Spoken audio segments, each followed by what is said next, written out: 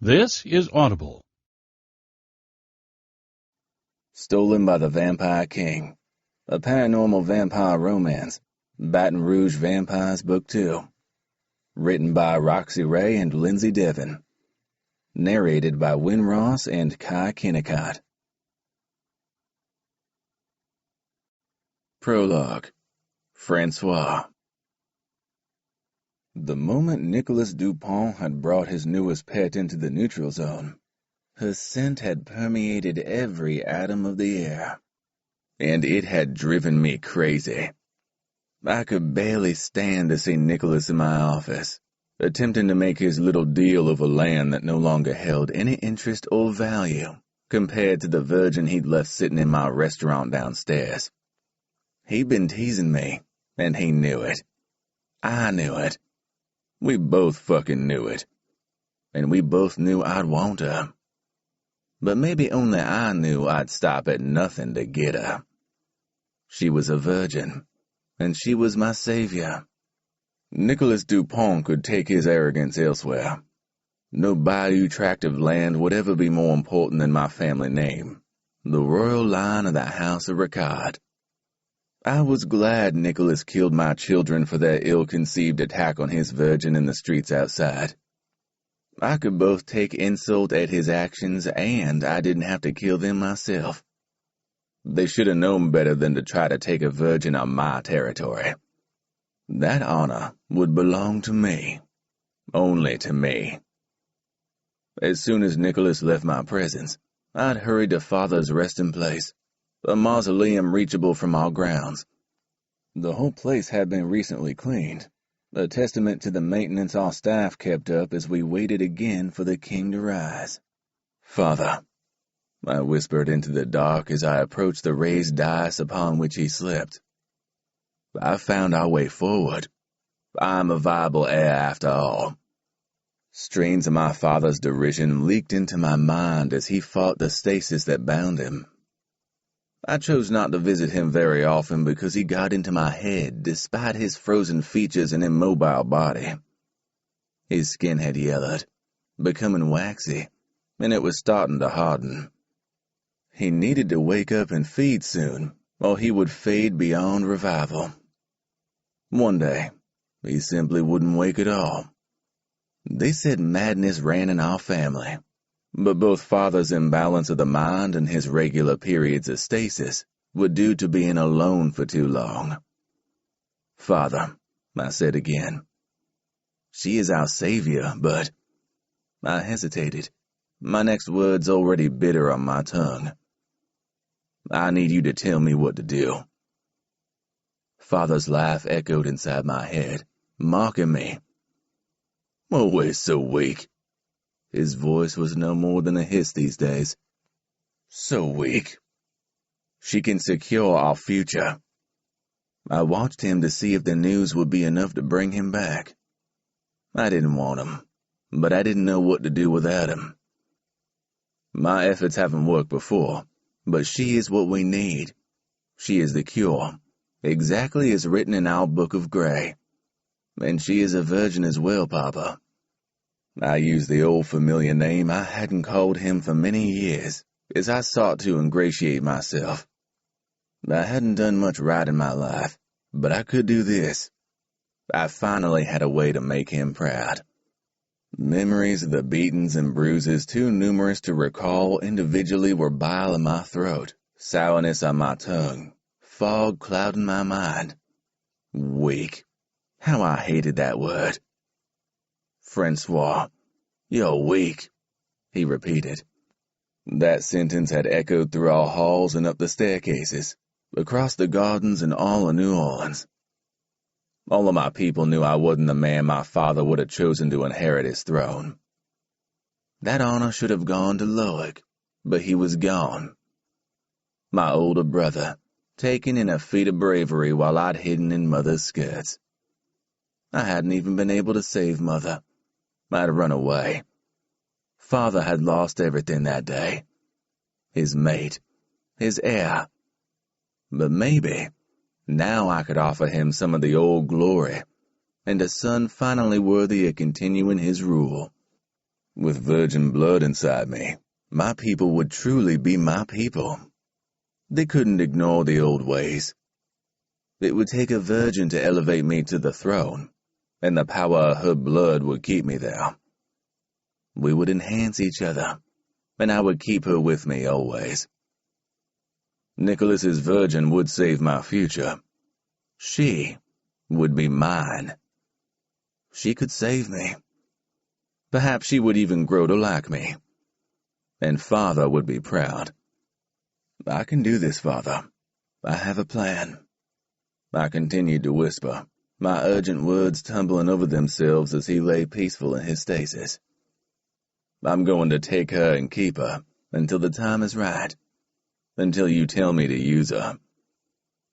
Father's laugh was less mocking this time, more like the rustle of fallen leaves when the wind stirred them over a sidewalk. Like maybe I'd awoken his faith in me, even if I'd been unable to wake him.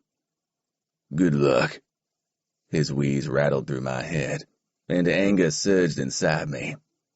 He didn't believe me. I stood as fury pounded in my mind and drowned him out. I could no longer hear him over the roar of blood. I'll have her, I ground out. I'll have her, and when she's mine, I'll come back here, and I'll slit your throat and you won't rise, and I will rule. I will be worthy of our people, and have a woman who loves me by my side.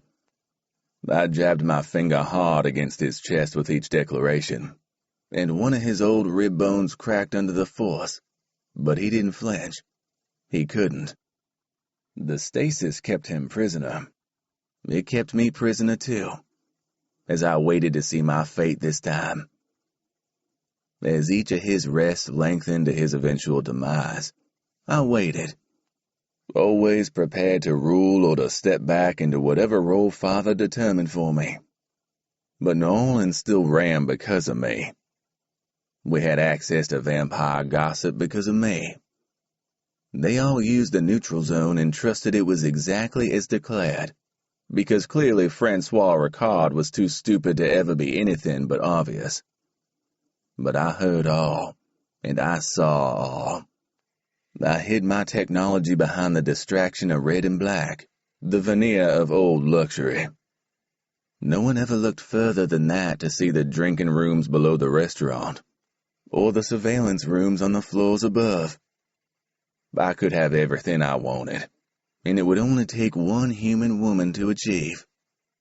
In a burst of energy, I slammed my fist on Father's chest, the crack of bone satisfying this time. He'd be healed by the time he rose, and his punishment wouldn't matter, because I would already have everything I wanted. I left his side and hurried through the portal that would take me home before crossing the damp grass, moving between verdant green leaves on the branches of trees that hung too low to be fashionable and probably concealed all manner of predators. None of that mattered, though, because I was truly the apex predator here now. Even mere thoughts of the human woman had brought me strength. I could only imagine what her blood and her body would do to me. But I had to proceed carefully. The old legends, our lore, spoke of willingness, and that meant seduction. I couldn't afford to lose myself to rage or to bloodlust again. I looked across the bumpy surface of the lawn along the east wall. I've been practicing for this moment for many years, and I nearly had it under control. I ignored the unmarked graves. Soon, I'd no longer see them as measures of my failure. They'd be my worthwhile journey. "Angelique," I called, my voice stronger than it had been in decades as I entered my home. "Angelique, we're to have a guest. Prepare the bride's room, s'il te plaît." Chapter 1. Leia. He approached me with a smile and a blindfold, and I scrambled off the bed as his fangs descended, fear stealing my ability to breathe. Sex play was new. He'd only brought me food or water before, and occasionally I'd seen him open the door wide enough to peer in. like he just wanted to see me. When I'd woken up in this room, fear had bound me so tightly, I thought I might die from it. The fear was dulled now, but it wasn't gone. "Ma petite," the vampire murmured. "Do not be afraid, ma petite. I'd never harm you.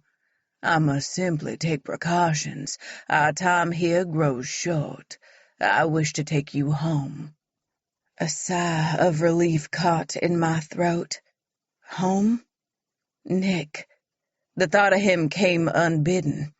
Worse, his nickname ran around my head like an intimate caress, as my subconscious claimed him in a way I never wanted nor intended.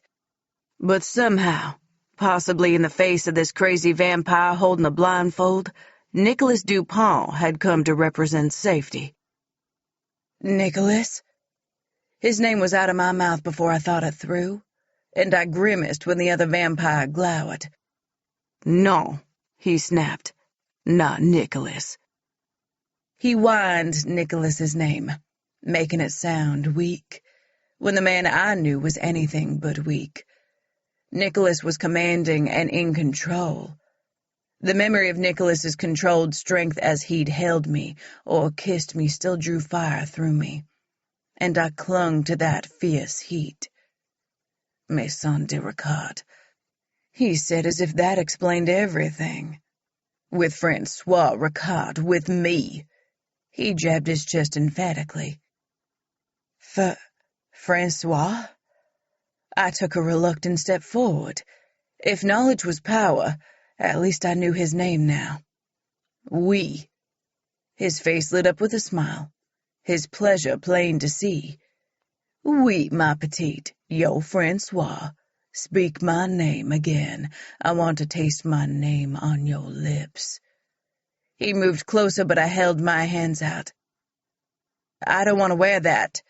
I pointed at the black blindfold, still dangling from his hand like a spent flag. He glanced at it and his brow furrowed. "But you must. You can't see." I shook my head. "I won't." Determination filled me. Fuck this guy. Francois obviously had no idea how much shit I'd already been through in the last week. He wasn't the first vampire to show an unhealthy interest in me. He shrugged, a look of regret flashing through his eyes. "Then we need to do it the hard way." He half-turned toward the door. "Victor," he barked. And a large man so broad his shoulders almost touched both sides of the door frame strode into view. I took a step backward. "Victor can knock you out instead." Francois's tone was gentle, at odds with the violence he'd just promised, and I froze as Victor curled his hand into a fist the size of a sledgehammer.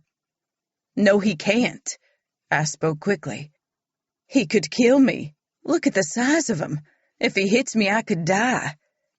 I hadn't fucking survived attempts to bite my neck to die at the hands of a man whose reason to exist seemed to be to issue beatings, if his build was any indication. Francois cocked his head as he watched me, his gaze narrowing slightly. "Yes," he murmured. Yes, I'd forgotten the fragility of humans." He reached out like he might touch me. So delicate. Then he shook his head like he was breaking a spell. "You must wear the blindfold. There is no other choice." Shit. I'd been holding out hope that Nicholas might somehow rescue me from this multicolored prison. Even now, the riot of carnival colors splashed over the walls jarred me. The only relief I got was lying on my back on the bed and looking up at the plain white ceiling. But why had I thought Nicholas might rescue me? Not thought, my brain whispered. Truly hoped. I wanted to mean enough to him that he'd rip apart the entire state of Louisiana to find me. Why are we leaving? Perhaps I simply needed to delay Francois and give Nicholas more time. This is not my home. He looked at me like the answer was simple, obvious even. "This is not the home for you." His eyes glinted, but not with anger, with the hint of madness I'd quickly come to expect from him. "Now, come here and turn around for me." He motioned with his finger that I should spin, and I didn't have anywhere to go, nowhere to run. Victor still blocked the door, and I didn't even know where the fuck I was. I'd have to bide my time and plan. I stood in front of Francois, my back to him, and he moved closer until his chest brushed against me. He leaned forward, nuzzling my hair. "Parfait. You smell divine, ma chérie." He dropped his head and his breath skimmed my neck as his lips touched against me. "You tempt me." His tone grew darker, and I withheld a shudder. We played this game often. He smelled my hair, then focused too intently on my neck, and I held still, wary of his fangs. They were far too close to me right now, but I just needed to give him a moment to collect himself, or a distraction. "The blindfold?" I almost whispered the words, but he straightened immediately. "Oui, bien sûr, of course, the blindfold." He fastened it over my face with too much efficiency to leave me anything but nervous. This wasn't Francois's first rodeo. "Should I bind your wrists?" The question was about me, but I didn't know if he was asking me, looking to Victor for a reply, or talking to himself. I shook my head, the movement quick and emphatic. "No, I'll behave." Fabric rustled as Francois moved, and I pictured his velvet coat and his two big fluted sleeves as he moved in front of me. Despite his fashion being something out of a Regency novel, with his dark eyes and dark hair, I might have considered him handsome if he hadn't abducted me. A touch grazed my cheek, soft and careful, something reverent. "Of course you'll behave, ma petite." Then he laughed loudly, the sound incongruent with the gentle tone he'd used to speak to me. "You're going to make Father so proud of me." I relaxed a little, letting go of the tension in my muscles. The small things he said when he checked on me always suggested I was more than a snack, that he had an end game. That much was a relief because it suggested that I had time that I sorely needed. He wrapped an arm around me and I gasped as he yanked me against him, his breath on my neck again. The merest hint of fang grazed me as the hard length of his cock pressed between us. "Of course," he mumbled, his voice thick. "I could just take you now and kill Father before he even wakes up." I pressed my lips together, ignoring the fear that threatened to weaken my legs. I really needed Nicholas to come and get me. I'd agree to anything he wanted, sign 1,000 more contracts, if he just ensured my safety. But Francois led me from the room, and I stumbled along a narrow corridor with rough walls on either side of me any time I reached out to find my balance. He drew me carefully down a flight of steps, coaching me like I was a child, and then he sat me in a car that smelled of leather and old money. Wherever he escorted me into after a short car ride had strong notes of mildew and damp, and the unexpected decay tickled my nose. In the absence of anything to orient me, I clung to Francois's arm, and his hand patted mine, then lingered as he threaded our fingers together. "Home," he announced, and I imagined him making a big sweeping gesture as I turned to where I thought his face would be, as if I could watch him. "You're finally home. I'm going to take you straight to your room so you can rest and change. And then I have something planned." Excitement was clear in his voice, and it charged the air between us. He still hadn't taken the blindfold off, and he led me forward. "I should carry you." As with a lot of the things he said, he sounded thoughtful, and I opened my mouth to tell him I could walk, but a surprised shriek emerged instead when he swung me into his arms and cradled me against his chest. "It's tradition," he murmured, his words hot against my ear. He was stronger than I expected, his body leaner under the flamboyance of his clothes, and the hard muscles pressed against me acted as a warning. Francois was a man I shouldn't cross. He strode up the stairs with ease, his hold on me firm but gentle, and he held me easily, shifting my position as he opened a door, then walked through. The same strange smell of decay lingered in here, but also something zesty, like the room had been recently cleaned. I jumped as Francois's hands grasped my shoulders, and he tugged me closer before his touch lifted. Then the blindfold loosened, and I squinted against sudden light. "You're home," he said, then pressed the back of my hand to his lips. He looked almost shy as he watched me gaze around my new prison, because I had no doubt that was what it was. Just another fucking new prison. Only this one had a dark wood four-poster bed with graying sheer drapes and too much discolored lace. The rest of the furniture was also dark wood, and massive substantial pieces I wouldn't be able to move. "Your bathroom is over there." Francois made a stiff gesture to a door, then watched me like he wanted me to open it.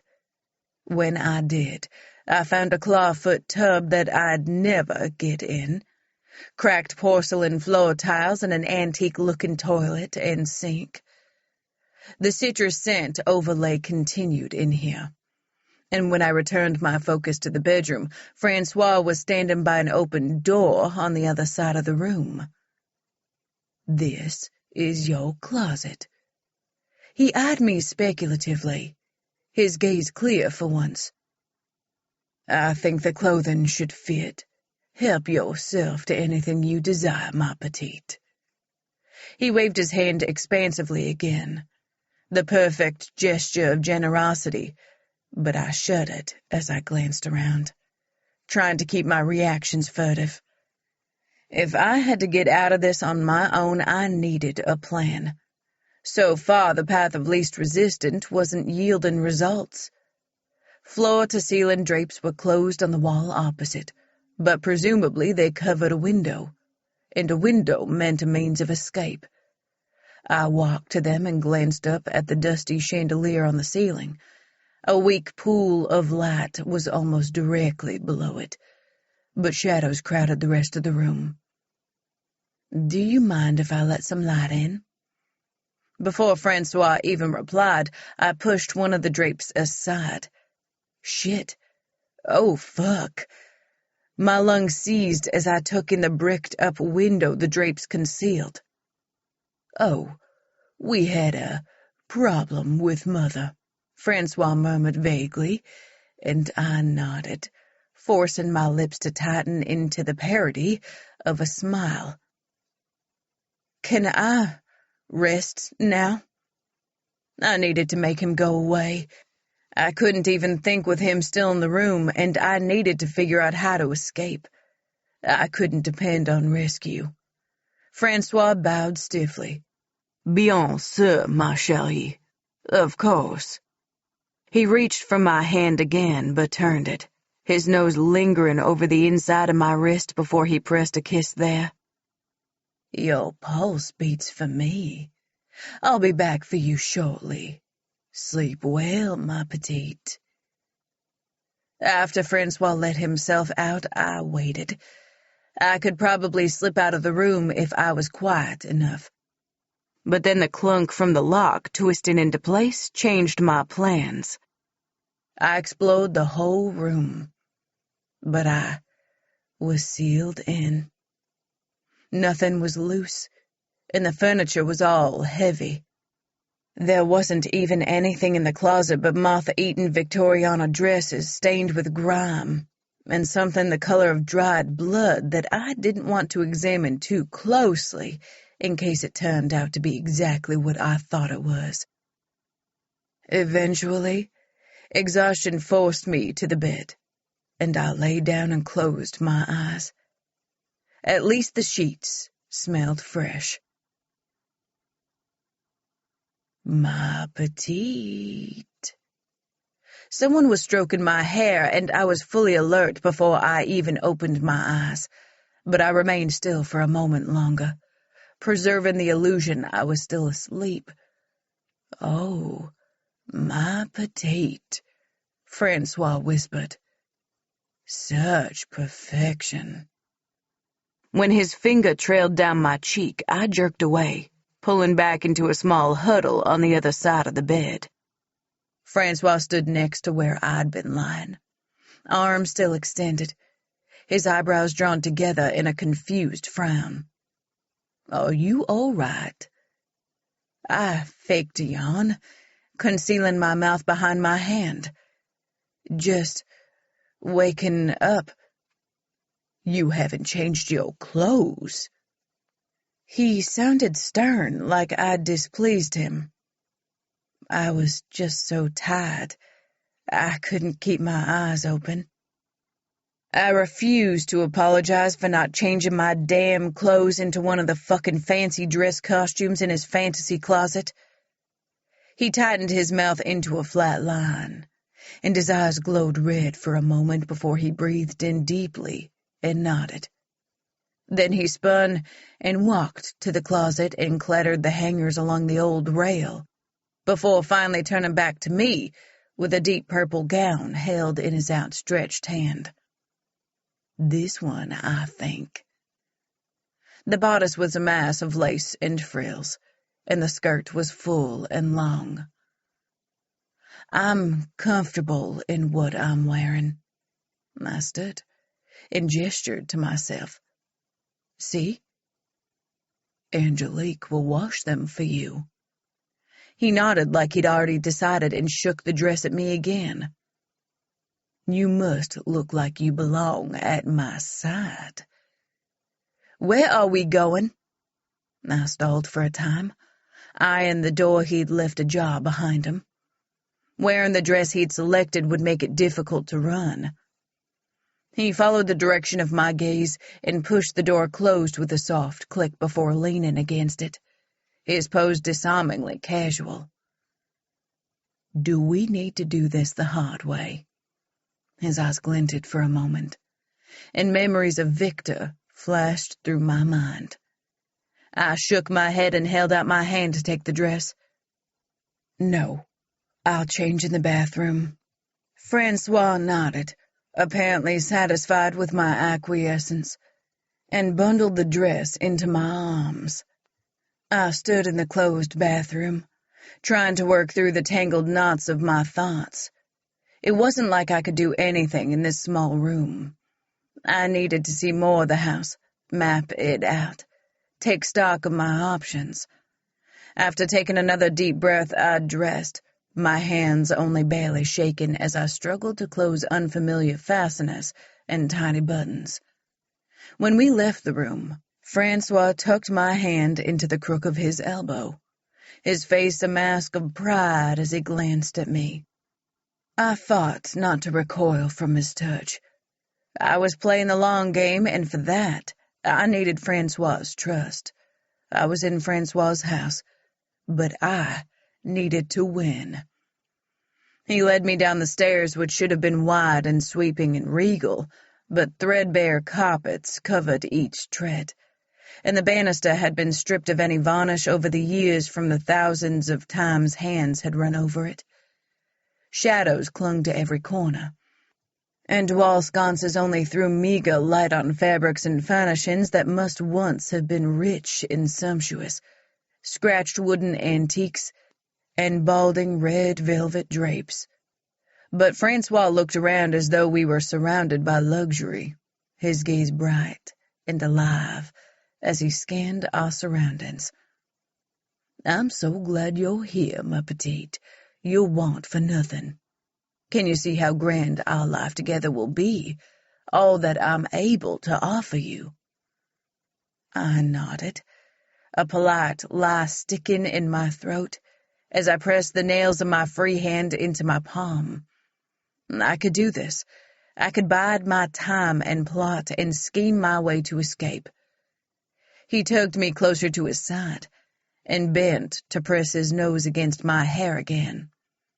Then he led me to the back of the stairs and drew aside a fraying curtain on noisy wooden curtain rings, revealing a cage door and a rickety old elevator that looked like a prototype model for the actual first elevator. "Come in, ma petite." He obviously sensed my reluctance. "It's perfectly safe, I assure you. I will always protect you." I closed my eyes for the entire descent, although it involved Francois winding us down. And where I expected the movement to be jerky, he made it perfectly smooth. When the elevator stopped, I took a couple of deep breaths until Francois pushed the cage door aside, and I opened my eyes, expecting damp stone walls, green slime, and a part-flooded basement. But stark white met me. Gleaming walls, proper electric lights, and a true, clean hospital smell. But more technology than in any district hospital.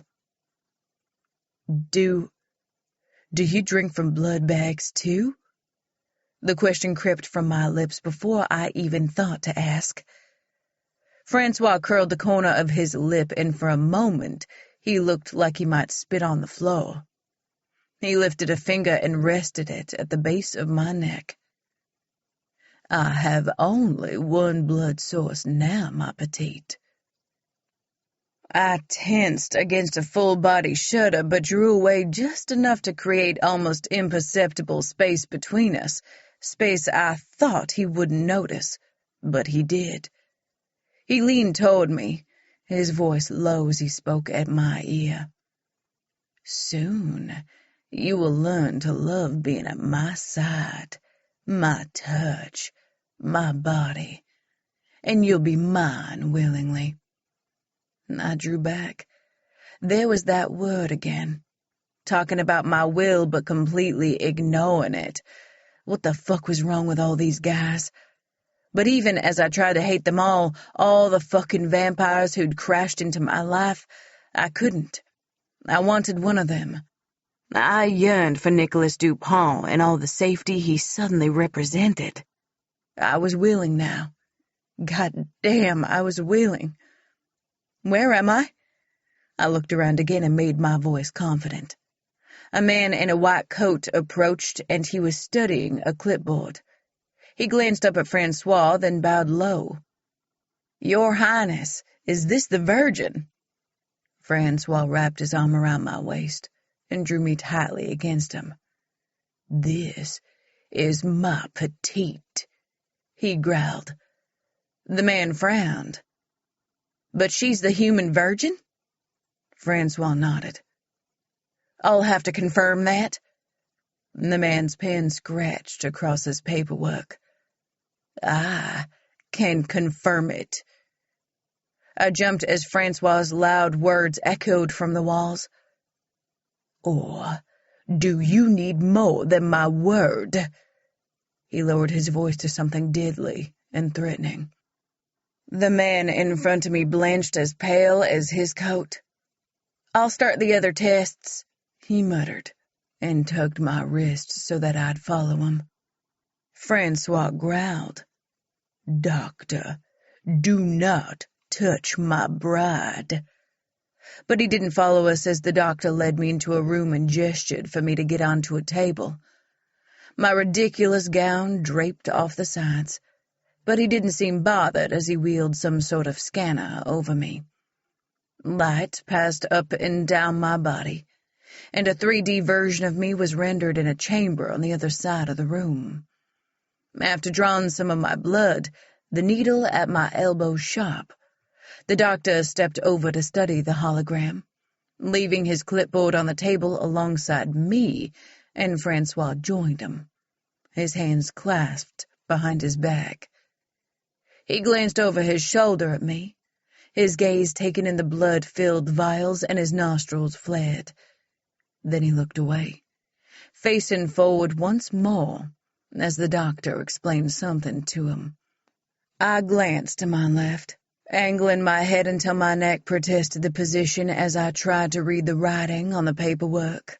V something? Then the letters formed upside-down words. Virgin blood. The clipboard disappeared from view as the doctor guy grabbed it away. He chatted before turning away again. I need to strap her down for the next tests, he called to Francois, who simply nodded. But when the doctor pulled the straps around my wrists, his eyes shone with malevolent excitement, and I closed my eyes. There was a lot there I didn't want to unpack. Just make sure you find out, Francois said, tension in his tone. The doctor nodded. I wanted to ask, find out what? But from the glazed look in Francois's eyes and the barely hidden apprehension in the doctor's, I wasn't sure Francois even knew what he was asking for. Time passed slowly. It could have been hours, but I was poked and prodded, and some of the tests hurt. One seemed to be a bone marrow extraction without anesthetic, and as I hissed in pain, building in intensity until I was nearly screaming, Francois approached. "What are you doing to her?" He wrapped his long fingers around the doctor's neck and pressed until the man's eyes bulged. "Why are you hurting her?" The doctor opened his mouth but only made a gasping noise. When Francois relaxed his grip a little, the man managed to choke out his reply. "The tests. You want to—" Francois shook him. "Continue carefully." But I shook my head as the pain level increased, the pressure on my bone growing until I could almost feel my hip cracking. "No, Francois, His face blurred and I couldn't focus. I couldn't stop the shadows creeping in from the edge of my vision or my eyes from closing as I succumbed to the dark. Fuck. The sharp word was like a bullet slicing through my skull. Fuck. But there was a desperation in the word I'd never heard. I groaned as I tried to open my eyes, but my eyelids were so heavy. It was too hard to rip them upward, like they'd been nailed down. Ma petite. Someone clasped my hand between their palms and raised it to their mouth. Then Francois, and it was Francois, nuzzled his freshly shaven cheek against my knuckles. Oh, ma petite, I thought he'd killed you. I fought back a sob. No, fuck, no, I was still here. At least while I was unconscious, I didn't have to face any of this. Francois, his time warp house, his madness. He traced his fingertips down my cheek as a tear slid free from under my lashes. Then he made soft shushing noises. Don't cry, ma petite. He won't harm you again. I've made sure of it. My stomach lurched. His voice was soft, but his words were those of a stone-cold killer. And I was trapped in his home. I'm tired, Francois. I croaked the words from my dry throat. I need to sleep. I understand. His clothes rustled as he stood, his presence suddenly looming over me. Are you cold, ma chérie?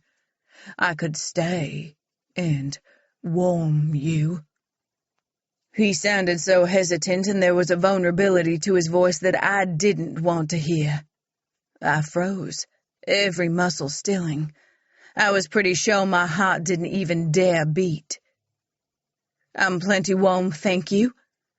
I kept my eyes closed but tried to force my lips into a smile. holding my breath when I didn't hear him leave right away. His lips touched my forehead. As he ran his fingers through my hair, his touch tender. Fais de bons rêves, mon ange, he whispered. Sweet dreams, my angel. As soon as the door clicked closed behind him, and the lock tumbled into place, a sob broke free from my chest. Harsh in the empty room. I almost expected Francois to burst back through the door, but he didn't. I ached for Nicholas, yearned for him in a way I'd never thought possible, because if he turned up here now, his presence would be like a reset button. I'd be safe, and I could continue my life away from all this shit. Vampires.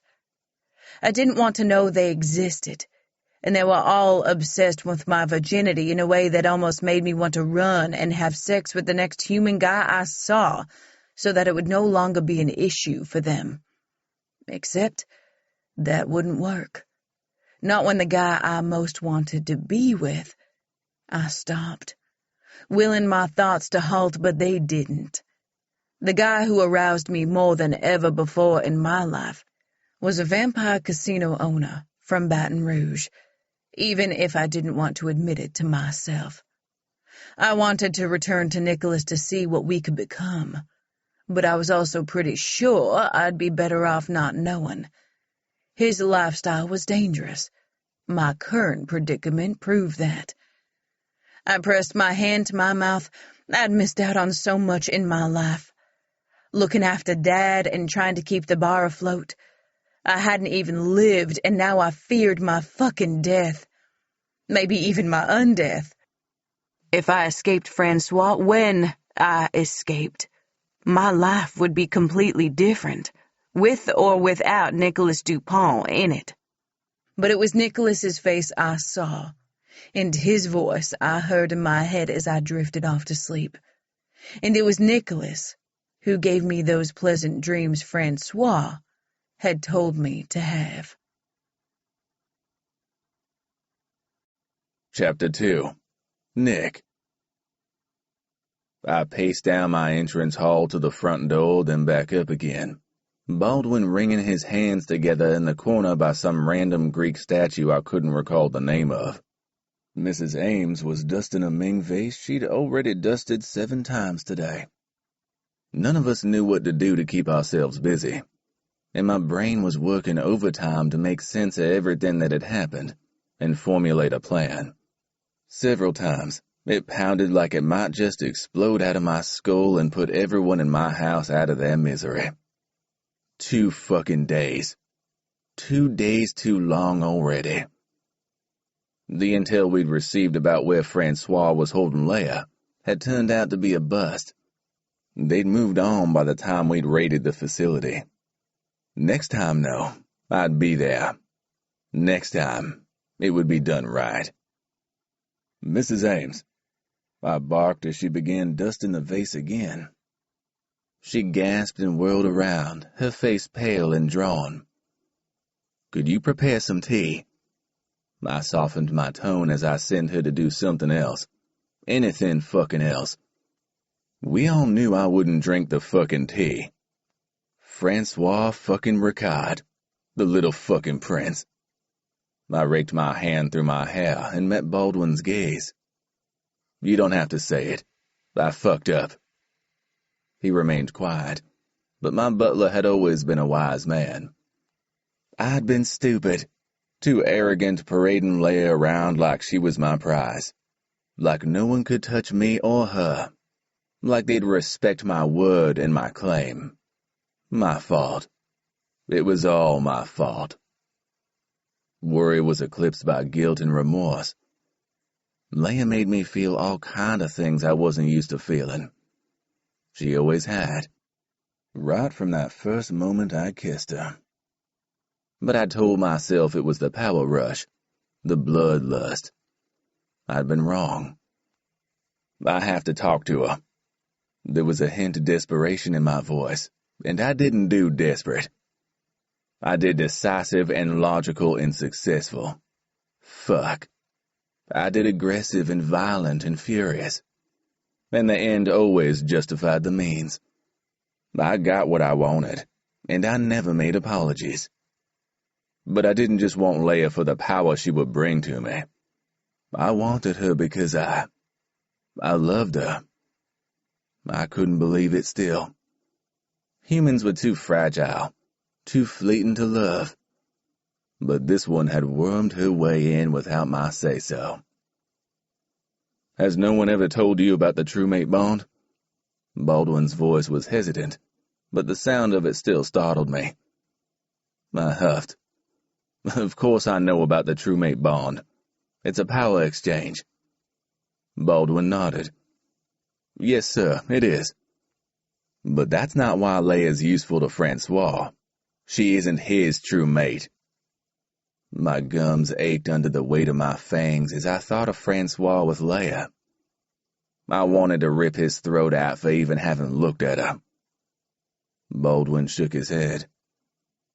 Miss Boucher can still aid Prince Francois's ascension. I know that, damn it. I curled my hands into fists at the unwelcome image of Francois with his hands on Leia. I know what he wants her for. It was the very same thing I'd first wanted her for, when my body had only recognized her as a virgin. Nothing more than a conduit to guarantee my own successful reign. But she was so much more now, and my chest ached at the distance between us. The maiden bond. Baldwin started to speak again, apparently determined to finish whatever it was he had to say. But his nerve deserted him, and he cleared his throat. What? What is so fucking important you need to tell me now? I turned and stalked away from my butler. I need to get Jason and Kyle here.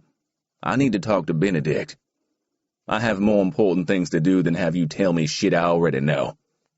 I pressed my lips together, because I was being unreasonable, and Baldwin didn't deserve my wrath.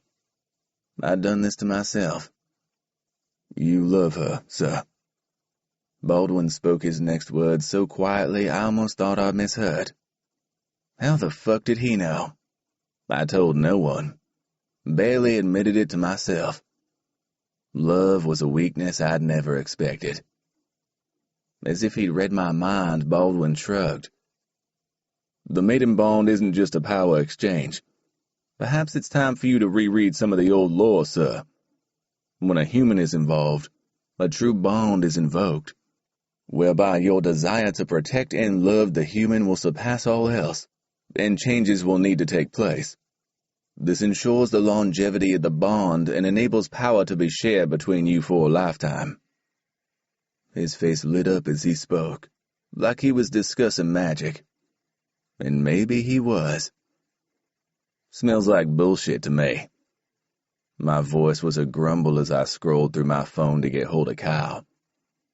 He was part of my guard, an excellent strategist who had superior strength. Plus, I trusted him more than the other guards in my employ, and I wasn't going to take any more chances. Even though I didn't tell him, Baldwin's words made sense. I couldn't think of another reason why I yearned for Leia so deeply. Love, fated and mystical, was the only explanation. And I needed to find her and tell her. And fucking beg for her forgiveness. Baldwin, can you contact Ben? I need him to remain in post at the poorhouse until further notice. I didn't want to consider what would happen if I failed to retrieve Leia from Francois. Failure wasn't an option. Emphasize that this needs to remain confidential. Leia has some good friends who frequent the bar, and their involvement at this stage would be unhelpful. The last thing I needed to do was instigate the deaths of humans at the hands of the New Orleans monarchy. Baldwin inclined his head. Of course, sir. You can rely on me. He walked away, and I returned my attention to my phone. I should have paid more attention to that glint of madness in Francois's eye when we met at the neutral zone. But I was going to rectify that now. I was going for Francois, and I was reclaiming my mate. I'd burn down New Orleans if I needed to. A noise on the porch distracted me, and my fangs descended immediately. Fucking Sebastian. Contacting Kyle would have to wait.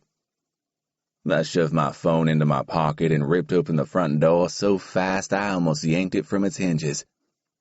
Sebastian stood in front of me, his hand poised to ring the doorbell. For a moment, anxiety creased his brow, then it was gone. Baldwin no longer greets guests? I should rip your throat out. You're no guest. He was on my shit list right behind Francois. I started to close the door again, but Sebastian dropped to a knee, his head bowed in deference. Please, Your Majesty, I'm here to right old wrongs. I raised an eyebrow. Your wrongs are not so old, Sebastian. He looked at me briefly before returning his gaze to the stone beneath him. I know. Regret laced his tone. Something I'd never heard before. I forgot myself at the party, Nicholas, and I'm here to offer my apologies and my sword. I stepped back, not gesturing for him to stand, but not insisting he remain at my feet. His king or not, Sebastian was my brother. Are you coming inside, or have you simply come to kneel at my door? He barked out a chuckle. I've come to offer my sword in your fight, brother.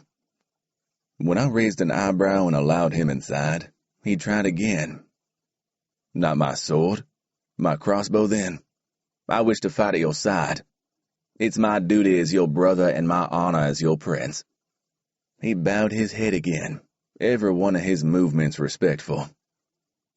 I think war's different these days, Sebastian. Do you not watch any news? We're all merely the press of a red button away from destruction. My fingers itched to destroy Francois. We'll gain Leia back, with intelligence and strategy. Sebastian nodded. I need to help you. I shouldn't have gotten so close to overturning your claim on a virgin. On the throne. My chest tightened. More than my claim, I whispered as images of Sebastian, his fangs so close to Leia's neck, flooded my mind. You nearly stole my first touch of my mate, brother. Your true mate? His eyes widened. I thought those were stories. I shook my head. Not all stories. We need to storm Francois's castle. We need to rescue your mate before he... Sebastian looked at me, his eyes a little wild. Before he... He swallowed and looked away. Before he claims my mate as his, I finished grimly. Sebastian nodded, then clasped my forearm. We'll get her back. I'll swear an oath of fealty to you right now, and promise to protect your mate above all else. I chuckled without humor. No oath necessary. Just keep your fangs to yourself around Leia, and you're welcome in my army.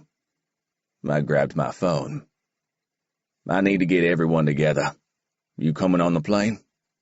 I glanced at my brother. Did you not just hear me? I'm in this battle with you. He took his own phone in his hand. Who can I call? I walked toward my private jet with Sebastian, Jason, and Kyle by my side. We strode with purpose across the tarmac like 4 Avengers, or 4 bringers of death. It was time I brought the war to Francois, and if I happened to leave him dead in the process, so be it. Daddy would wake up from his stasis one additional crazy family member removed from the royal line. I'd be doing the old man a favor, really. You okay? Jason grasped my shoulder. Yep. I forced the word out. My gaze focused wholly on my jet as I closed the distance between the terminal and the short flight of steps. The plane was sleek, like a bullet aimed just for Francois. I slipped into the cream leather seat. Not to relax. I had too much energy. But the pilot had a habit of refusing to take off until I was buckled in. Jason skimmed his hand over the silver-gray wood grain accents and whistled through his teeth. No expense spared on this new jet, Nick? I glanced up. I guess not. The finish in my G6 was the lowest of my priorities. Once we began to taxi down the runway, Kyle leaned toward me, his elbows on his knees, his hands clasped like he was about to say a prayer. But his eyes burned with the fires of hell, because Kyle wasn't the praying kind. "Okay," he said.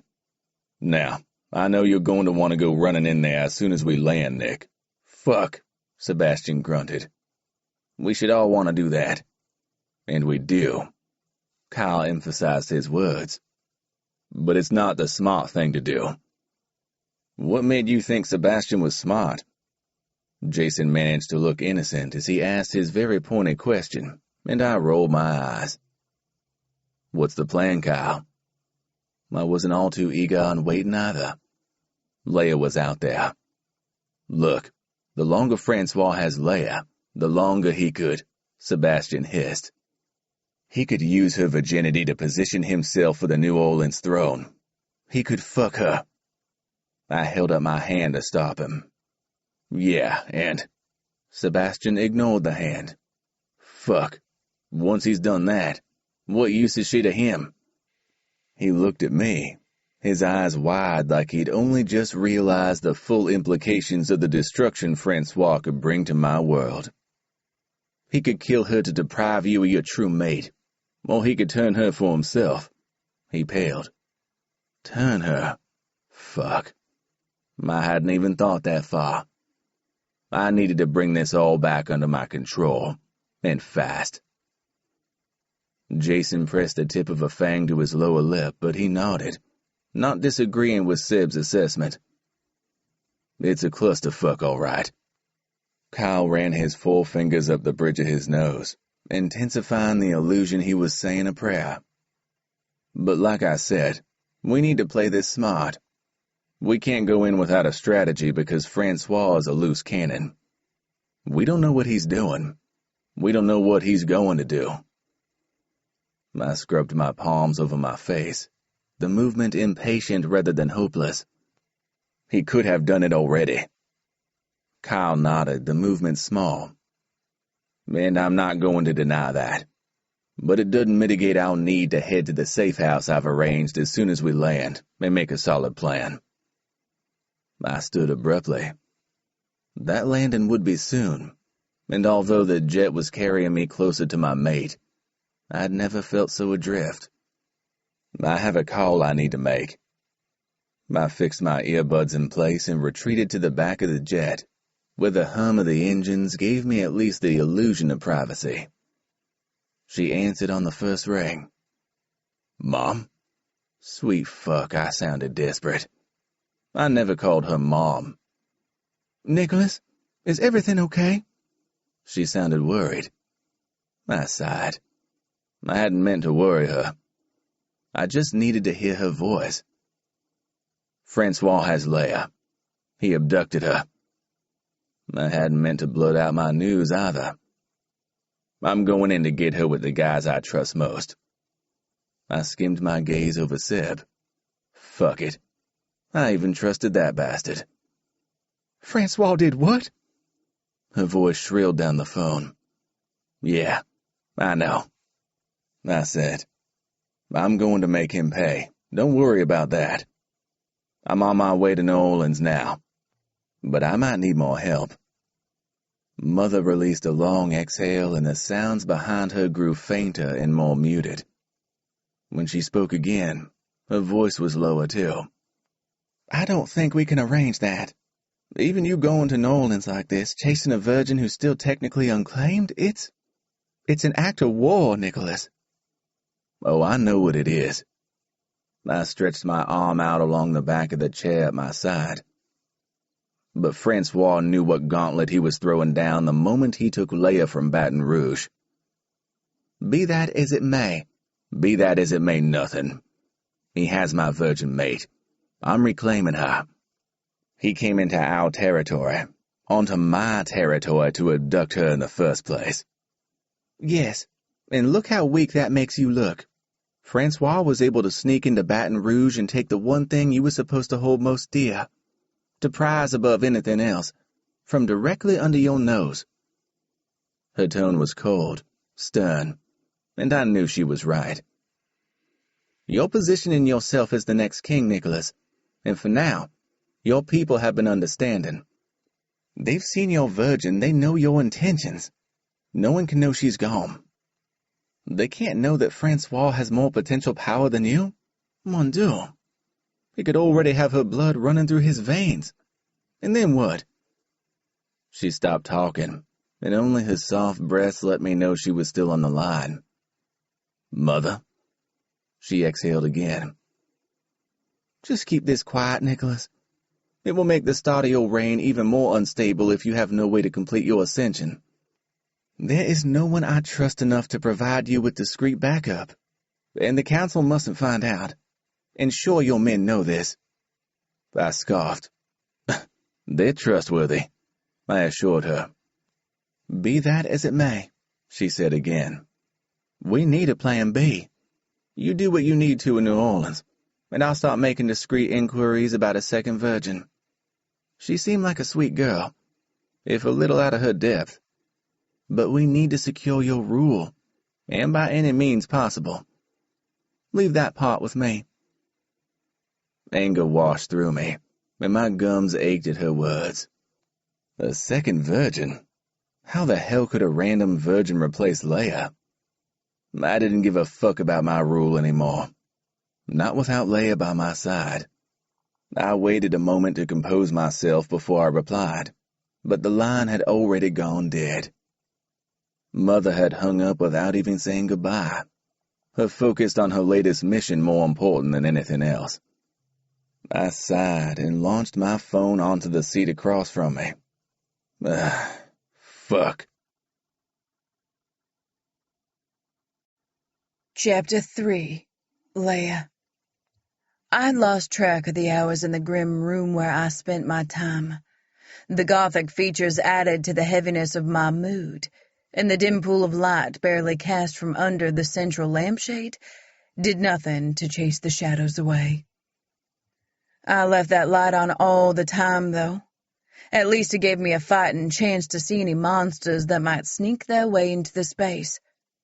I listened to each footfall outside the door with dread, but this morning, the scrape of the lock had woken me. I scrambled from bed, sleeping fully dressed because I didn't want to be anything less than protected and covered up. The bed was between the door and me when Francois entered, a tray balanced on one arm. A wide grin claimed his lips the moment he saw me. Bonjour, ma petite. Ça va? He put the tray down on the sturdy dresser. I nodded. I'm fine. Thank you, Francois. Fine was a relative term, but I still hadn't figured a way out of this shithole, and my goal had shifted slightly to making it from day to day alive. I figured baby steps were okay in this situation. He provided me with plenty of food and drink, like he really did know how to take care of a pet human, but I rarely ate more than a few bites. My plan, such as it was, involved making him let his guard down. Once he trusted me enough to let me roam the house, I could leave, and I wouldn't earn his trust by angering him. He left the room, and I breathed a sigh of relief, relaxing my posture and slumping against the bed. My petite, are you well? I jerked my head back up. I hadn't even heard him come back into the room. What the hell? He never came back into the room. He only ever brought food, made polite inquiries about my health, or escorted me to the hospital facility beneath us. The doctors down there changed almost every visit, with Francois's eyes glowing dull red every time another one of them touched me to perform their tests. He approached the small table that sat in one corner of the room, and draped a lace tablecloth over it, before leaving the room for a second time, and re-entering with a bouquet of flowers already in a vase. Fussing silently for a little while over his task, He produced candles from a pocket in his jacket and set the table for romance before unloading the tray. I edged a little closer, glancing at the pastries and eggs. Not lighting the candles? His eyes held knowledge as he looked at me. No, he bit out. No fire. He looked meaningfully at the bed, still rumpled from where I'd crawled out of it.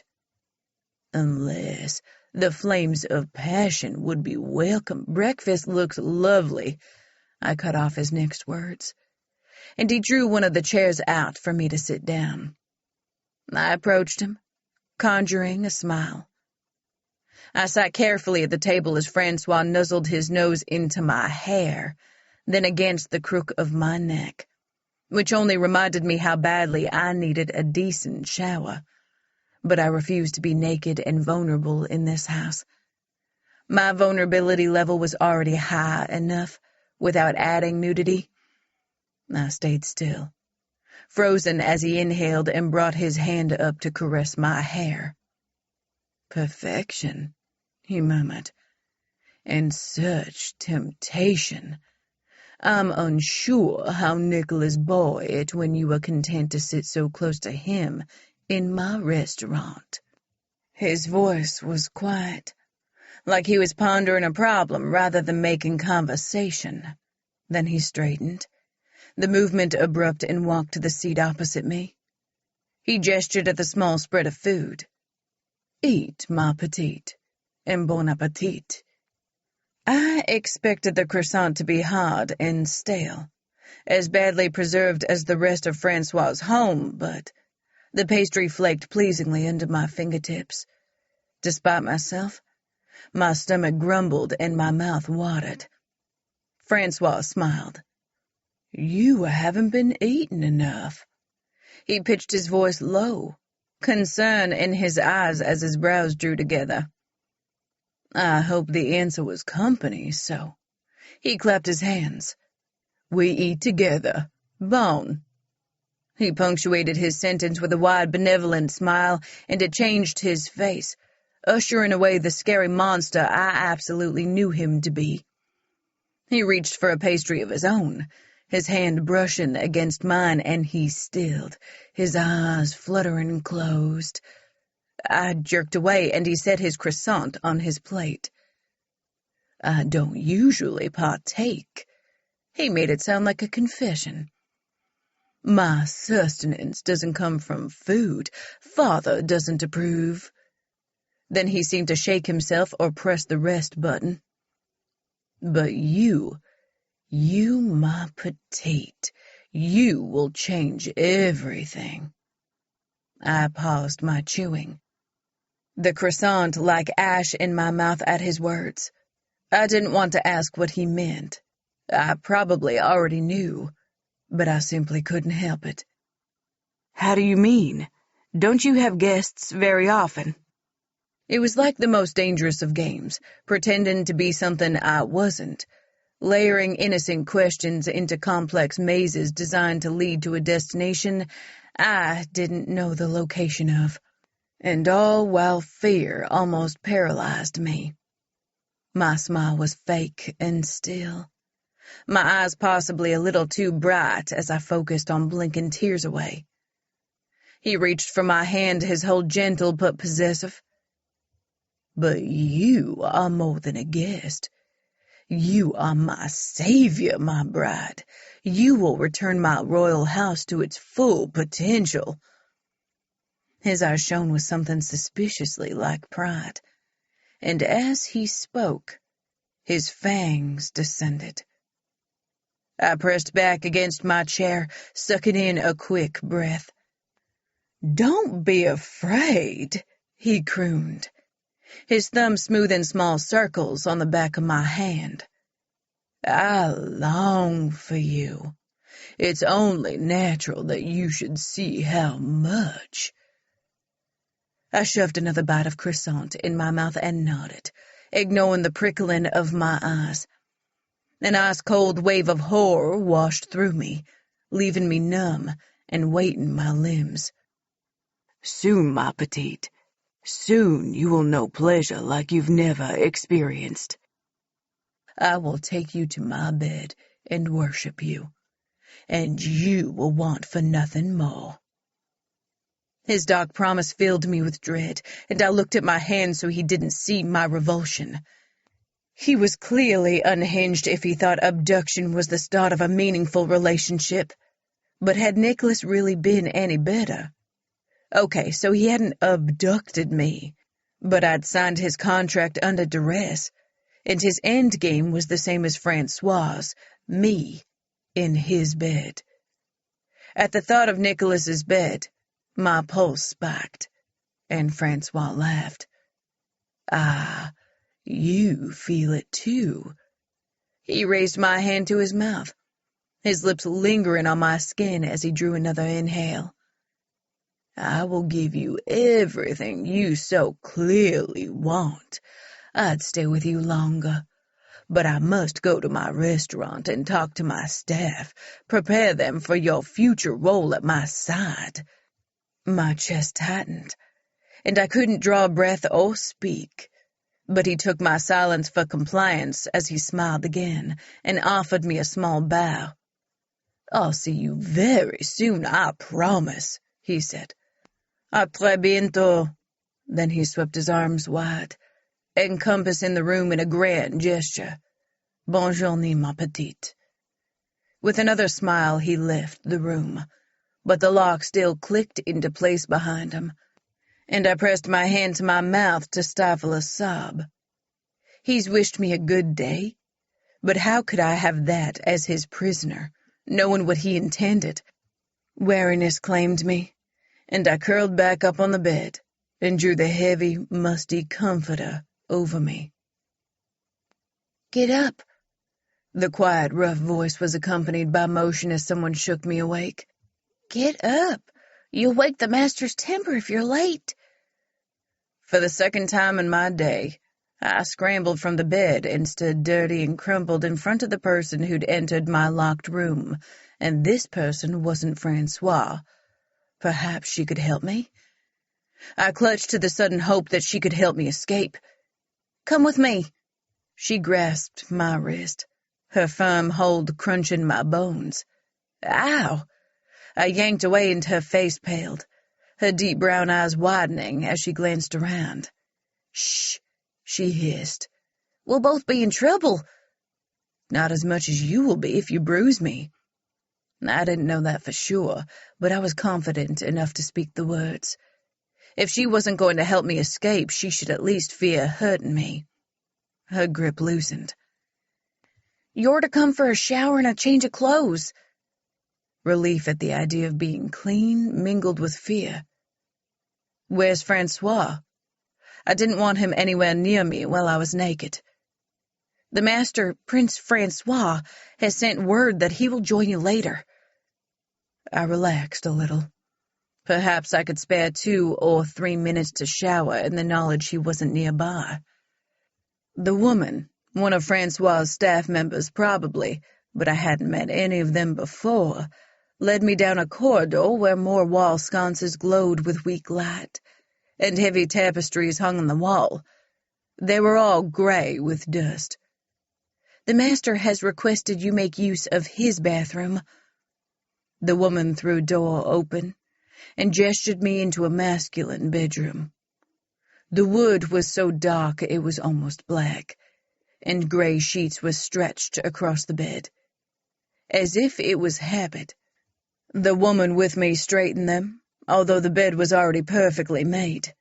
I glanced around Francois's bedroom, the place he wanted to bring me. The dread, festering in the pit of my stomach, tasted bitter. But this room was clean and dust-free, with touches of modernity that were incongruous with the rest of the house, and also incongruous to how Francois presented with his hairstyle and the clothes he favored. The maid threw open another door. "This is the bathroom. Once you're finished in the shower, I'll bring the dress the master has selected." Another wave of longing for Nicholas passed through me. I missed him.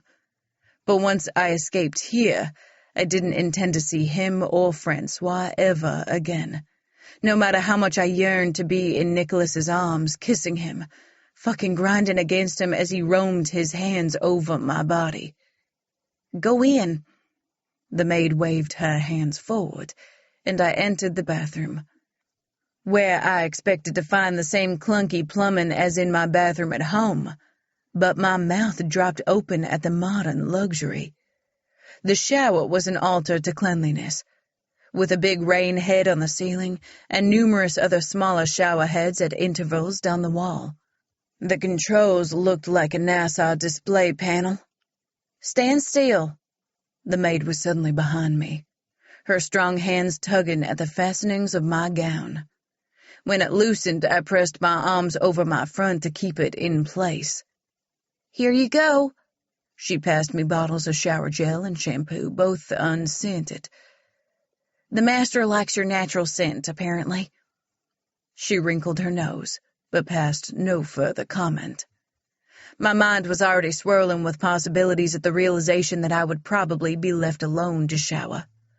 Once the maid left, I'd be able to make my way down the stairs and out the front door. I'd memorized every squeaky floorboard on the way to the tests Francois had escorted me to. "I'll wait right outside for you to be finished. Don't be long." My heart sank at her words.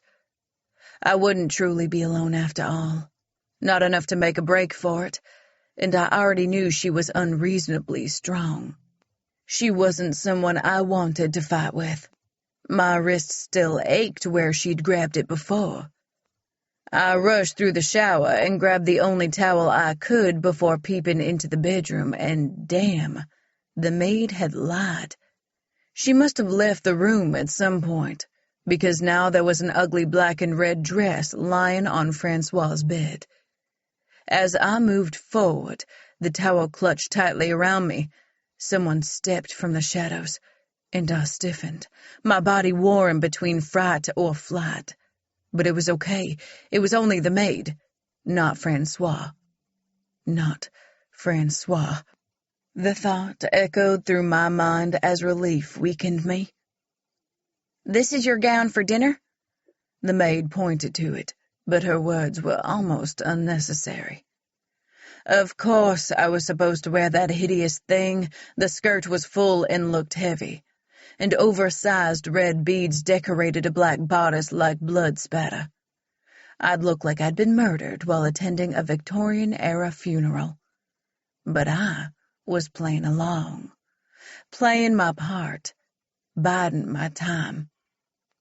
Francois had no idea how long I'd spent waiting patiently for my life to change, waiting for the opportunities I could grab and change things.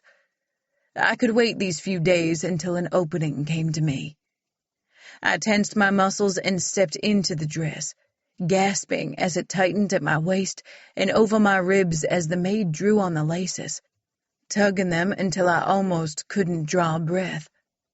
When she'd finished, she spun me around. "Better," she murmured, as she skimmed her gaze down me. "I just need to do something with that bird's nest on your head." The brush she used was antiquated and snagged on my hair, but I gritted my teeth, using the pain in my scalp to keep me centered and focused on all the reasons I had to escape. "That's the best I can do." She looked at me critically before swiping bright red lipstick across my mouth. Then she led me from the bedroom and down the staircase I was becoming increasingly familiar with. I made sure to tread on every creaky board, anything to lure the people in this house into a false sense of security over whether I could move around quietly. We passed by the curtain Francois usually swept aside to reveal the antique elevator, and we ventured deeper into the house, to wings I hadn't been in before. Back here, several of the doors stood open, revealing rooms in various states of decaying grandeur. The wooden flooring was scratched and scarred where it must have been once resplendent. Various shades of wood were still visible, as though there'd been a pattern when it was first laid. In the rooms, The carpets were worn and the paths of people's footsteps over the years were obvious. The color palette would have been luxurious once, deep jewel colors that spoke of wealth, but it was faded now, and the splendor was lost. I tried to remember my way back to the front door in case I found an opportunity to run now that I wasn't locked up, but the maid took several turns past rooms that looked so similar it was hard to recall the path we'd taken. The house was vast, and sprawling in a way I hadn't expected. We walked into a room with a blazing fire, which was probably unnecessary in the summer or New Orleans, but nothing so far had warmed the chill inside me. A portrait above the fireplace drew my eye, showing Francois and several others in period dress. Through a partially open set of double doors, I spotted what looked like a fully appointed living room, with black leather sofas and top-of-the-line electronics. But as I ventured closer for a better look at the out-of-context room in this museum-like house, the maid coughed a soft warning. I stopped, my heart beat nearly in my throat as my dress seemed to cinch tighter around me. Francois emerged from a mystery room, closing the doors tight behind him. He wore a suit, less flamboyant than his usual style, and something more modern suited him, the clean lines revealing his broad shoulders and hugging his trim body. His tousled hair shone under the low lights, and when he grinned, he looked every inch the handsome date. "Ma petite." He held out an arm, his hand open for me to take. "You look ravishing in that dress, just like I knew you would." The maid gave me a small push in Francois's direction, and his eyes flashed as he looked at her. "Leave us," he commanded. His eyes blazed red and his fangs descended as he looked at the maid. "No one touches my bride in that way." She gasped quietly and bobbed a quick curtsy. "Yes, Your Highness." Then she fled from the room like Francois had just released the hounds of hell to chase her. After she'd gone, he approached me, his steps careful. He reached for my hand and lifted it to his lips, lingering over the kiss like he always did. Then he turned my hand and pressed a second kiss to the inside of my wrist, lingering there too. I drew my hand from him, a forced giggle covering the bolt of fear that shot through me. I wanted to wipe the lingering feel of his kiss away, but didn't dare. "I like your little teases, ma petite. Our first time together will be so much sweeter for this temptation, and I will show you the very depths of pleasure." He drew my chair out like he had at breakfast, and I focused my attention on the long banquet table where only 2 places were set, neither at the head of the table. Francois noticed my curious gaze and gestured to the large chair. "Father can't be with us, I'm afraid. I'm sure he'd pass along his regrets." His mouth twisted slightly as he spoke, and his eyes clouded. Then he shook his head and seemed to snap out of it, his eyes clear as he focused on me. "At my request, the chef at the restaurant has taken the liberty of preparing every dish you appeared to enjoy when you dined with us." As he spoke, a hunched-over gray-haired man wheeled in a small trolley bearing a range of covered plates. "This is Tolly, the Ricard family butler." I nodded toward the man, but he didn't look up from his task as he transferred the plates to table. The dishes he uncovered were familiar ones Nicholas had recommended I try on well, it had felt like a date when we started, but apparently it had been some sort of business meeting with Francois. "Nicholas saw you that night?" My voice came out soft and uncertain. "Mais oui, ma chérie. We had much to discuss. As it turns out, he's a man who doesn't keep his word." Francois shrugged. "But no matter. I've benefited the most from his treachery." When he slid a glance down my body this time, it lingered at the scooped neck that revealed the top swells of my breasts, and lust heated his gaze. "Do you think we can go to the restaurant again? Maybe together? I tried to see some of the city, but I don't remember much of it. I've always wanted to visit New Orleans. Maybe if I could get outside Francois's home, I could escape. Perhaps even contact Nicholas. He'd get me back to Baton Rouge. So much more than I imagined hinged on his answer. I might actually get outside if I could manipulate him well enough. Francois himself could facilitate my escape. When Francois didn't reply, I swayed, leaning forward, revealing even more of my breast for his perusal. It could be like a date. You could show me around. I held my breath. I couldn't overdo this. He needed to trust me to allow me out. No, impossible. His expression hardened, his jaw tightening, his eyes turning cool. His voice rose as he spoke his next words, the same commanding tone he'd used with the maid, only I wouldn't have the opportunity to flee. "You are my bride now, and you need to forget the outside world. I'm everything for you." Chapter 4. Nick. I closed the door to the safe house and locked it behind us. Then I ensured the thin white drapes were tightly closed as I left the French doors open to the balcony. They fluttered in the breeze, and the sound of the French Quarter drifted into the room. "Hey, man, why you shutting out the view?" I shot my most withering glance at Jason, and Seb held up his hand. "Manners in front of your king," he spat. For a moment, Jason's eyes widened. Then he chuckled. "Shit." He looked at me. "Did you compel your brother to be your guard dog?" I sighed. I don't have time for your bickering. You know exactly why the drapes are closed. We can't see out. No one can see in." For good measure, I switched on the ceiling fan, the low sound it produced helping to muffle our chat. "This isn't exactly a conversation we want anyone to be aware of, right?" I hardened my gaze, looking at each man in turn. "If anyone is having any second thoughts at all, now is the time to voice them. And then you're on your own getting back to Baton Rouge. Hitchhike for all I care." Only one thing mattered, and that was Leia. My chest ached and I rubbed absently over my heart. I was met only with silence, and I glanced around the safe house Kyle had arranged.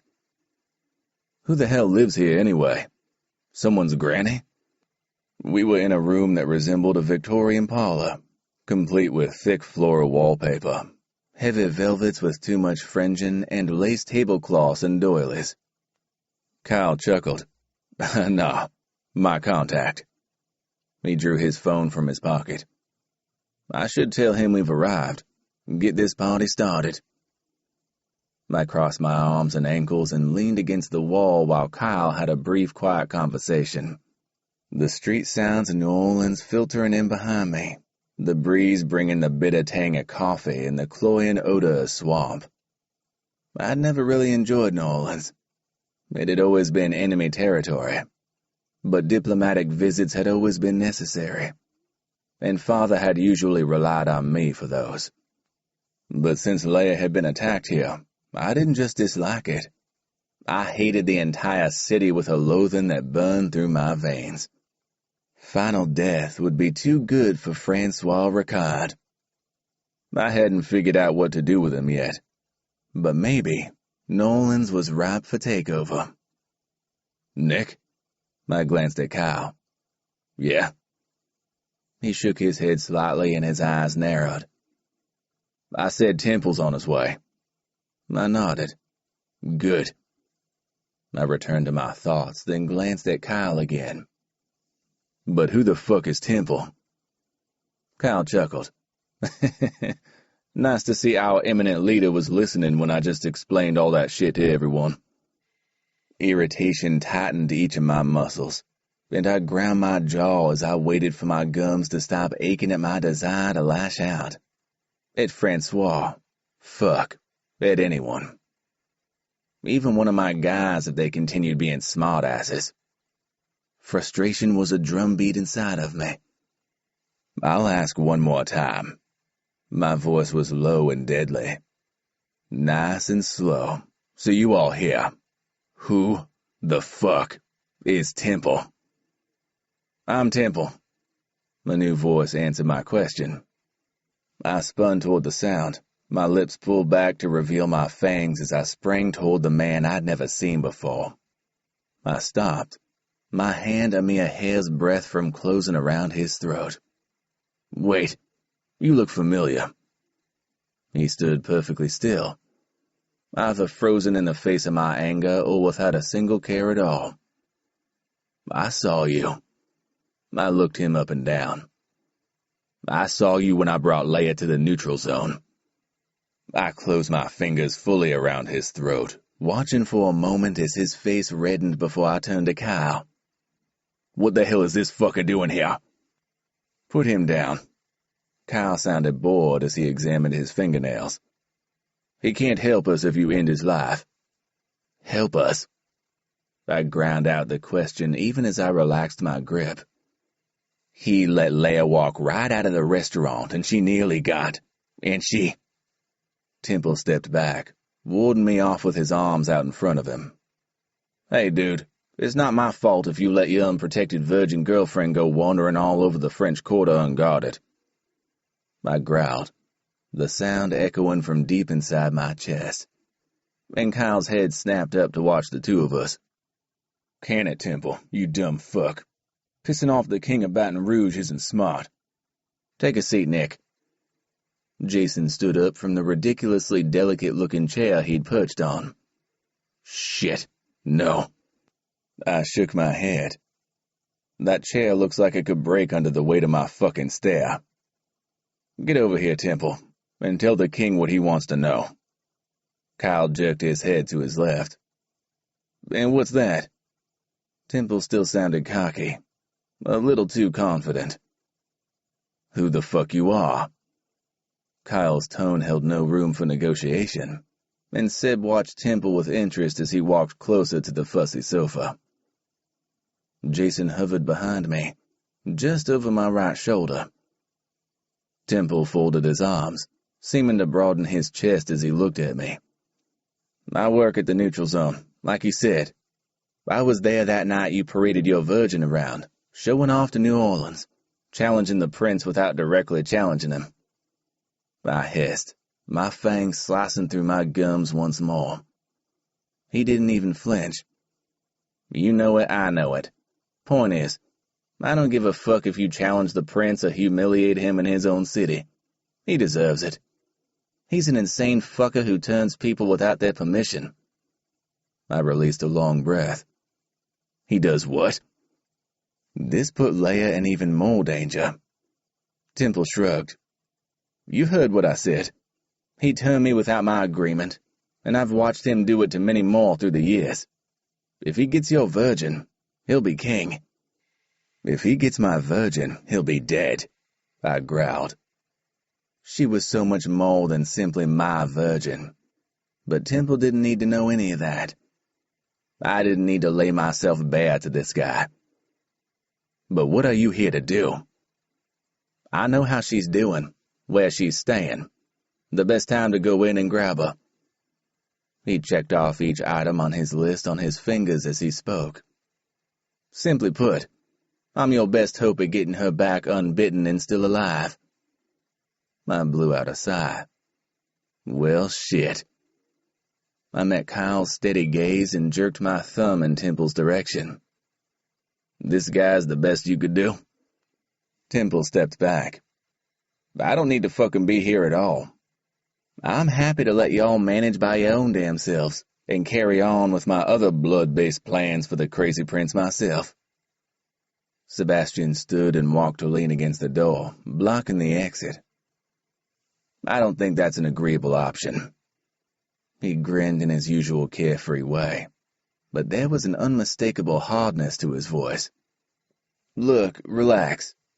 Temple leaned back and closed his eyes. A brave fucker, or a stupid one, in a room full of enemy vampires.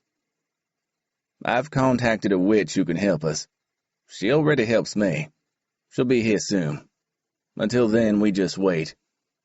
A witch? For fuck's sake, how many more people need to know we're here? Temple cracked open one eye, his movements almost lazy. Do you want the Virgin back or not? His words were dangerously close to a challenge, and my men tensed. I mean, I'm just saying, my way is the way we get her back. He chuckled to himself and closed his eye again. Baton Rouge guys, always up to fight someone, he murmured. We waited in silence for the next 20 minutes before Sebastian pushed himself away from the door. Someone's coming. Get Nick out of view.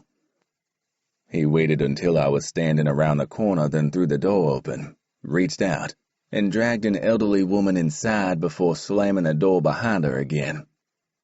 Temple?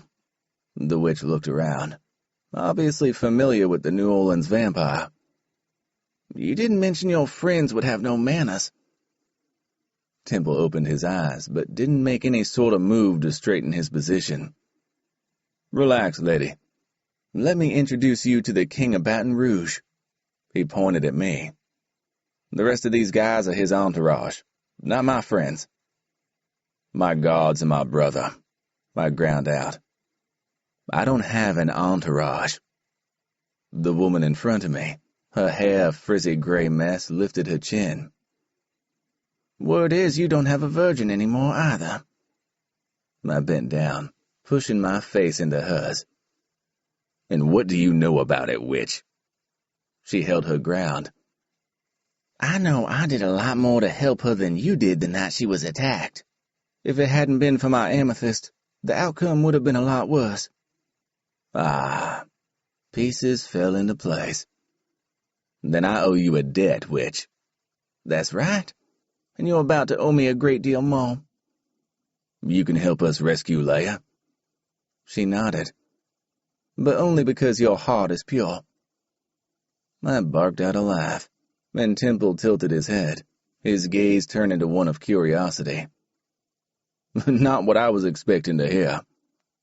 Nothing I'd ever expected anyone to say about me either, and I drew back from the witch, unwilling to let her look any further inside me. She laughed.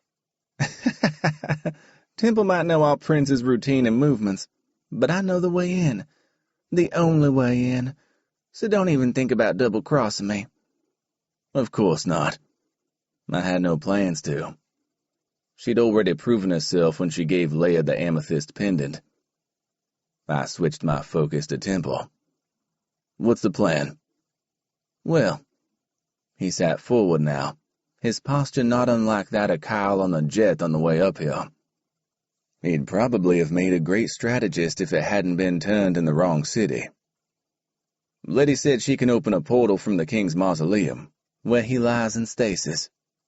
A direct portal to the Ricard land exists from there, because no one is supposed to know how the king has declined. And he will be weak when he wakes, so appearing in public would be too great of a risk.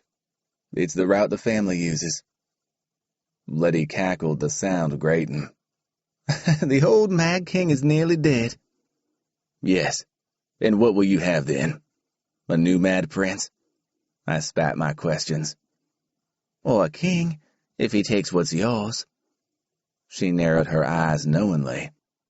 Shut up, witch, and let Temple speak, or I'll never get my May. I shook my head. I'd nearly said too much.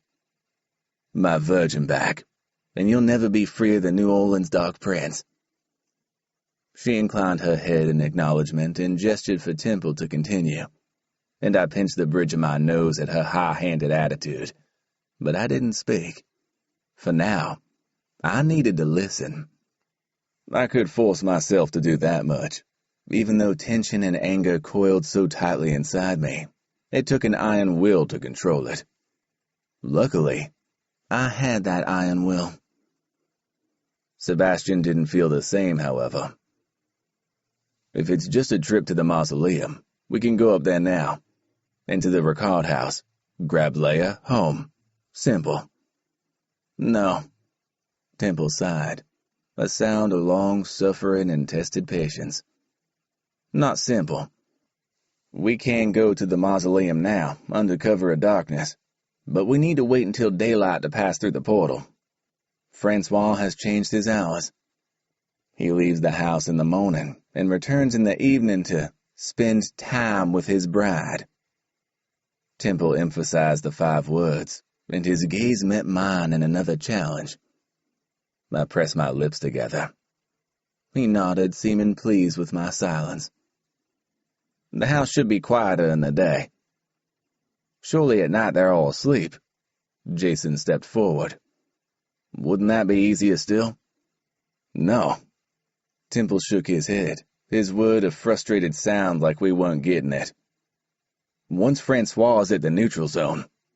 I coughed out a bitter laugh as I heard the name of his restaurant again. I can keep him occupied. I can keep him from his house so you can take back control of what's yours. Temple nodded. He's an unknown when he's inside the house. Then his mouth twisted down.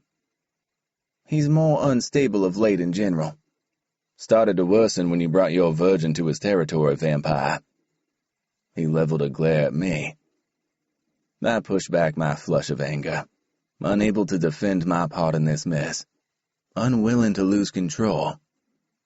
Okay, we do it your way. I waited a moment. But this had better not fail, or I'll be coming back for your beating heart. I'll hold it in my hand. We all understand the urgency. Kyle spoke in a low voice. We travel to the mausoleum now and wait until sunrise. Then, we can make our move through the tunnels. I'll signal you from the neutral zone when Francois has arrived, Temple added. Signal? Sebastian raised an eyebrow. We're not bats. But I doubt you're modern enough to own a phone, old man. Temple raised his eyebrow. Kyle will receive a text. The time for talking is over, Kyle said, and he checked his gun before patting the thigh pocket on his cargo pants where he kept his extra ammo. We need to get ourselves into position.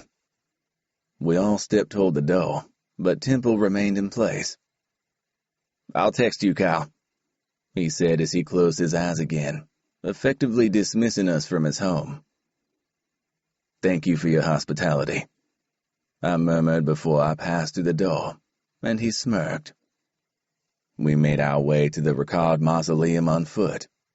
I wanted to race, utilizing my super speed, but the witch couldn't have kept up, and she wouldn't be carried. Instead, she insisted on leading. Where are we going? I fell into step beside her, keeping my voice low as we stuck to lesser-known streets. Out beyond Holy Cross, to one of the oldest cemeteries. No one will bother us there. Good. I nodded. But I wish you'd let me carry you, witch, so we could move at speed. We're not exactly unobtrusive here in New Orleans, even where it's quiet. I cast a watchful gaze around. It's going to be a long night, but I have my own protection and my own strength. I'll get you to the cemetery. I'll open the portal, she said. You will have 1 hour. No more, no less. But that's all I can hold the portal open for. Temple has told me where the girl is, and I can give you precise directions to the home. And how do you know about this portal? I asked a question I didn't expect her to answer, but she surprised me. I created it. I've created many a portal over the years, or even a basement where none should exist in this waterlogged ground. She cast a sidelong glance at me. Dead man's blood can even be supplied for the appropriate fee.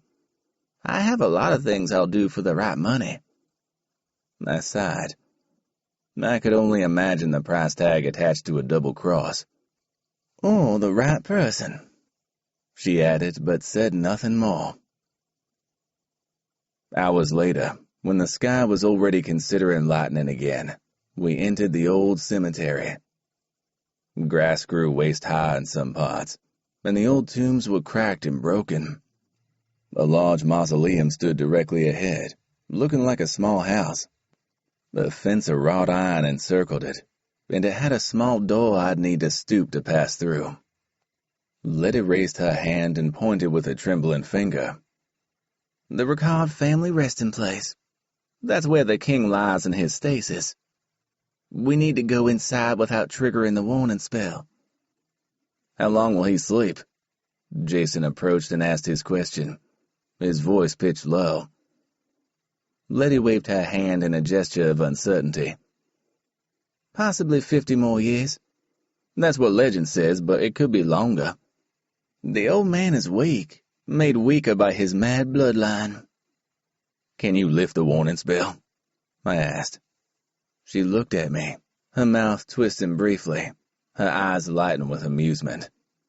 "Child, I wrote the spell book, but we should wait to enter until the sun appears over the horizon. The king is vulnerable in his stasis, and daylight weakens him further." I nodded my agreement, and we retreated to the shadows to wait out the rest of the night.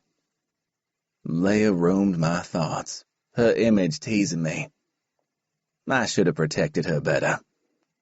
"I warned her, you know." Letty spoke closer to me than I expected. "I warned her to stay out of the shadows, but apparently she can't resist you." "It's mutual," I breathed, confessing far more than I ever planned to. "She's the bright flame that tempts me." "As I thought," the witch murmured. Then she moved toward the mausoleum. "It's time." As one, we moved behind her, passing through the door when she opened it, and silently stepping only where she directed us to step. She walked to the far wall of the space with quick, efficient strides, much different from the woman who had trudged here on increasingly slow feet. She stood, back turned to us, and raised her arms, and energy seemed to crackle through the air, lifting the hair at the back of my neck and prickling across my skin. A low murmuring filled the space, and I glanced at the king, finding him still peaceful in his repose. Letty's chanting grew louder until it seemed to echo off the walls and thrum in my blood, but still he didn't wake. Then, a patch of the old stone seemed to almost melt and spark before a purple fire blazed against the wall, and Letty stepped back. "The portal," she gestured to it. "I can hold it for 1 hour only. Move quickly to retrieve your female." The oval purple fire shifted and moved, revealing shadows and faces with each flicker, and part of me reared back. There was a reason I employed witches only for the purposes of strengthening my wards, but I had no option but to trust this woman. But Temple hadn't sent the signal yet. This rescue mission was no good if we wasted our time waiting to know if Francois had left.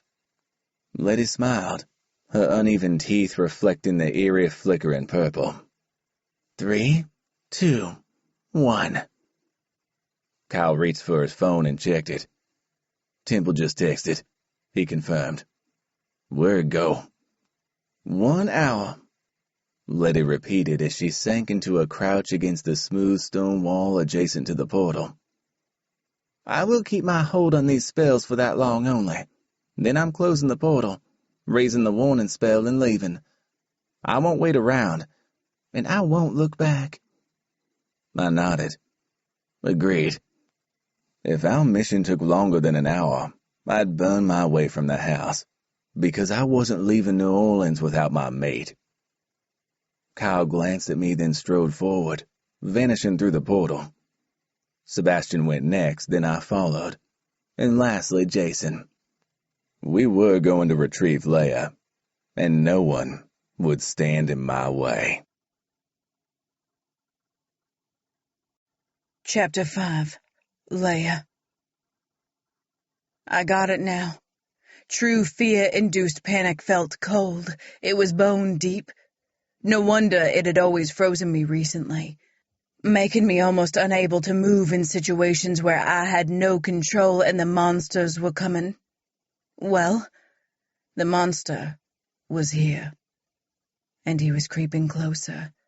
Francois had escorted me back from dinner, but his touches had lingered even longer than usual, the pressure of his fingers against me more proprietary, his deep inhaling breaths over my hair lasting longer. He was clearly crazy, clearly stepping up whatever plan he had in mind for me. My stomach flopped over, and I regretted the food I'd eaten at dinner. But survival.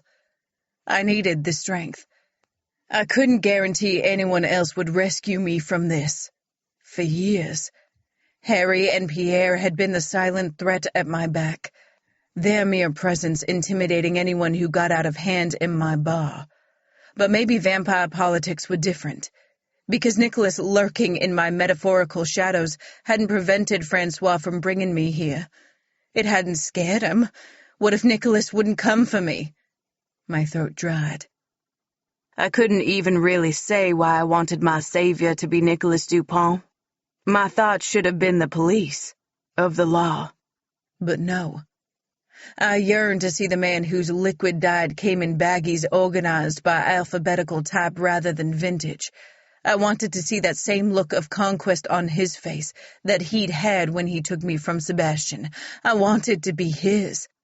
I wanted to feel his touch on me again, and I wanted to call him Nick.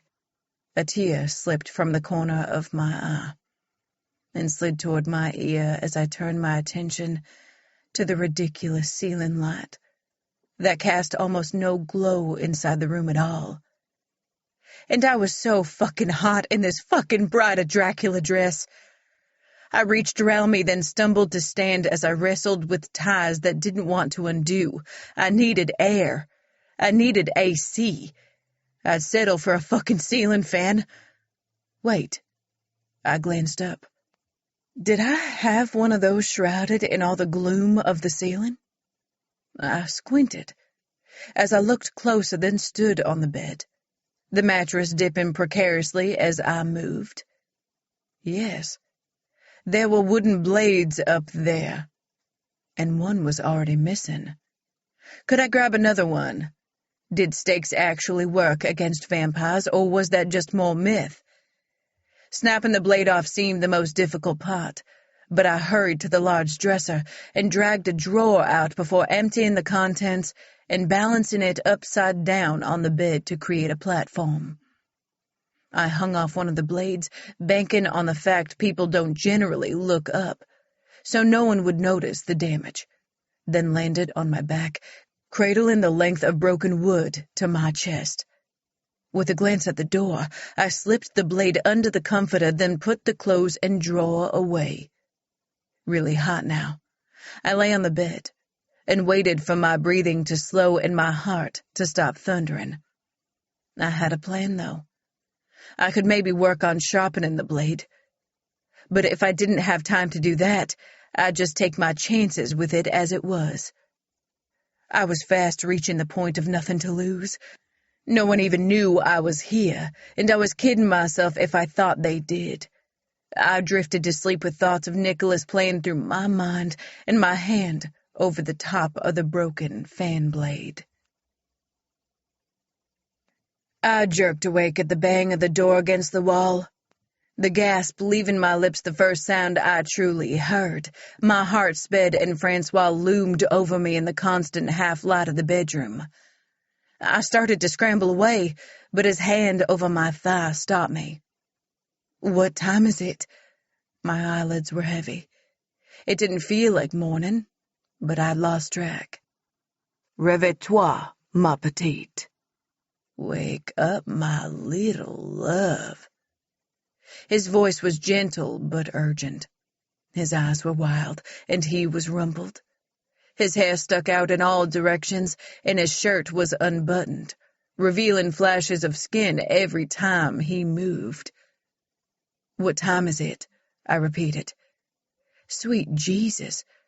Francois looked like he'd started partying the moment we finished our meal, and not finished until he entered my room just now. He lurched to the left a little before regaining his balance. But did vampires even get drunk? "Not yet light," he ground out. "Is everything okay?" I pushed myself to sitting. Clearly, everything was not okay. "Are we going for more tests?" I needed to bring us back to normal quickly. Francois was unpredictable at the best of times, but this was a whole other level. "Are you all right, Francois?" My damn voice shook. I forced myself to meet his eyes, but my fear must have revealed itself anyway. Francois inhaled like he could smell it, and his eyes drifted closed for a moment. Touche-moi, he whispered. "Touch me."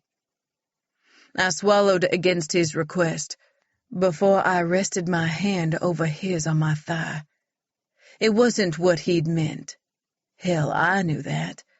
But I had to do something to try to calm him, to try to seem compliant while I finished formulating my plan to get away. Francois? At the sound of his name, he focused on me. "Are you willing yet?" "What?" I shook my head, the movement instinctive and vehement. "What, Francois? No, you can't make a woman willing by wishing it." His gaze darkened, then bled to a deep red, and his hands became fists. I tried to relax the one under my hand by smoothing my fingertips over his skin. "Calm down, Francois. Calm down. It's okay. You're fine. Everything's fine." I babbled a string of platitudes as my head grew light. If a normal man lost control, I'd probably survive. I couldn't guarantee the same would be true if Francois lost himself that way. Slowly, he seemed to relax again, his fingers uncurling, his breathing evening out. Then he drew his fingers back and forth over my thigh, the movement a caress. "Are you willing?" he asked again. Tears filled my eyes, but I shook my head and blinked, trying to clear my vision so I could see more than a blur. "No, I'm not willing. You can't do this, Francois." As I began to slide my hand over the comforter, searching for the blade I'd hidden, he grabbed my wrist and yanked me to my feet before pressing me against the wall, the movement so fast it was almost a blur. I whimpered. "Please, Francois. Please. No." "Please, my petite," he groaned in response. "I long for you." I struggled against him, but the long skirts tangled around my legs, and he grabbed my wrists, jerking my arms over my head as he pressed closer and dropped his head forward, resting his nose at the crook of my neck. His tongue touched my skin, and he groaned. "I need," his voice was hoarse, "I need to claim you before I go. You're my bride, my queen." As he spoke, he rocked against me, and his fangs grazed over my skin. "I am not willing, Francois." I pushed against him, arching my back and twisting my head away, my voice emerging thready and desperate. I didn't entirely know why I had to be willing, but that much seemed important to all of them, so maybe it made a difference to tell him I wasn't. "You will be mine," he murmured, but he lifted his head a little. "You will be my queen." He pushed against me again, grinding his body hard against mine. "And you'll love me." His last words were a plea, but I closed my eyes against the monster determined to have me. "Fuck." His shouted word echoed from the walls, crashing around us as he stumbled backward. He sank into a crouch and covered his face with his hands. I need to wait. I need to wait. He looked at me. His fangs fully descended, his face a mask of barely restrained lust. Run, he roared, and I yelped, looking at the door. Francois growled, a sound that vibrated right through me, and I ran in the opposite direction, crashing through the door of the bathroom and slamming it behind me, then throwing home the bolt. I pressed my ear to the door, listening to the sounds from the bedroom, picking up the heavy breaths as Francois struggled to control himself. Then I jumped back as something slammed against the door. A fist? Don't come out, ma petite. Hide. His voice was close, just the other side of the wood. There was another gentler bump. A forehead. A fist without force. I stood back, arms around myself. He could burst in here any time he wanted, make his claim, use me unwillingly. He was stronger than me. He'd always win. Always. Hide from me. He sounded as broken as I'd ever heard him, and I backed away, tucking myself into the corner behind the old claw-footed bath. My stake was in the other room, but I couldn't get it. Forget the point of nothing left to lose. Everything was already lost. Chapter 6. Nick. We appeared on the other side of the old witch's portal and stood in a garden. A garden that smelled suspiciously like. I inhaled deeply. It smelled like death. Dew coated the rich lawn and formed droplets on the leaves above, but body-shaped lumps in the grass drew my attention. Fuck, I ground out. What the hell has Francois been doing? Is Leia? Kyle glanced at me, rare uncertainty in his eyes. No. Sebastian bit out the answer before I could reply. Nothing out here carries Leia's scent. Kyle glanced at him suspiciously before redirecting his focus to me, and I swallowed against the unwelcome reminder that my brother knew my mate's scent almost as intimately as I did. Sebastian's right, I said, my voice rough. Leia isn't buried here, and the decay is too old. Kyle nodded. Okay then, let's get to the house. The witch said Temple told her the best way to get in is via a side entrance. He said staffing is at a minimum during the hours after Francois leaves for the restaurant. He knows people who work inside. I nodded. Let's go. I agreed and took off running, ducking as I hurried under the cover of low-hanging trees, until the main house was a short distance away across an open expanse of lawn. I watched for a moment, noting the shadows passing across the windows. It certainly looks busy in there, Kyle. He grimaced, then shrugged. Things must have changed. I chuckled, the sound dark. Unless Temple sent us into an ambush, right? This is our only chance, though. Jason crept up alongside me. We've got a witch holding open a portal and Leia's in that building. We won't get a do-over. A low growl rumbled through me. Fuck. I liked plans. I liked order. I didn't like the unexpected. I couldn't control that. I made my hands into tight fists. All right, let's go. We were blurs racing across the lawn, although fellow vampires would have seen us if they'd happened to glance out of one of the windows. I slammed against the wall, my attention distracted for just a moment, and a crack appeared in the masonry. You usually land better than that. Jason's voice was a low murmur at my ear. Yeah, saw something weird in one of the windows. Oh? He quirked an eyebrow. Yeah, just let me check. I darted away, but was soon back at his side. Fuck. There's a wedding dress hanging in one of the rooms. Then we can't wait, brother. How does it look? Unworn? Sebastian rested his hand on my shoulder, but I shrugged it off. How the fuck am I supposed to know if she's worn it? Blood stains around the neckline. Seb turned as if looking for something, and I almost laughed at his complete lack of tact. Where's that fucking doll? He mumbled.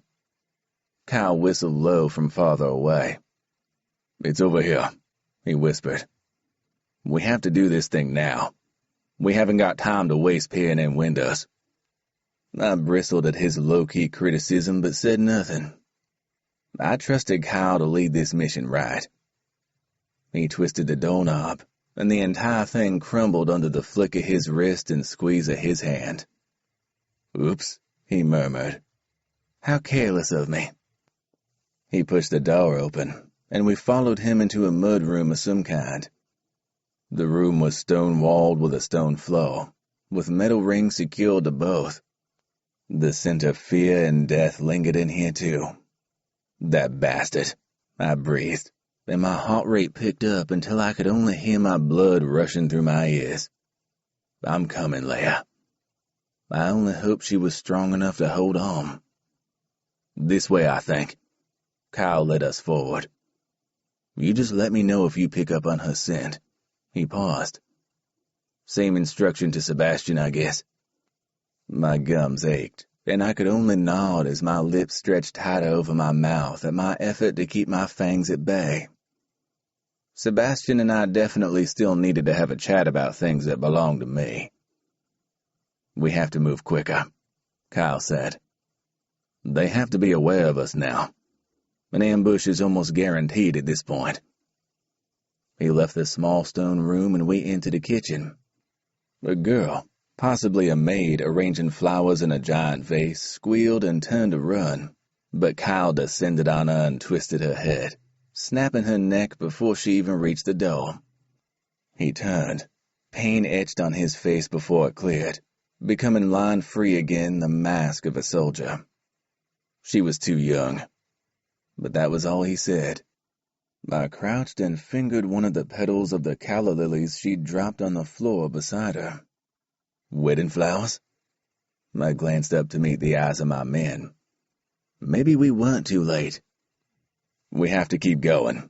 No sentimentality over fucking flowers, Nick. With a regretful glance at the girl on the floor, Kyle strode forward, his words less an instruction to me and more one for himself. I closed the girl's unfocused eyes and followed. Then, Kyle stumbled backward as a large vampire threw himself onto my head guard, his fangs primed over Kyle's throat. I roared and leapt forward, my fingernails raking the vampire's cheek. He howled in pain, and I sensed the guys behind me moving into a defensive formation. I think we just announced our arrival, Jason said. Better get this finished up quickly. I ripped the vampire off Kyle, digging my nails into his throat and tearing through his windpipe. Blood spurted from the hole I pierced through his jugular, and he collapsed to the floor. Kyle kicked him out of the way, his boot connecting with at least one rib. She's upstairs, he ground out. Francois isn't exactly secretive about his guest. Temple seems to know a lot of shit about how this house works. A face appeared at a partially closed door to my left. Then it closed further, until only an eye was visible before the door clicked into place. Come on. My voice was a low growl as it caught in my thick throat. My heart seemed to be trapped there rather than sitting in my chest. If you think any one of these goons isn't phoning their prince right now, you're wrong. He'll be on his way back before Temple can even try to delay him. A movement above us caught my eye, and a second burly vampire launched himself from the second-floor landing, knocking me to the floor. The breath squeezed out of my lungs, and razor-sharp fangs slid against my skin before piercing my neck. Fuck! Jason's shout sliced through my struggle. Brother! That was Sebastian, but it was Kyle who appeared first when he ripped the man from me, and blackness dimmed my vision, as my neck tore and pain blazed through me. "Nick!" Jason dragged me to standing, and Sebastian appeared in front of me, but his face blurred in and out of focus. "Brother," he murmured again, before he lifted his wrist to his mouth and ripped a chunk of flesh away, before spitting it on the floor. He mashed the bleeding vein to my lips, and I clamped on, sucking as I applied pressure to my neck, holding myself together while I healed. "Come on, Nick. We're nearly there. Don't die in Francois fucking Ricard's house while he's planning his marriage to your mate."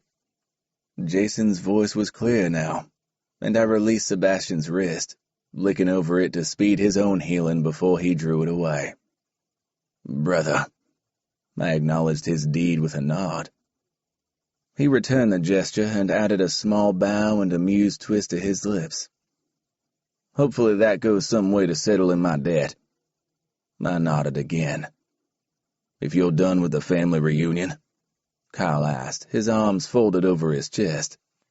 The vampire who jumped me lay at Kyle's feet, his head twisted at an awkward angle. My head guard was a cold-blooded mercenary killer, and I'd never been more glad of it. As we moved forward, he drew his gun.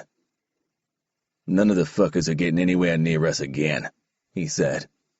"That was too close." We climbed the stairs, and I glanced around at Francoise's unhappy home. It reeked of sadness and sorrow, but also of Leia. Her scent wound through everything else, calling to me, a beacon of light in a very dark place. Jesus, if this is what Francoise's home looks like, I'd hate to live inside his head. Jason kept his voice low, but I was pretty sure he was saying what we were all thinking. "I think she's nearby." His scent had intensified. I glanced at Sebastian for confirmation, but at first, he only tightened his lips. Then he nodded, the movement almost grudging, like he knew his ability to track my mate wasn't exactly a welcome one. "I concur," he said. We slid along the hallway, close to the wall, sticking to the shadows that seemed to blanket every surface. We reached a door with a warm brass doorknob, and I stopped. "I think this is it." I pressed my hand to the wood like I'd somehow be able to feel her, and I automatically turned the handle to go in. Is the door being locked a good sign? It had to be. Anxiety squeezed my heart. I had no idea what Francois was capable of. I hadn't thought him capable of even this. I simply had to hope Leia was most valuable to him alive and unharmed. Kyle motioned me away from the door, and Jason checked his watch. "We have to step this up, guys. Nick nearly getting his throat ripped out cost us more time than we planned for." Without further hesitation, Kyle destroyed the doorknob in the same way he'd crushed the one downstairs. He didn't pretend clumsiness this time, swinging the door open instead as he stepped forward with his gun raised. I shoved him aside. But the room was empty. Her scent was strong, along with the bitter scent of her fear, and something that tasted like pity. But Leia wasn't there. "No," I ground my jaw. "No. Fuck no." I glanced at Jason and Sebastian, but their eyes were wide, like maybe we'd reached the end of the road. We hadn't planned for this. Now what? Surely we hadn't missed them again. "Now we keep looking." Kyle's voice was grim as he bent to peer beneath the ugly raised bed, then strode to a door that revealed a closet packed with ugly antique gowns. When he tried a handle on the only other door in the room, rattling it to see if it would open, something squeaked on the other side. "Wait." I held up my hand to stop him before he wrenched his way in. Leia didn't know Kyle. If she was in there, he couldn't be the first face she saw. Putting aside any illusion of skill or grace, I ripped the door open and strode into the room, my heart beating more wildly than ever before. I sucked in a lungful of air as the squeak sounded again, and I moved forward until I spotted a curled-up bundle of black and red fabric. Leia? Relief almost stole my voice. Her name little more than a disturbance in the air. Her natural scent was almost entirely saturated in fear, and her face was pale when she lifted it, her hands shaking as she twisted her fingers together. Holy crap, you came. Her words were almost voiceless too, but I heard the disbelief and relief. I forced out a chuckle as I moved forward, like this was just another day in the life of any of the Baton Rouge vampires. Of course I did. My voice was rough with the emotions I was trying to keep at bay. You don't get out of a 1-month contract with me by running off with rival vampire royalty. I wanted to fall to my knees and worship her, but I stopped and gathered her to my chest, cradling her against me. She said something and I bent closer. What was that? I pressed my ear toward her mouth to hear her reply. I'm willing. Her breath caught on a half-sob. Take me. I tightened my grip and pressed my lips into a tight line as I strode from the room, the all-conquering king once again. For fuck's sake, what had Francois done to her? Let's get this show on the road. I nodded my head to the bedroom door as my men looked at me. I've got her. She weighed practically nothing in my arms as we jogged back through Francois's house, as much a mausoleum as where his father lay in stasis. In front of me, Kyle fired his gun, clearing our path from the house. When I glanced behind me at Jason, he had his gun in his hand too, and even Sebastian was armed. These were the backup plan, Jason grinned. Wooden bullets, anything to keep you safe. It's for Leia, I called back as we burst from the house, a trail of unknown dead and injured vampires in our wake. For both of you, Sebastian added as we sprinted toward the portal, not bothering to conceal ourselves on the return trip. Francois would likely be back any moment, and I wanted to be on the jet before he thought to travel to the airport. Jason, I started. Already on it. He clutched his cell phone to his ear and issued instructions to our pilot to prepare for our arrival at the jet in a quick departure. The pilot would probably compel someone at air traffic control to bump up our place in the line. We always got away in pretty good time when we needed to anyway. We flung ourselves through the crackling purple portal, and Letty looked at us. Her gaze lingered on Leia, then skimmed my neck, and the dried blood coating my skin. Everything okay? She raised an eyebrow. Nothing we couldn't handle. Kyle scowled as he spoke. Letty didn't take her eyes from me. Only the worthy deserve a true mate, Your Majesty. Keep her out of the shadows. Leia hadn't moved or made a sound as we'd escaped Francois's house, but I looked down at her now, rearranging the fabric bunched around her neck and face, and her brown eyes were wide and scared in her pale face, her lips a vivid slash of red. Her soft breaths came in rapid spurts. I need to get her home. Letty almost grinned, her wrinkled face folding along the well-worn creases.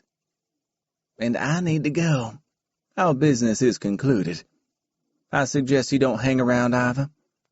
The prince believes only his family members know of this portal, but it doesn't mean he won't check. I almost expected her to vanish in a puff of smoke, but she climbed through the mausoleum entrance, her shuffling gait forcing us to wait before we could follow. So much for a quick exit. Jason chuckled as he spoke, but Kyle sent him a glower. We have super speed, Jason. I plan to use mine. His tone was almost a challenge, and as soon as Letty had moved far enough away, Jason took off, almost a blur on the horizon as he raced toward the airport. Perhaps Letty had utilized a puff of smoke after all, because she was nowhere to be seen when I walked into the daylight. Sebastian secured the old door so it looked undisturbed, and then we jogged away, picking up speed until we couldn't be seen by the human eye as I clutched Leia protectively. My jet was standing on the runway as we approached, and I slowed to a jog, confident Francois wouldn't reach us this quickly. I glanced at Leia, and her skin had taken on a green tinge. What the hell? Her voice sounded weak, and she swallowed convulsively. Shh, I soothed her. You're safe now. I feel kinda sick, though. She grimaced as she grumbled at me, and for the first time since she'd been taken, I laughed. Actual joy swelling in my chest and bubbling out of me. I clutched her tighter. Puke anywhere you like. As long as I've got you back, I don't care. Ew. Jason grinned as he gestured for me to carry Leia up the steps. I half expected her to protest and demand a walk, but if anything, she snuggled closer, her arms winding tighter around my neck. I promise you're safe now. I made my words low and emphatic. I've got you. And I didn't intend to let her go again.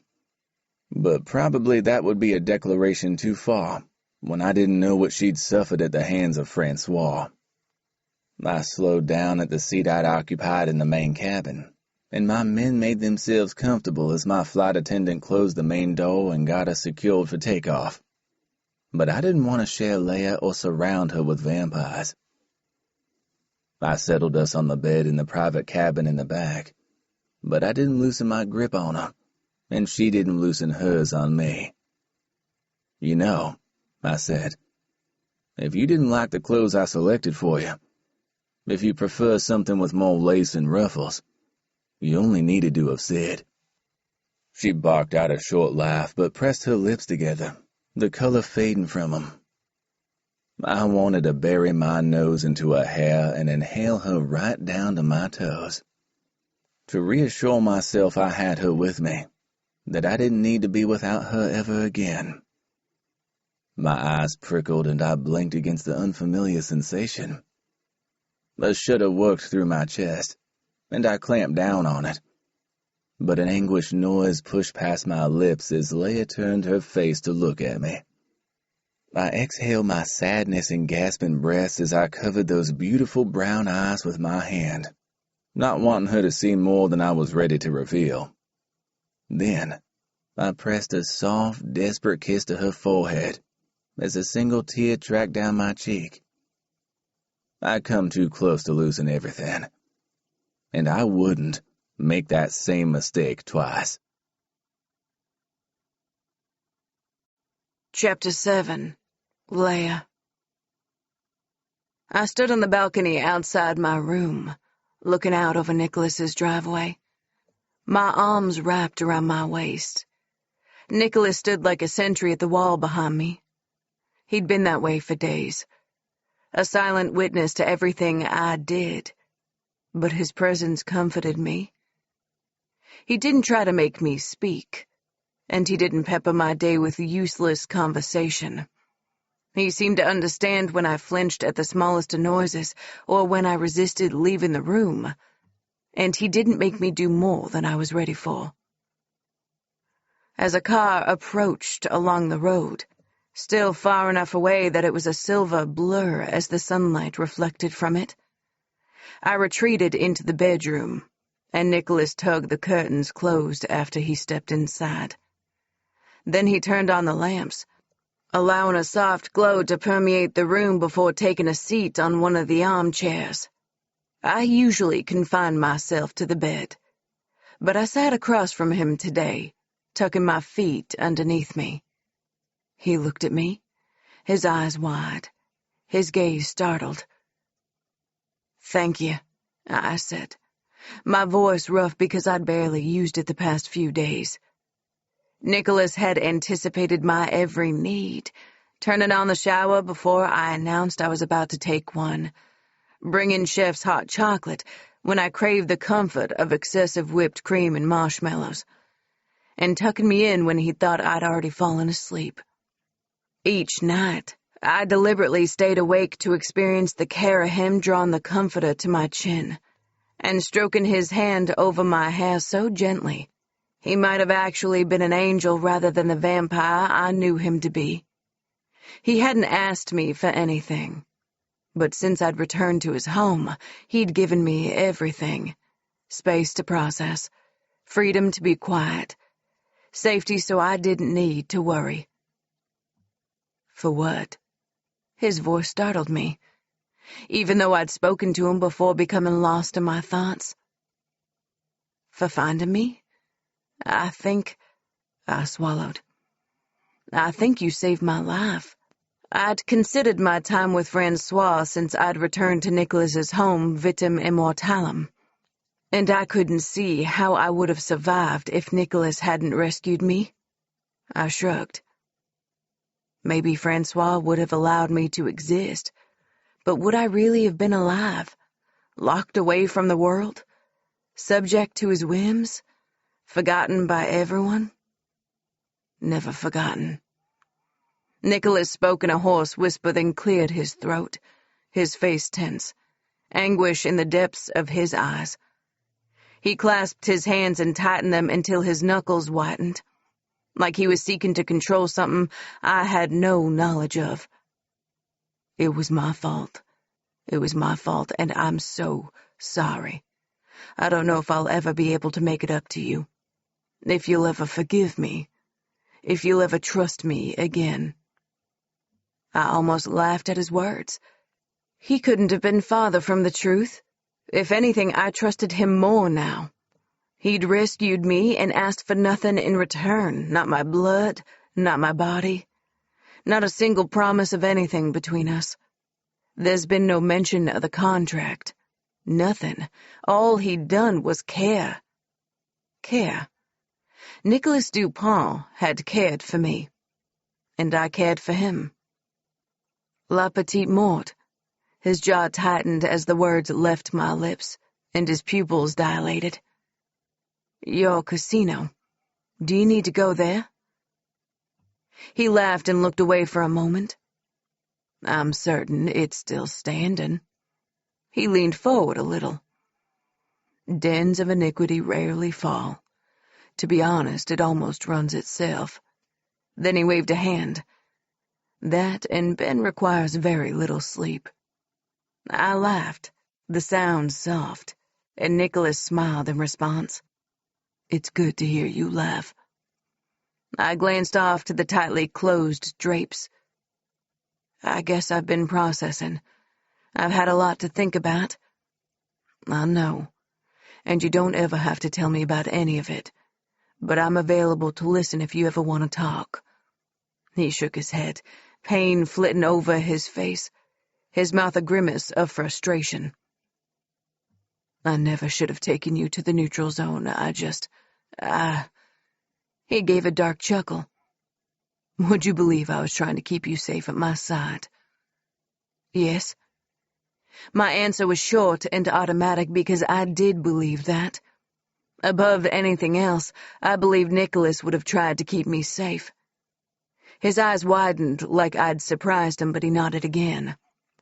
I thought if you were at my side, people would know not to harm you. I thought I could control things, everything, and I thought I could do a deal with Francois to buy some time. How long did you want to buy? There were still things about this situation I didn't understand.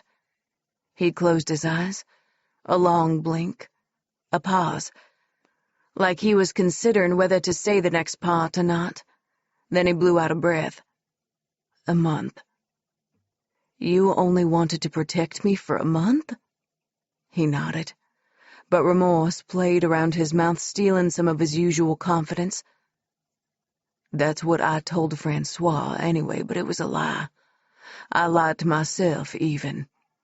I want to protect you forever. And I can't stand that I failed you. Francois could have... I stood, then knelt at the side of him, my chin almost resting on his thigh. But you didn't. He didn't. I'm right here. But I don't understand. I don't understand why he didn't hurt you." Nicholas's voice faded away on those last words. I shrugged. Sometimes he was more predictable than others, more logical. That doesn't make him any less dangerous. Nicholas fidgeted, picking at the loose threads only he could see on the arm of the chair. I captured his hand in mine, and he exhaled a soft gasp at the contact. "And you couldn't have predicted that danger. I don't blame you, Nicholas Dupont, so stop blaming yourself." I pressed his hand to my cheek, basking in the connection between us. His eyes softened, the gray becoming almost liquid, swirling like mercury. "I'll try." Then he shifted, not quite drawn away. "I need to talk to Chef, see what he has on the menu for you this evening." "I'm sure it will be lovely, whatever it is." I let his hand go so he could reach for his phone, reluctant slowing my movements. But before he drew away completely, he slipped a lock of hair behind my ear and smoothed the rest of my hair from my face. The same gesture he always used when he tucked me in. And a feeling of security surrounded me. I was truly safe in this house, with this man, and I wasn't locked in this room. His quiet presence let me know I was free to leave these four walls anytime I wanted, because he wouldn't let anything happen. Chef delivered our meal personally, although he didn't come into the room. I hadn't seen anyone else yet. Just Nicholas, because other people felt like too much to handle. There was too much risk to assess, and I couldn't do everything all at once, so I controlled my environment as best I could, and Nicholas provided that space for me. "It's jambalaya," Nicholas announced as he lifted the lid on a serving platter. "You'll never have tasted a jambalaya like this one. It's another of Chef's specialties. And I hope you're hungry, because either Chef thinks you're cloning yourself up here, or there's a Hansel and Gretel thing going on that I don't know about." I laughed as I slid into a seat opposite him. "I'm sure I'll like it very much. Everything Chef makes is amazing." We'd slipped into an easy routine of eating together. While I ate, and Nicholas took a few token mouthfuls to give the impression he was eating with me. But he got blood bags delivered after I fell asleep most nights. I had a vague memory of seeing him with his cup in his hand one night while he sat next to me, keeping watch, standing guard. Nicholas glanced at his dish and speared a piece of chicken with his fork. Then he held it out to me, his hand cupped beneath it. I met his gaze. "For me?" He nodded, his pupils dilating as I opened my mouth and allowed him to place the chicken inside. "Do you like it?" I chewed and swallowed and nodded.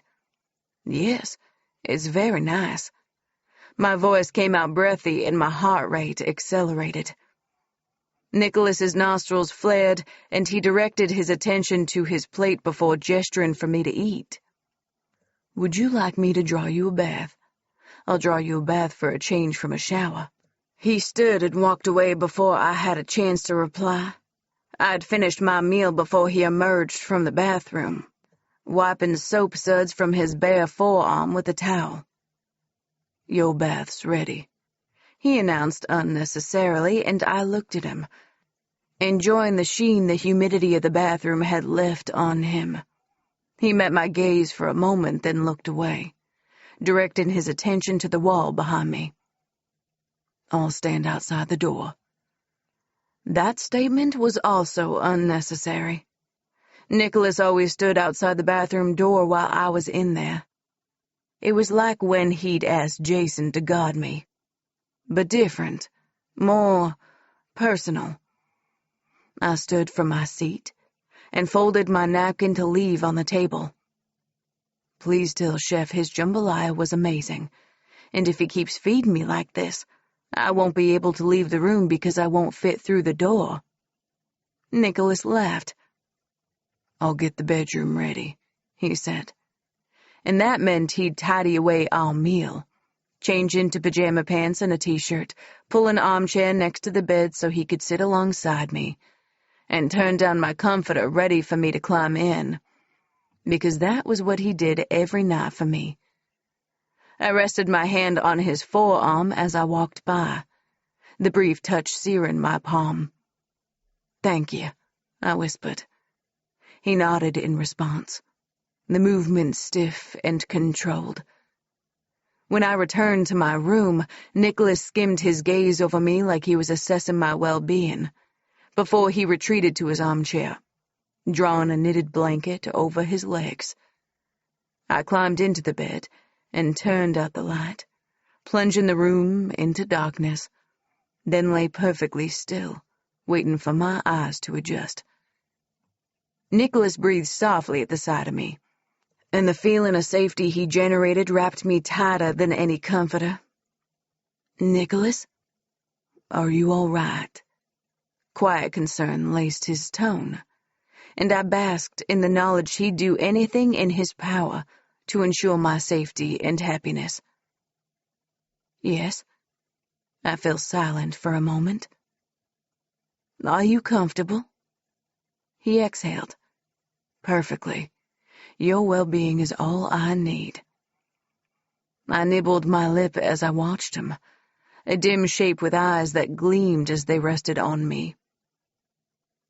"Would you be more comfortable in the bed?" The sound of his quiet breathing stopped. "I just don't think it can be very comfortable for you to keep sleeping in a chair." He swallowed, then cleared his throat. "I merely rest." "Then rest here." I drew the comforter back on the other side, almost unsure why I was pushing my point, except I craved his proximity with a ferocity I couldn't explain. Please, Nicholas. Nick." He ground out the correction, and the sound of it sent a bolt of desire to my core. "Please, Nick." He groaned softly, but didn't reply as he stood, then clutched the blanket in his hands as he walked around the bed and climbed in. I didn't turn to face him, but I wriggled back just until the heat from his body warmed me. "Can't you protect me better from here anyway?" I already sounded drowsy, and I barely felt his light touches against my hair. "But who will protect you from me?" His voice was so soft I almost thought I imagined it before sleep claimed me.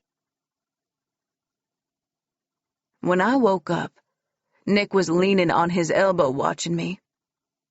"Good morning, sleepyhead." An indulgent grin claimed his mouth, and I stretched, stifling a yawn. How did you sleep?" "Great, like the dead. You?" His grin widened, like the undead.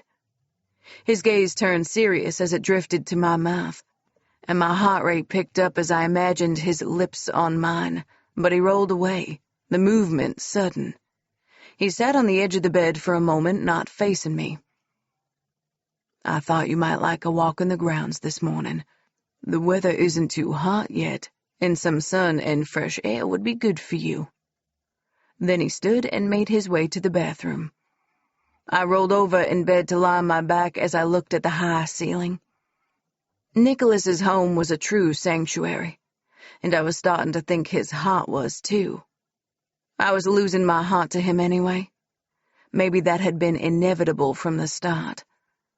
There had always been something I couldn't explain, couldn't define. A pull I'd resisted. When Nicholas emerged from the bathroom, he headed straight for the closet, where he had some of his clothes moved to. His dark suits mostly, because that was all I ever saw him wear. I took my turn in the bathroom then, afterward followed his tracks to the closet. He turned as I entered, my towel gathered above my breasts, and I inhaled an extra breath at the sight of him in jeans and a soft gray t-shirt that made me think of his eyes. "Sorry," I'll be out of your way in a moment." He grinned, and I couldn't help but smile back. Casual suited him. It also added to his vague sense of danger, like the predator was hiding behind a harmless facade. I asked Romilly to send you some jeans and t-shirts," he murmured as he referenced the owner of the boutique next to his casino. He gestured to a shelf to his right. "You don't have to wear anything you don't like, though." I glanced at the clothing he'd indicated, almost amused to find a selection of pastel colors, not an element of red or black in sight. He retreated to the bedroom to stand guard once more and leave me to dress in probably the most expensive jeans I'd ever touched. They were soft and fit me like they'd been tailor-made. "Are you ready?" He looked at me expectantly as I joined him in the bedroom. "For a walk outside, I mean." I took a breath and nodded. "Yeah, I think that would be nice, actually." We walked down the stairs, and not even Mr. Baldwin lurked in any of his usual spots. I had no doubt that both he and Mrs. Ames were around somewhere, but neither of them made themselves known. Sounds from the kitchen told me Chef was already at work, and my stomach grumbled in Pavlovian response, but Nicholas only chuckled. "Breakfast can be our reward for the walk. Knowing how slow I walk, it'll be beignets for brunch." I cast a last, longing look in the direction of the kitchen, but Nicholas led me farther back into his house, and we emerged from a door I hadn't seen before. We stood on a small cobblestone patio area, where the branches of 4 trees had been trained into an old living awning. A creeper with delicate flowers grew up the trunks, and wires hinted at fairy lights that would turn the space magical at night. An elegant wrought iron bistro table and chairs sat beneath. "For brunch," Nicholas murmured, his mouth much closer than I expected, and a delicious shiver of anticipation skidded across my skin. I almost took his hand as he started walking, following a path that wound effortlessly and easily around large bushes of flowering swamp azaleas and trees with deep green foliage, but I didn't dare touch him. The idea of rejection played heavily on my mind. After all, he'd rested alongside me all night without so much as an accidental stroke across my skin or a kiss. The air in Nicholas's gardens was perfumed with citrus, and I inhaled appreciatively. "Everywhere smells like something I could eat." He glanced back, his lips quirking. "I don't think I have any beignet trees yet." "But citrus?" He reached up and tugged a leaf from a branch, crushing it in his hand before holding it out to me. "Yes, but the trees aren't fruiting yet. Nothing to eat, but the scent permeates even the leaves. I think Chef uses them in his cooking sometimes." My stomach grumbled at another mention of Chef, and Nicholas laughed. Then he reached for my hand, hesitating before he took it, his gaze on me as I slipped my fingers into his. Relief relaxed his face, and his hold tightened on me. "Come on, I'll show you which trees are in fruit right now." He led me down more unstructured paths, some of them gravel, some of them stone, and we passed various nooks with hidden benches or statues that watched us with blank-eyed stares. The smell of rich, damp vegetation surrounded us, and the sunlight filtered through a canopy of green leaves to fall in thin shafts and dappled spots on the grass. "It's like a sanctuary," I murmured. "Like we're not even in civilization anymore. An Eden." He laughed. "Well, just in time, then. I give you the—" he gestured with a flourish. "Fig tree, suitable for all your hunger and clothing needs." I glanced up at the mix of green and dusky purple fruits, and Nicholas broke one of the purple ones from its branch. "The humble fig," he murmured as he split it open, exposing the seeds in the middle. "Revered by the ancient Greeks as a symbol of fertility and love." He offered the fig to me, and I leaned forward, taking a bite from it as he held it between his fingers. Some of the seeds spilled down my chin, and he caught them on his thumb before pressing them between his lips. Also an aphrodisiac, of course. His gaze lingered on mine as he spoke, and I took a second bite of the fig he held, my challenge silent. And he met that challenge. I almost had to avert my eyes as he held one of the fruit halves to his mouth and curled his tongue expertly around the seeds, drawing them into his mouth before licking the juices quickly from his lips. My groans stayed in my chest, but my knees almost weakened and gave me away. We should take some back for brunch. I couldn't bear to stand here and watch him consume figs in such an arousing manner. If you like. The light of challenge flickered in his eyes, but his voice was rougher than usual as he handed me several of the fruits to carry and took more for himself. Then he paused, his fruit dropping to the ground, and he looked at me, his eyes suddenly a dull red. "Forgive me," he murmured as he stepped toward me. Nick. His name was a whisper on my lips, my own figs forgotten and discarded on the lawn as he pressed me to the trunk of a tree, his hands in my hair, his sticky lips on mine, my mouth opening to the gentle invasion of his tongue. He groaned against me as his chest pressed against my breasts, the hard length of his erection against my hip. Leia. He murmured my name as he teased kisses along the edge of my jaw, one of his hands on my hip now, his thumb teasing the skin under the hem of my t-shirt. I thrust my hands into his hair, tugging the silky strands between my fingers. "Fuck, Leia." He drew away, his breathing heavy, conflict in his eyes. "We should stop." "Why?" I flicked open the button on my jeans, and his eyes widened as I slipped them down my thighs. "Didn't you once tell me your claim on me would protect me from other vampires?" I tried to appeal to some of his other instincts, maybe the only ones he'd listened to. But he shook his head, his eyes wild. "Don't come to me like that.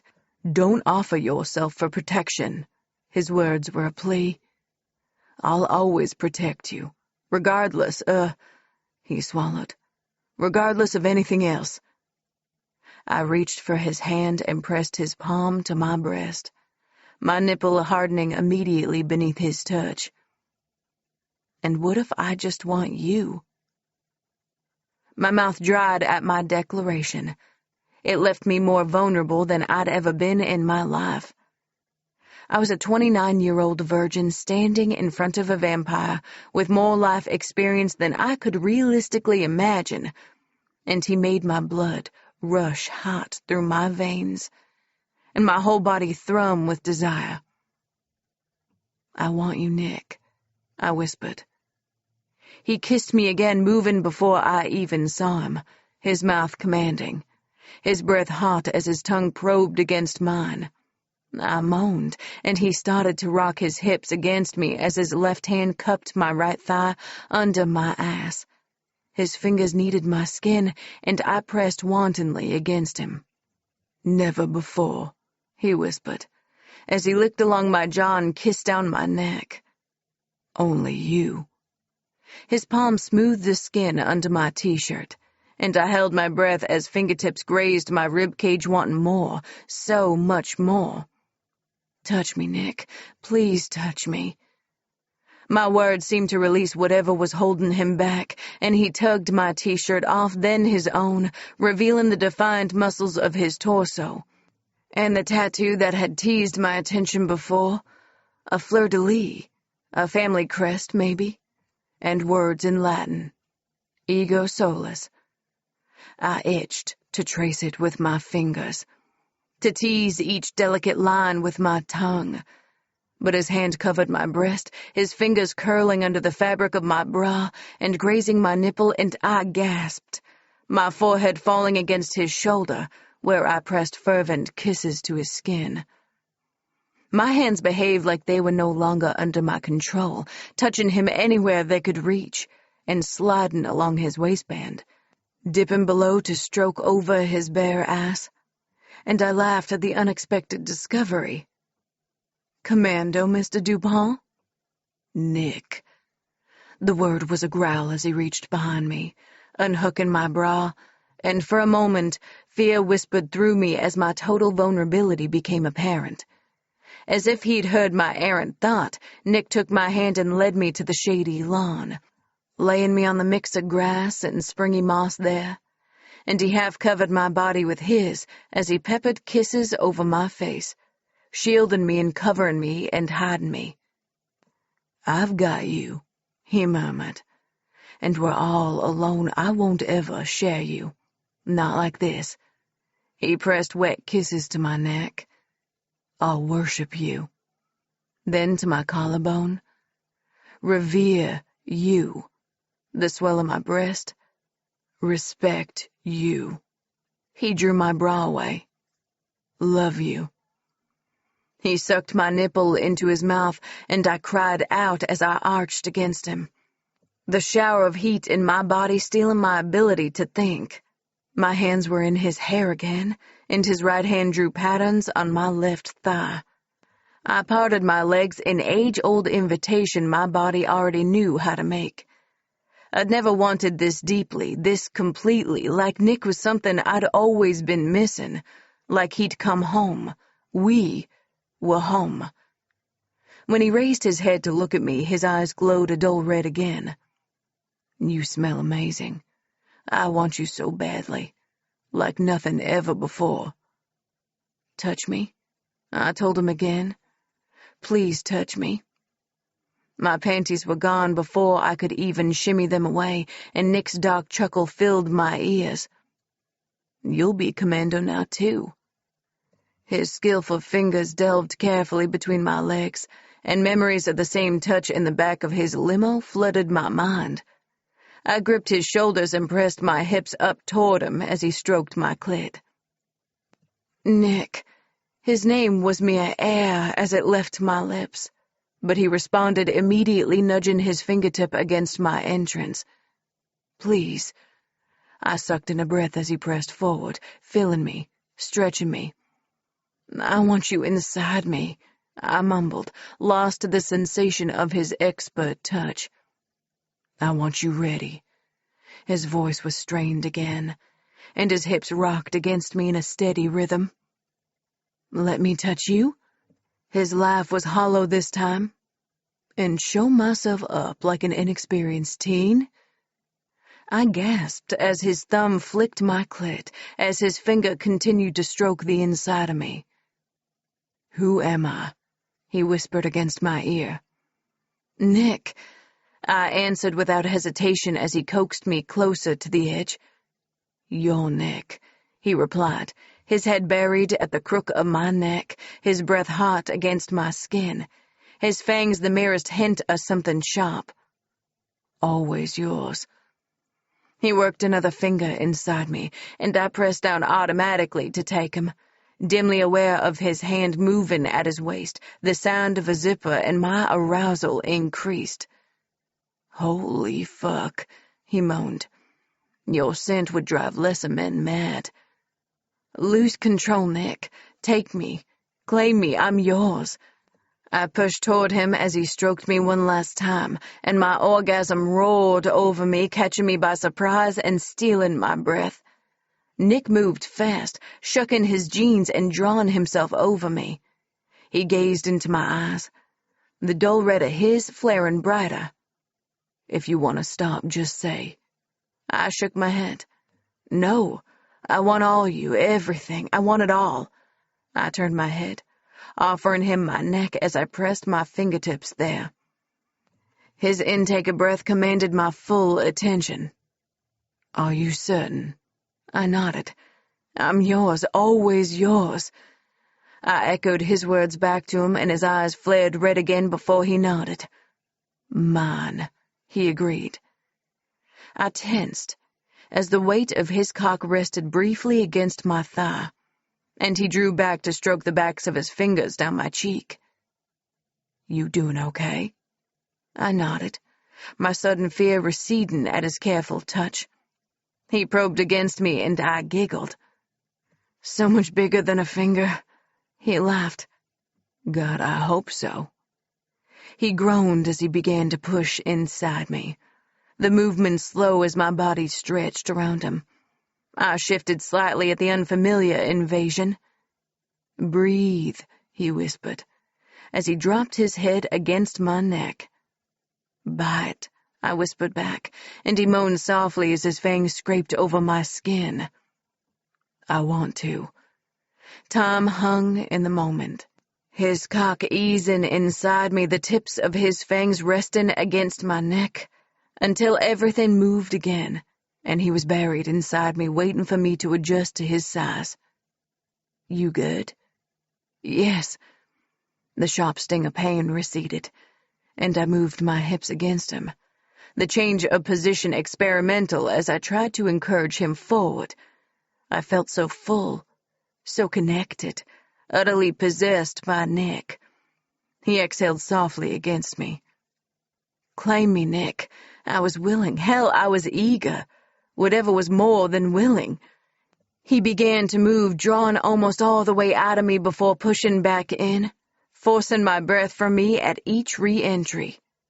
I hadn't known what to expect.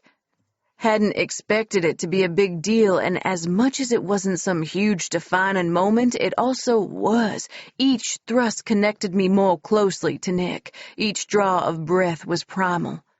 The scent of his skin and the touch of his lips was familiar and welcoming, and made me want to be his. I wanted to keep him as mine. His movements increased in speed, but he altered the angle of his hips like he was searching for something. Then he lifted his head and grinned at me, his expression one of satisfaction as I moaned in pleasure. He rubbed against the same spot again, and pleasure was a shower of heated sparks inside me. I rolled my head to the side, baring my neck, then glanced at him in invitation. His eyes flared red, and he started to shake his head, but I nodded. Please, Nick. When I used his name, he always reacted. It was as if I'd undone him, or used a magic word just for us. Leia. He murmured my name and shook his head again, but then he pressed his mouth to my neck, the kiss soft and wet, and open-mouthed as his tongue flicked across my skin. He stilled, and I waited. He seemed to wait, too. He didn't even draw a breath. Then a low rumble rippled through his chest, and everything happened at once. As he drew out of my body and plunged back in, his fangs pierced my skin, and I gasped at the second invasion, at the pain that quickly dimmed, then changed to become a wave of euphoria. Nick's rhythmic swallowing filled my ears, and he tugged gently on my neck as his hips moved, his cock pushing inward and retreating to the same pulse that thrummed through me. He sped up his movements more frantic, his swallowing more uneven, and my muscles tightened before releasing, leaving me hanging in a state of bliss before everything fell away, and Nick groaned as his cock thickened inside me, and his rhythm halted. He took another couple of long sucks, and a lightheadedness crept in, my vision blurring at the edges as I looked up at the leaves above us. Nick? I jostled him a little. Nick? He lifted his head before lapping gently at my neck. I can see the bite marks, he murmured, suddenly intent on his task. When he looked at me, his eyes were dark with concern, his brow furrowed. Did I take too much? I don't think so. I mean, I need to eat. I didn't feel lightheaded now, and my vision had cleared. My lady. He split a fig before he even left my body, and juice and seed spilled over my chest, running between my breasts. Oops, he murmured, his grin wicked, his eyes sparkling. Looks like I have some cleanup to do. He slipped out of me as he changed position, and I winced. The movement small, but he caught it. You okay? I shrugged. a little tender. He pressed his hand gently between my legs, the gesture protective and soothing, as he drew his tongue over my skin, banishing the stickiness of the seeds and juice. Then he fed me the fig halves before lying beside me and entwining his fingers with mine. I wish we could stay here all day. He lifted my hand to his mouth and brushed kisses over my knuckles. But I promised you brunch. If I'd known sex was that good, I'd have done it before now, I blurted, still focused on the new sensations filling my body. He laughed and gathered me to his chest. I'm very glad you didn't. Chapter 8. Nick. I woke up in Leia's bed, with her cradled against me. One day, we'd wake up in my room and my bed, and she could cover my sheets in her soft floral scent. I was more than ready for her to stake her claim. Immortal lives were long. Really fucking long. But I'd never been this happy. This complete. Like something had been missing my whole life and I'd never actually known. Fuck. Could things really be this simple? Warm woman in my arms, hard arm pressed against her ass. Was that actually the secret to eternal happiness? I grinned. Seemed pretty accurate to me. Leia shifted, pressing back against me, and I tightened my arms around her waist as I leaned forward to kiss where her neck met her shoulder. Good morning, I murmured, and she rewarded me with a shiver. Hey, she wriggled a little. Someone seems pleased to see me. Always. Even the thought of her made me hard, and being this close, actually breathing in her scent, made me almost crazy. It was a kind of out of control I'd never experienced, had never wanted to experience, but now it felt natural. Knowing the heat of Leia's arousal and the fact that heat was for me, only had ever been for me, and the pleasure it brought me to drive her to orgasm, coming around my cock or on my fingers, was the greatest ecstasy I'd ever known. Soon, she'd come on my tongue, too. I almost moaned at the thought, but instead I traced my tongue over the hollow by her neck. Her blood. Fucking hell. My cock jerked against her. It was delicious in ways I'd never imagined. Invincibility-inducing. Euphoria-inspiring. Addictive. And she'd given it freely to me. Mother stories hadn't told of this bliss, and although it had been the first thing I'd wanted since I first discovered Leia, I hadn't known. The very first taste, I'd nearly lost myself. It was like Leia's blood was a custom blend created just for me. It was all I ever wanted to taste ever again. I'd never get enough. I'd never felt as powerful. Like I could take on anything. Nothing would stand in my way. My mind was working quickly, my thoughts clear, my body responsive. Almost too responsive. As Leia turned to my arms, my cock lengthened against her, resting against her soft tummy. She grinned and turned her face to mine. Good morning again. Do you need a hand with anything? I'd intended to drop a quick kiss on her lips, but her tongue flicked out and I groaned at the sweetness of the invasion. Memories of figs and fucking, and her soft, sweet body. And cleaning up in the shower after. It had taken all of my strength to resist the lure of her. She really was the siren I described to her, the one luring me to my doom. But I didn't want to make her sore. I groaned and drew away. We can't. She glanced around furtively, and her eyes sparkled as she lowered her voice to a conspiratorial whisper. We're in my bedroom. We can have all the sex we like. I groaned again. Fuck, I wanted to. You tempt me so much, I murmured, my nose against her neck, my fangs pressing against my gums as I breathed in the combined scents of her skin and her blood. I can do more than tempt you. She slipped her hand between us, and her fingertips grazed the tip of my cock. In spite of myself, I pressed closer, seeking more of her touch.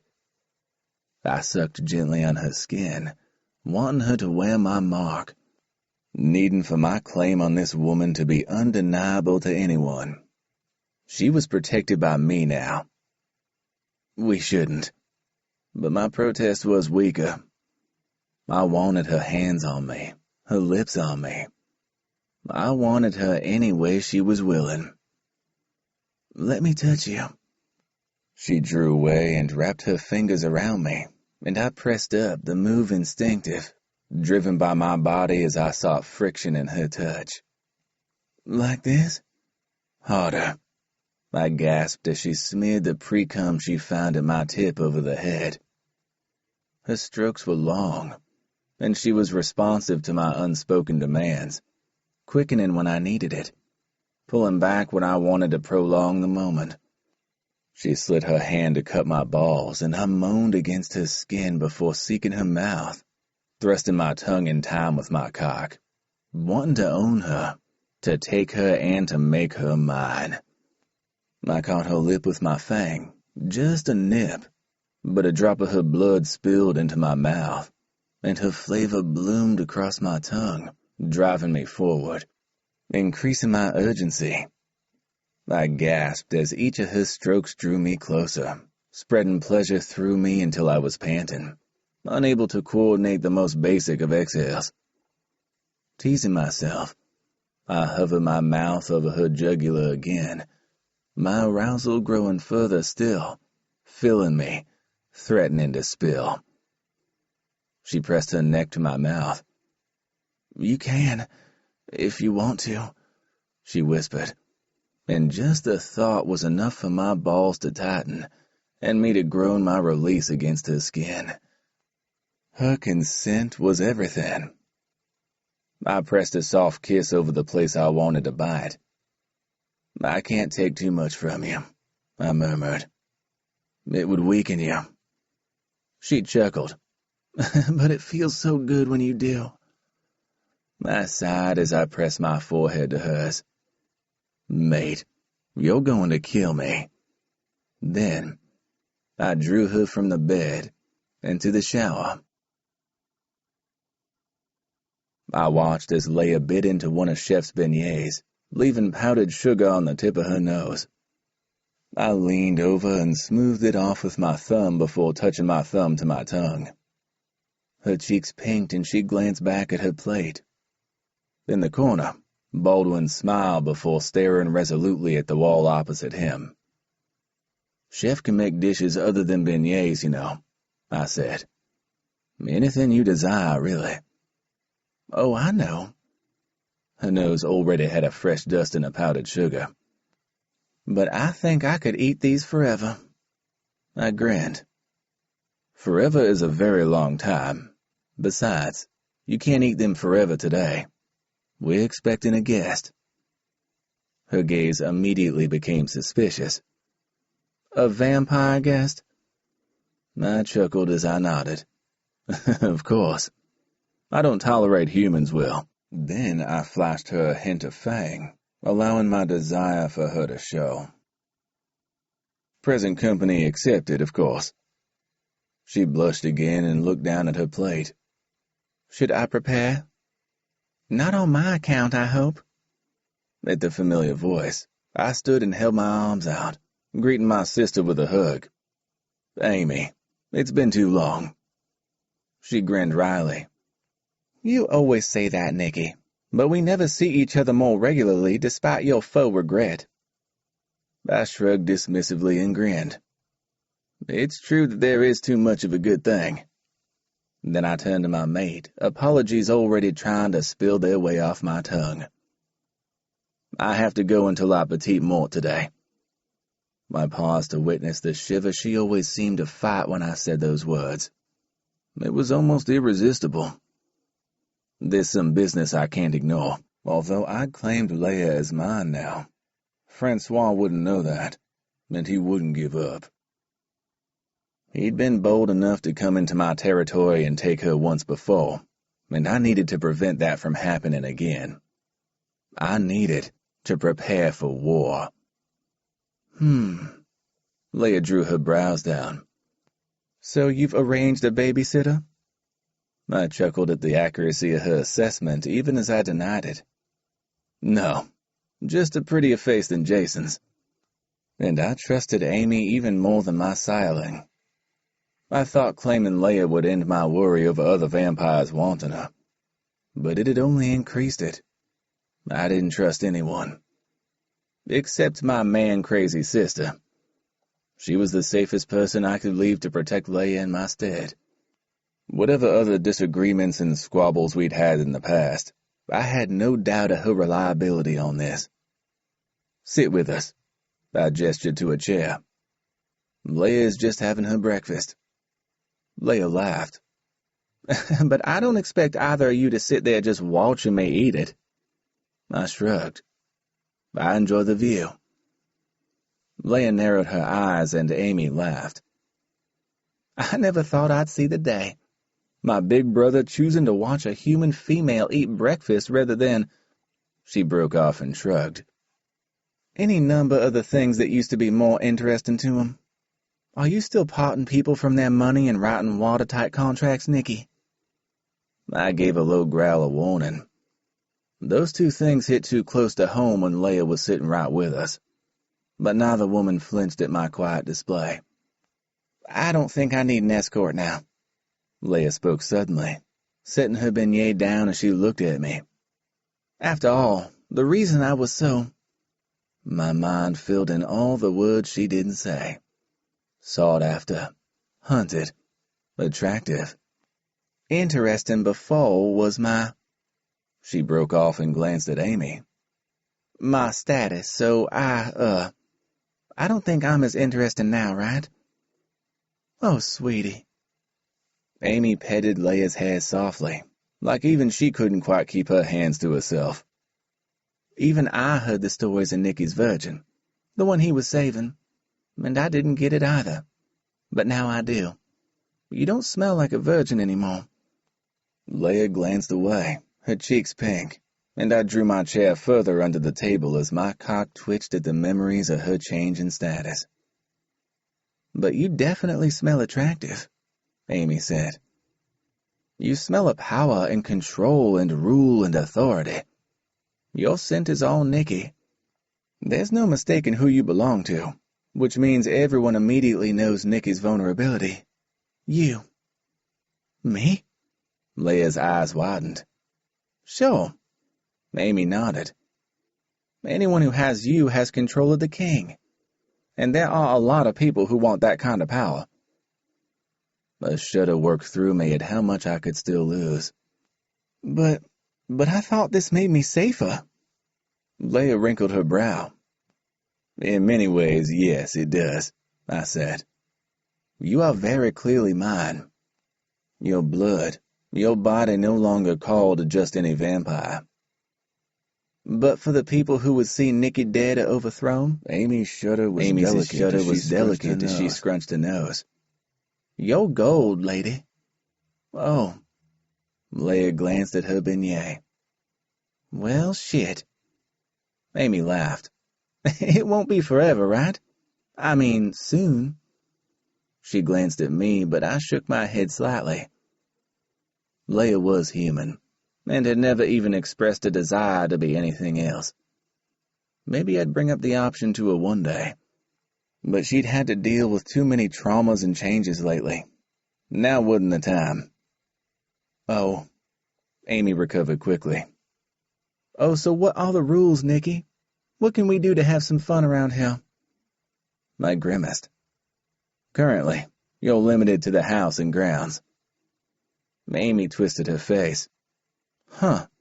Tour the gardens? Leia glanced at me, her eyes loaded with meaning, desire flickering in the depths. And I reached into my pocket to extract a fig-eyed ass chef to collect for me. I put it at the side of her plate. I thought you might like this as part of your breakfast, not that I'd be able to stay and watch her eat it.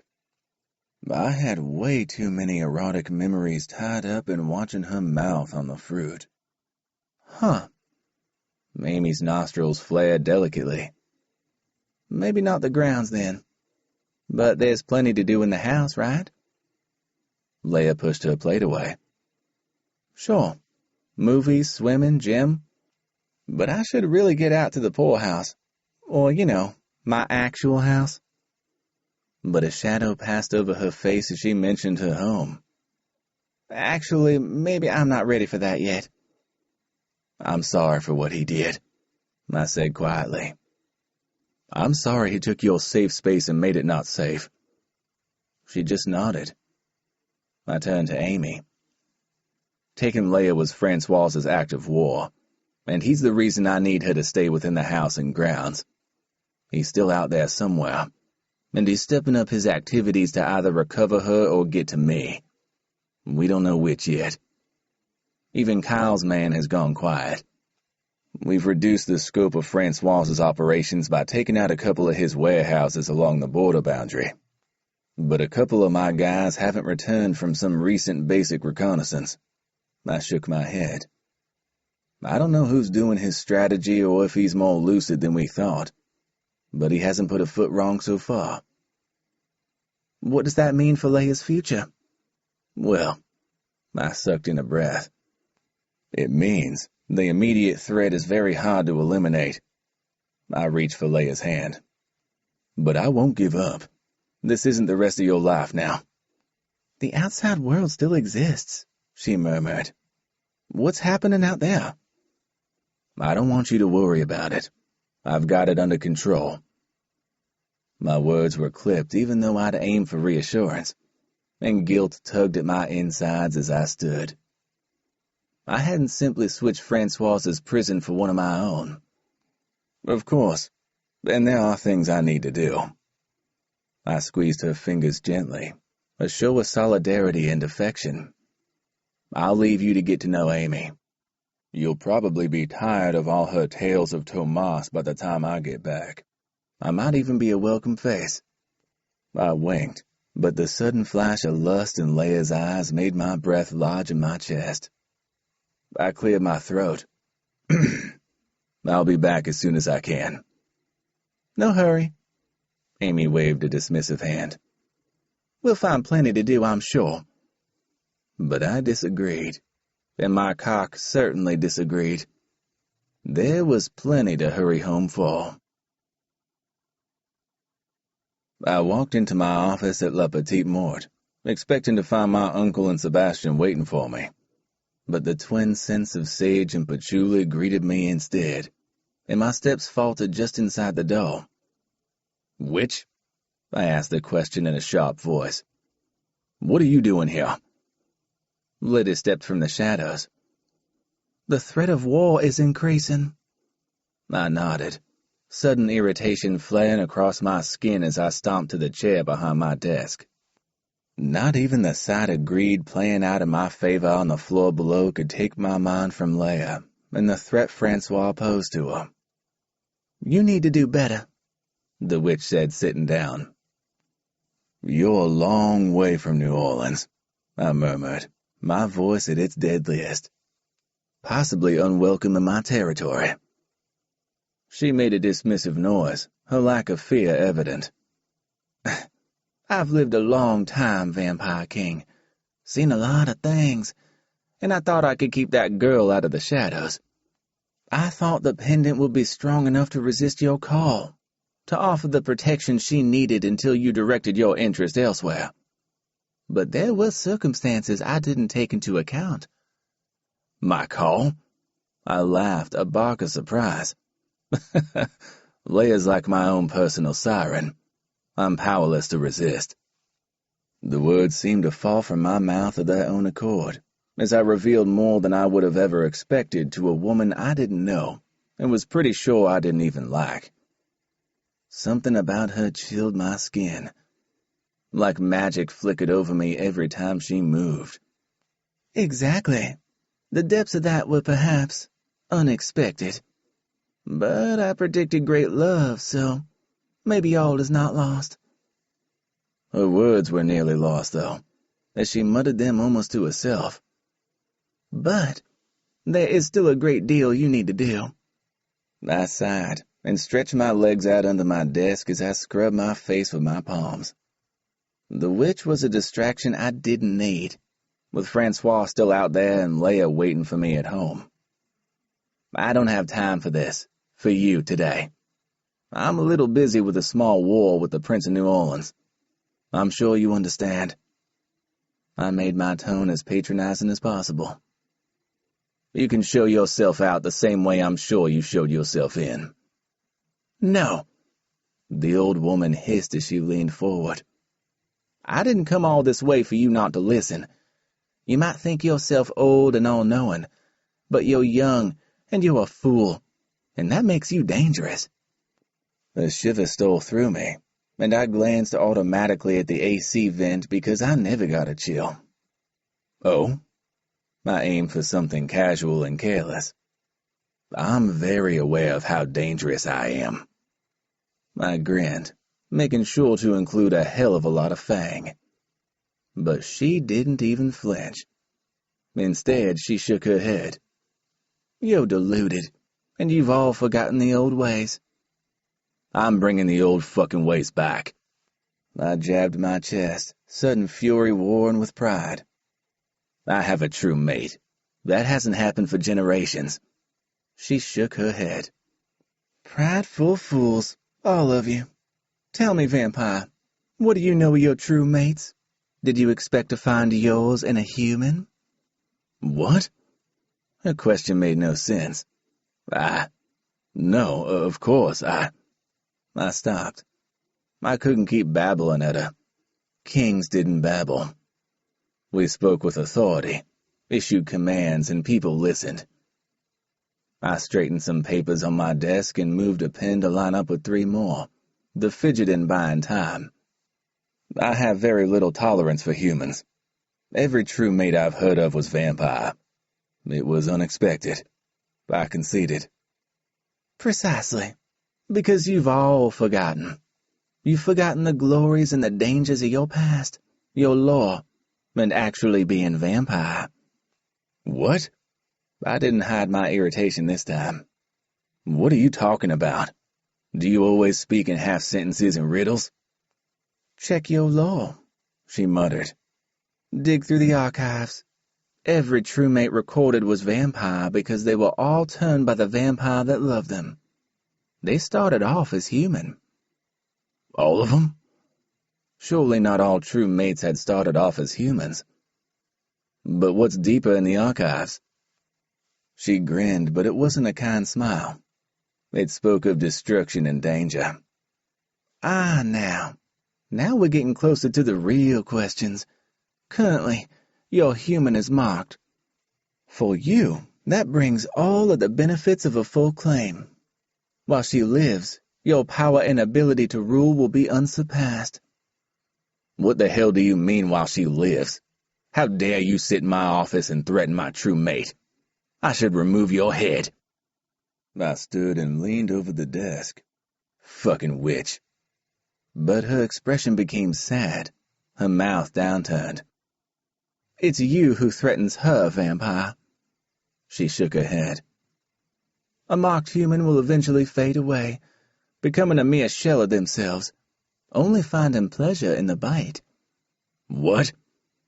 My ass landed on my chair as I sat down unexpectedly. But what the hell? I've claimed Leia. She's mine. She is my true mate. Yet you know of no human true mates? The witch's suddenly clear eyes met mine, intelligence gleaming from her gaze. Then she reached into the folds of her cloak. "I've brought something for the girl. It should stave off the worst of the thrall if she wears it at all times." She handed me a charm bracelet, decorated with small chips of glittering stone. "Each of these has protective and healing properties, but I can't offer anything more than a temporary solution." You started this chain of events, Vampire King. Now, to prove your worth. She bent toward me and lowered her voice. You must turn her. The air around her shimmered, and I leaned forward urgently. What? But I have questions. But she faded as she sat in front of me, only the scent of her herbs lingering in the air, and the charm bracelet lying on the desk, proof that she'd been here at all. I reached for the bracelet, but a knock at the door stayed my hand. Come in, I called. Sebastian entered first, closely followed by my uncle. I stood to greet them, and Sebastian's smile widened. Well, well, he grinned. What? My head was still too full of the things the witch had said. He grinned wider. Someone finally made his claim. Congratulations. He and my uncle made themselves comfortable in the small seating area on the other side of my office. I rarely used it, but I joined them. I don't think this is all going to be as straightforward as I anticipated. Oh? Sebastian cocked an eyebrow. Why? Is Leia unhappy? For a moment, his eyes glowed a dull red. Far from it, I snapped. He held up his hands. Okay, but a man can dream. A growl ripped from my chest. Dangers were everywhere. Francois, other men, the witch, my own damn brother. Sebastian, my uncle counseled. Be sensible. Don't provoke Nick. A newly mated male is very dangerous, and I would guess a newly mated, truly mated king is excessively so. I sighed and pushed a hand through my hair. I think I have bigger problems than Sebastian. I filled them both in on everything the witch had said. Have you ever heard anything like this? Sebastian shook his head, but my uncle's face paled, his lips thinning. Thralls, he whispered. Thralls? What the fuck are they? Sebastian shuddered. I thought they were just stories. They're humans who don't get turned after they're marked. My uncle's voice was stronger now. For fuck's sake, why am I only finding out about this now? I stood and paced away, useless anger humming through every part of me. Why has no one ever told me this before? I'm the king. And fuck, I should have known. Sebastian shrugged. Nick, you drink blood baggies. When would you ever have marked a human before? Why would you know the dangers? Fuck, I barked as I continued to pace. So the witch was right. I've got to go back to Leia and tell her I was wrong. That claiming her wasn't enough. That it was never going to be enough. That I've condemned her to death. No, you haven't, Sebastian said carefully, but I rounded on him anyway, looking for an outlet for my anger. I might as well have, when the only fucking alternative is to turn her. Chapter 9. Leia. My sides actually hurt. I'd heard people talk about laughing until their sides hurt, but I hadn't believed it was really a thing. What? Amy turned to me and made her eyes so wide in protestation of her innocence that her carefully placed slices of cucumber fell away. Fuck, she said mildly as she replaced them, smearing Chef's homemade avocado face mask in the process. But I am serious. Tomas's idea of grand gesture was naming a star after me. A star I'll probably live to see fucking explode or something. She sighed and shook her head. But I love that crazy guy. That's got us through the first 50 years, right? I chuckled again, but my mind whirled with thoughts. 50 years was a hella long time, but it was almost nothing in Amy's lifespan. The way she spoke about it anyway. I can't imagine being with someone for 50 years. I slid my own cucumber slices into place, grateful for the excuse not to have to meet her gaze. It felt strangely intimate to talk to this other woman about anything more than the weather or current events, but I liked it. Amy and I had an almost instant connection, and I hadn't even found the energy to be mad at Nick when he left me with a complete stranger. I miss him, I blurted out. I feel like something has been taken from inside me. Amy didn't even ask who. Of course you do, she said. You're true mates. That's one stage up from what most of us get. But you and Tomas, I let my question trail away. No idea what I'd even been about to say. I didn't know the first thing about vampire relationships, and it wasn't my place to ask. We're together by choice, not by some sort of biological compulsion, she chuckled. I can't imagine that at all. A need to be with someone else? What about free will? It's not really like that. I shifted and smoothed the fluffy bathrobe Nick had provided for me, my skin heating even as I thought of him. I don't feel like it's a lack of choice.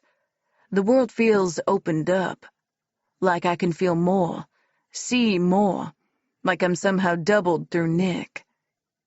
Tell me, because I've always wondered, what's he like in bed? There has never even been the smallest of rumors. He must have been very selective in the past. I lifted myself onto my elbows and removed one of my slices. Amy, he's your brother, I said like she might have forgotten. Meh. She waved a careless arm and the whole mattress shifted with the gesture. There's no true biology. Nicky's natural and the rest of us are made. Oh yeah, I forgot. I think Nick mentioned something like that. It's more like being adopted, right? She grinned and more of the avocado face mask shifted out of position. I stuck my finger in my mask and then into my mouth. Oh, who the hell was I kidding? I was lying on a bed next to a vampire with guacamole on my face. Hello, Twilight Zone. Yeah, I guess it's like being adopted? She made it into a question. I mean, if being adopted comes with immortal life and family members who drink blood to survive, then it's a hell of a lot more like being adopted than I thought. I chuckled, but there was a little more tension in the room, and she was quiet for a long time. I almost thought she'd fallen asleep or gone to a quiet meditative place, or whatever vampires did. I was human once, she said. I jumped to the sudden words. It was a long time ago, and I don't remember it, but I looked up my birth records many years ago. Did the whole genealogy thing. The rest of my family is long dead. I have no idea what they looked like, or if I even loved them. I expect I did, but maybe they weren't good people, you know? I made a non-committal noise. This didn't seem like a conversation I could really join in with. That's the thing with hundreds of years, you forget. If we didn't, we'd never move on. How could I love Tomas if I was still pining for human parents? How could I embrace technology or wearing fucking food on my face if I could still remember riding in a horse-drawn farm cart while I was a human? She fell quiet again. Still, there's a lot of things they don't tell you. I don't think I'd want to be a vampire. I spoke with quiet certainty. She didn't say anything, but my skin prickled like she was watching me, so I spoke again. I wouldn't want to lose everything I remember about my mom. I lost her too early as it is, and I've worked too hard on everything to just let all of that fade away, or to let it get taken by whoever steals your humanity, you know? She chuckled, but the sound was uneasy, maybe even nervous. Shit, I'm sorry. I didn't mean to suggest anyone had stolen your humanity. I put that all wrong, I sighed. There are just things about me I'm not ready to lose, things I don't think I'll ever be ready to lose. She took a breath like she might say something, but a knock at the door distracted us. I lifted a cucumber slice again as Mr. Baldwin entered. Chef asked me to inform you that he will serve your lunch in the informal dining room in 30 minutes. He bowed his head as he spoke, not making eye contact with us or fully appreciating our green faces. I launched myself from the bed, my cucumber slices flying. "I'm grabbing the first shower." As usual, Chef had provided way too much food, and cold cuts, fresh bread rolls, and salad plates filled the table. "Yum, deconstructed subs," I murmured, as I grabbed a roll and started filling it. Lying around with a face mask on is really hard work, am I right? I glanced at Amy as I gestured at the laden table. "Are you going to help me out?" Her lips tugged down, and she shook her head. "Maybe a little, but too much human food makes me sick." I shrugged. "Oh well, more for me." Then I grinned as I lifted my sub to my mouth. "See, I'd missed this as well. Chef's food?" I rolled my eyes and sighed dreamily. I have no idea why he's even employed by a vampire, but his food is literally to die for. I stopped. Well, stay alive for. I've never eaten better in my life. Oh, and his beignets? I pursed my lips and lifted my fingers away from my mouth in a chef's kiss. They are out of this world. "Baldwin?" Amy snapped her attention to the butler, where he stood in his usual corner. "Yes, Miss Dupont." She spoke to him in the lazy way of the truly entitled. "Does my brother have any champagne in this big old museum of a house?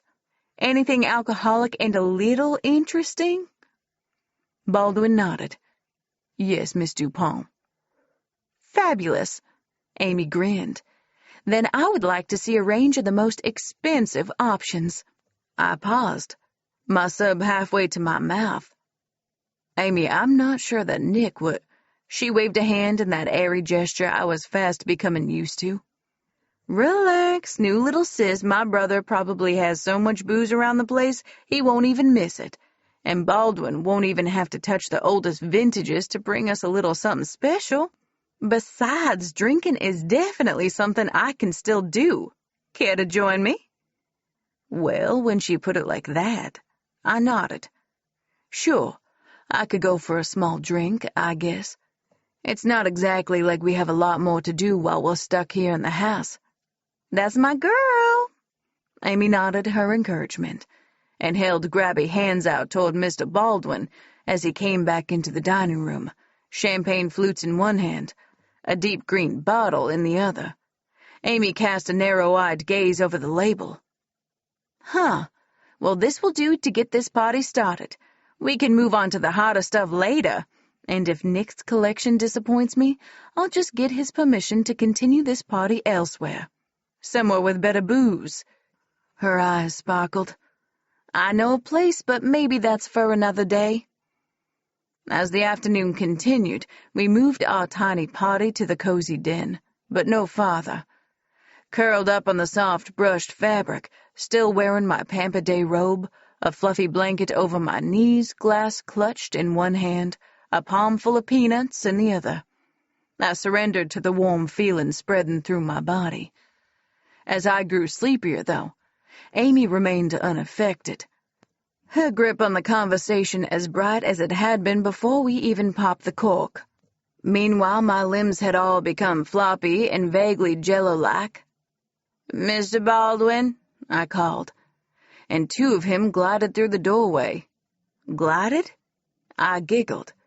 Glowed, right? Glidden? Well, something like one of those. But I blinked and he solidified into just 1.5 butlers. "Hey, please, could I have, some, coffee?" I was too sleepy. Amy laughed, a deep, throaty chuckle. "Oops, I should have remembered human tolerance. It's just been so long since I hung out with one. Damn, Baldwin, can we get some water for Leia, too? Maybe some food or something to help soak everything up? Nicky might make himself responsible for my final death if I get his mate totally wasted our first afternoon together." I giggled again. "Mate totally wasted, that's so funny." Amy petted my hair. I'm glad you think so, sweetie, but we need to see if we can get you a little more alert. I laughed again and pointed at the door. 2 Nicks, I yelled. Yay! 2 of him suddenly sounded like a fucking awesome idea. 2 tongues, 2 sets of fingers, 2 amazing cocks. Fantastic, right? I swayed against Amy. Get it? Fang? Everything okay, Amy? The Nick strode toward us, and I pouted a little as 2 of him became 1. Oh, where did the other you go? I was looking forward to 2 of you, hubba hubba. I wiggled my eyebrows so he'd understand my meaning, and reached out to stroke his hair but poked his eye as he leaned toward me. He chuckled and took my hand, then pressed a kiss to the back of it. Hubba hubba, huh? He laughed again, and the sound warmed me. Let's get some coffee into you, he murmured before lifting me into his lap and cradling me against him. Can I trust you to at least pour the coffee, Amy? Amusement mingled with censure in his tone, and I giggled again as I nuzzled against his shirt. So soft. Why are you so soft? He didn't answer. Instead, he shifted and slid his hand into his pants pocket. I brought you a present, although it isn't really from me. I had a visit from Letty, and she said for you to wear this. He held up a charm bracelet that held chips of stone and crystal. And don't stop wearing the pendant. Then he gently took my hand and clasped the bracelet around my wrist. I held my arm up, watching the light play across the colors. Oh, it's beautiful. Tell Letty, tell her. I threw my arms around his neck and pressed my lips to his as I ground against him a little bit. He pulled back and laughed. That's what you want me to tell the witch? My face heated. Oh, I meant to say thank you. The kiss part was for you. And the part where you rubbed against me so beautifully. He dropped his voice, but Amy made a retching noise, then laughed. I'd say get a room, but this is technically a room and you own it, Nicky, so I'm going to make myself scarce. The coffee pot's on the table. I already filled 1 mug. Nick waved, then reached forward before handing me the mug. Let's sober you up a little, mate. I want you to remember everything we do together. Then he sat, arm around me, stroking my hair while I sipped my coffee. Eventually, I looked up at him. Hey. I swept the hair that had tumbled over his brow. Well, your aim's better at least, he said. But he kissed the back of my hand again anyway. Are you hungry at all? Need a painkiller? Then he glanced toward the door. Baldwin, can I get some pretzels and sliced apple?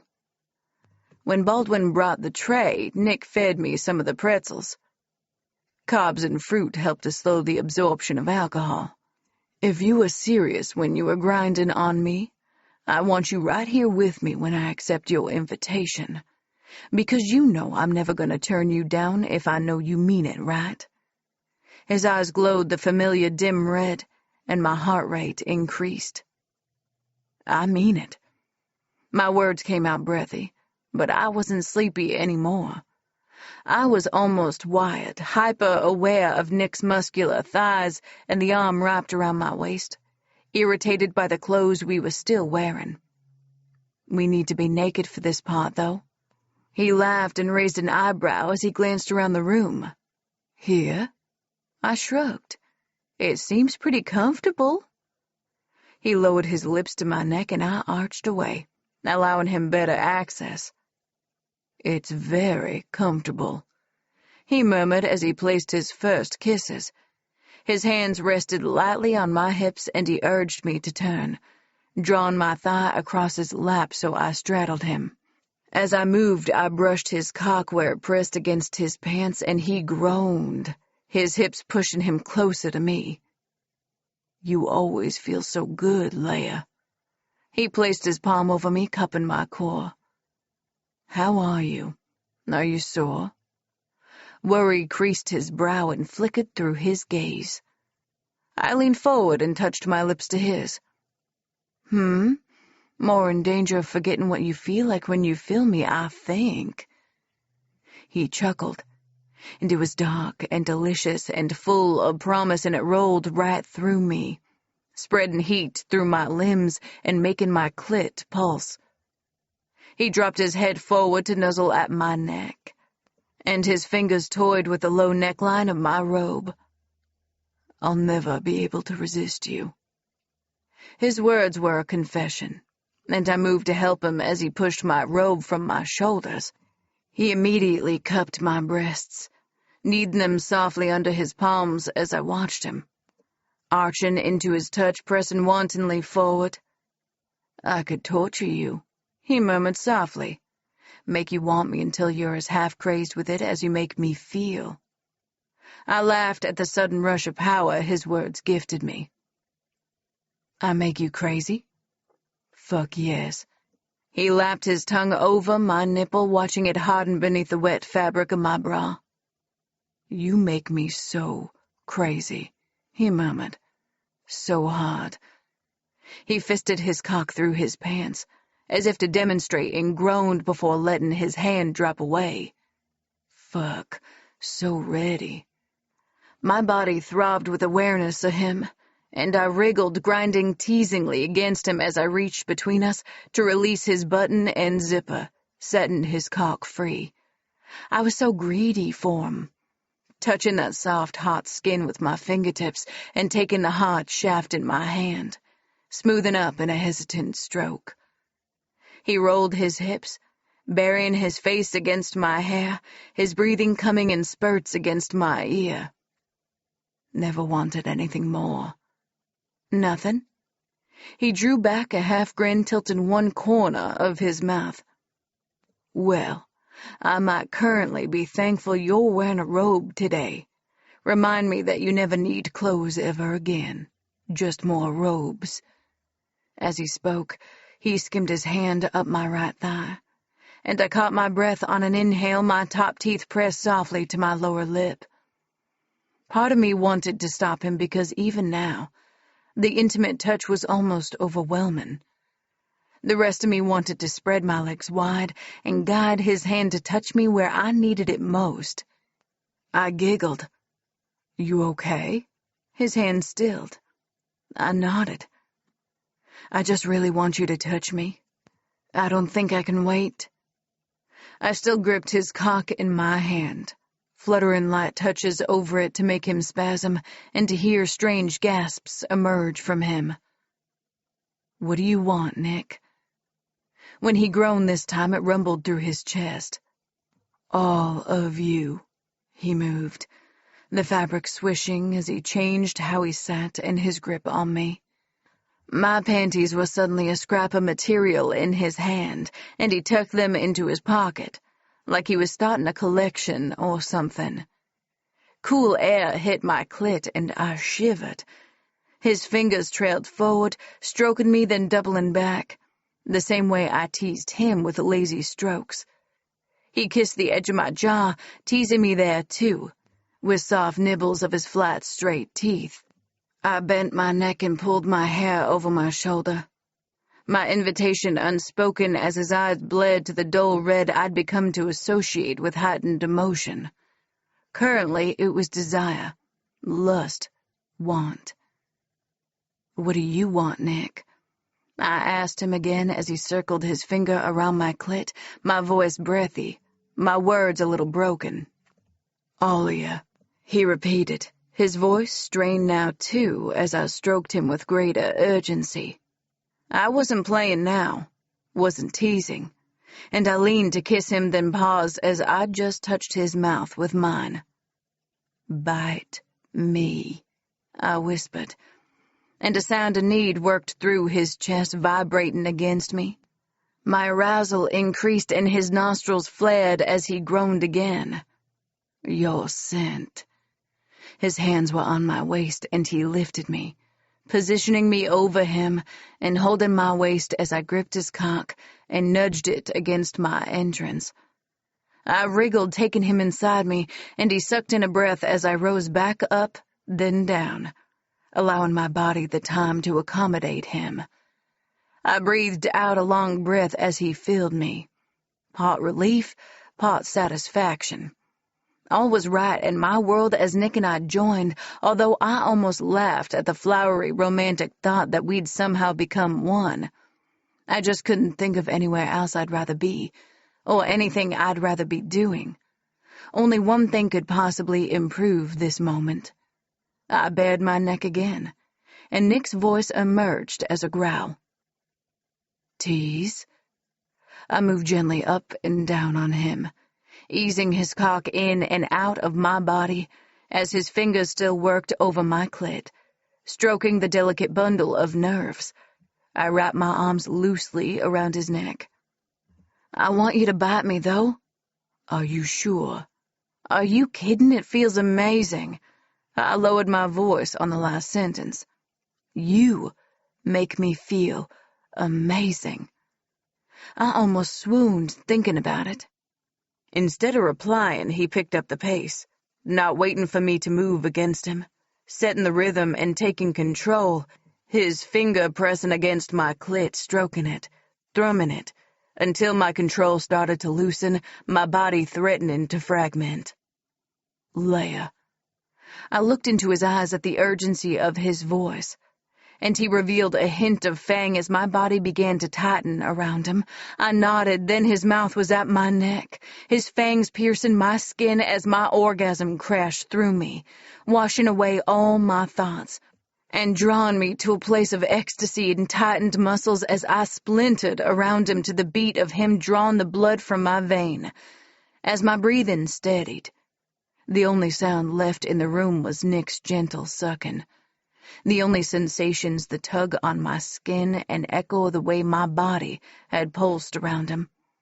Then he drew away, arched his back, and a guttural groan emerged from his throat as he thrust his hips one last time and shuddered against me. I smoothed my hand over his back before he dipped his head, and his tongue slid over the sensitive skin on my neck. He grinned at me, and I pushed my hands into his hair, claiming his mouth as I rocked carefully against the hardness still inside me, enjoying each flutter and spasm of pleasure, and each tiny murmur of the same from Nick. Chapter 10. Leia. 1 week later, life had already settled into a predictable routine. I woke in Nick's arms, offered him my neck, and he fed a little, sometimes while he finger-fucked me, but often while he just created networks of goosebumps over my body, by stroking his hands across my skin, weaving a fragile net of bliss around my body. It was almost my favorite part of the day. Almost. Except our nights were even better. So many orgasms, even more bliss. I floated from moment to minute to hour to day, thoroughly enjoying Amy every time I zoned out on our conversations, I was sure, but I couldn't help it. Nick filled my thoughts and my senses. Hello? Amy waved her hand over my face. I assume Flat Nicky Forever has already departed this morning with you well and truly on board? But she smiled indulgently as she tapped the cover of her book. We're supposed to be undertaking a serious discussion into why Mr. Darcy couldn't reveal his true feelings for Elizabeth, and you're behaving like you're somewhere in orbit. I sighed, trying to release my lingering thoughts of Nick. Sorry, I'm back in the game now. I'd started to treasure my time with Amy. She was like a sister for me, too, and my first proper friend. I'll do better. She laughed. Oh, my God, no. You're going to be insufferable for at least a couple of years. I'm a fucking vampire already, and I was exactly the same over Tomas. I can only imagine how he would have affected me if I'd met him as a human. Plus, you and Nicky have the whole true mates thing going on. She fell quiet for a moment, then put her book aside. As much as I love this whole meeting in the library, book club vibe, how about we go poke around Nicky's big house for a while? I'm sure there are rooms here you haven't discovered. Sure. I put my book on top of hers, smoothing my hand over the cover as I did. A fucking first edition. I could hardly believe he'd let me touch it. But he wasn't as hot and cold with me anymore. He was attentive and gentle. Even though power and authority radiated from him, his presence more commanding now than when I'd first come here. I shivered as I thought of it, and the way he looked at me in the bedroom. Underneath all the command he demonstrated for others, though, he cherished me. "You've gone again," Amy said. "Come on, let's snoop around." Are you sure Nick would be okay with it? I gestured uselessly as we walked up the staircase, taking in the grand furniture and the fittings. It's his house. And you're his mate. She shook her head, tossing blonde curls from her face before they fell back into the exact same position. Besides, there are places in this house I've been wanting to look for years. Her clear blue eyes sparkled with mischief, and I huffed a laugh. You're going to get me in trouble. She laughed this time. And I have every confidence you know how to get yourself out of any trouble you find yourself in. Tomas responds very well to certain things when I need to make up for something. She winked. I can give you some tips if you like. I stifled a small shudder. No thanks. I still have to look at your guy over the dinner table tonight and not think about those kinds of certain things. Okay, she shrugged. I think it's really cute that Nicky arranges dinners for you, and we all just sit around pretending to eat. He's obviously started to tolerate at least one human very well indeed. She pursed her lips like she was considering something and led me to a door I'd never paid much attention to.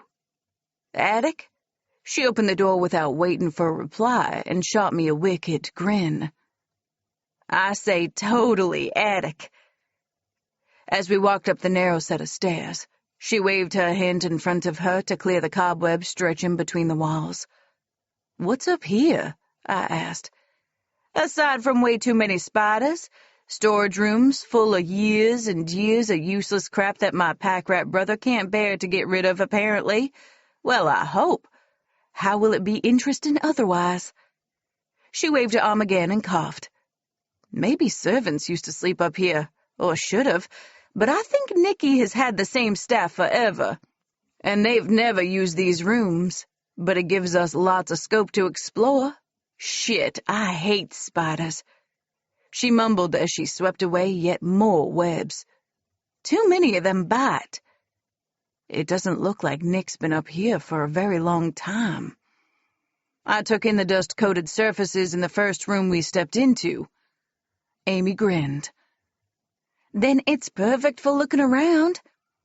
She made her way to the back of the room and opened a box. Lots of dust. I sat in a rocking chair off to the side and watched her systematically open and discard boxes, not even fastening them closed again when she shoved them aside. There has to be something more interesting up here than 1980s technology, she muttered. Let's check one of the other rooms. Amy? I asked her name as a question as she opened the doors of a large cupboard in the farthest room from the stairs. A dim bulb glowed and flickered from the ceiling, and half-light made its way through a shaded window. She was almost bent into the box she was searching, and that made it easier to talk to her. I could say almost anything while she wasn't looking. I overheard Nick talking to some of his guys the other day. She lifted her head, her face now streaked with grime, and raised an eyebrow. You overheard? My face heated. Yeah, he was on the phone in the other room. She disappeared back into the box and started taking out books that looked like they needed delicate handling and just allowing them to thump to the floor. You were waiting outside a room while he was on the phone? Yeah. I'd been eavesdropping. Amy and I both knew it, but I just needed to style it out. And it sounded like the war with New Orleans against Francois is escalating. Do you know anything about what's going on? She paused again, long enough to cast me a skeptical glance, her eyebrow raised. Don't you think that might be a question for Nicky? I huffed out a sigh. He won't tell me anything. Just keeps saying to stay out of it and let him handle it. But what? Her tone was muffled now. You think your weak human bones will somehow be strong enough in a fight against a vampire? Or that you can resist compulsion? Or that Nicky would ever forgive himself if you got hurt, or worse? Every one of her words made sense, but they still chafed. I wasn't used to backing down from a fight, and I certainly wasn't used to sitting one out completely, especially not one like this, one that could be my... I think I caused this, though, I blurted. I think it might be my fault. Amy chuckled. Oh, honey, Nicky and Francois are always looking for a reason to go to war. Sometimes I think they built their reasons for even being alive into an age-old fight for dominance in the region. And with Francois succumbing to madness, and his father in stasis for at least another... She checked her watch. Hell, at least another 50 years. With no real guarantee he'll emerge at all. What better time for Nicky to make his play? He can be vengeful and purposeful all at once. I opened my mouth to reply, because surely there was some role I could take, make things easier for Nick. But Amy squealed excitedly. Hey, Dirt, I knew this old thing still existed somewhere. She used 2 hands to haul a huge book out of the box. I looked at it for a moment, old and grimy and bound in flaking leather. The pages were choppy in different sizes, and something was embossed on the cover. What is it? Amy hugged it to herself, a huge grin on her face. Nicky's Book of Grey. He needs it now more than ever. A war, a true mate, it's all going on. I bet he's forgotten this thing even exists. It's been so long since any of my family has needed to check the old lore. She glanced at her watch again. He should be home soon. Let's go back downstairs and wait for him. I nodded and stood, my excitement level already rising at the thought of seeing Nick. My stomach grumbled too, and Amy laughed. I'm sure Chef will be very happy to hear that sound. I flipped off lights as we left the attic, and shut the door to the stairs behind us. But Amy stopped suddenly in the upstairs hallway, her nose tilting up. Vampire blood, she growled. Something's wrong. You need to wait in your bedroom while I check things out. She almost pushed me through the door as I rolled my eyes. But I'd listened to her earlier words about my fragile human bones, and part of me agreed. Lock it, she murmured. And I turned the key, suddenly all alone in the quiet of my room. No noise seeped here from the rest of the house, and I had nothing to do but wait. I didn't wait with good grace, though. I tapped my foot and paced a little, then finally leaned against the wall right by the doorframe, my arms folded and ankles crossed. Finally, there was a knock at my door. It's me. Nick. I twisted the key and ripped the door open, wrapping my arms around him. He winced and drew away. What? I pulled back and looked at him properly. A tear in his shirt exposed part of his side and abs, and I reached out tentatively to get a closer look. Blood was starting to congeal around the wounds, but those were definitely... I lifted my gaze and met his. Claw marks. He nodded briefly, affirmative but not explanatory. Panic rushed through me, burning like the coldest of icy flames as I tried to draw him to the bathroom. Let me clean your wounds. We got a medical kit, right? I've got it. His voice was gruff, and I blinked back tears. Please, Nick. He met my eyes again, and his gaze softened as he brushed a thumb under my eye. "Don't cry, Leia. I heal quickly. There probably won't be anything for you to see by the time you find the medical kit." I sniffed, feeling ridiculous. Of course he healed quickly, but still. "I can clean your skin, and you shouldn't be hurt in the first place. Is it because of me? Because of what Francois did?" His jaw tensed, but his eyes were blank, and he didn't resist as I stood him in the bathroom and began to unfasten his shirt. When it hung open, I soaked a washcloth in warm water and wrung it out before dabbing gently at Nick's skin. Soon the water was a pale shade of pink, but he'd been right. There was little of the original wound left. I trailed my fingertips over his smooth skin, away from the healing marks, and his muscles contracted. He hissed a breath and closed his eyes. "Leia, do you need blood to help you heal?"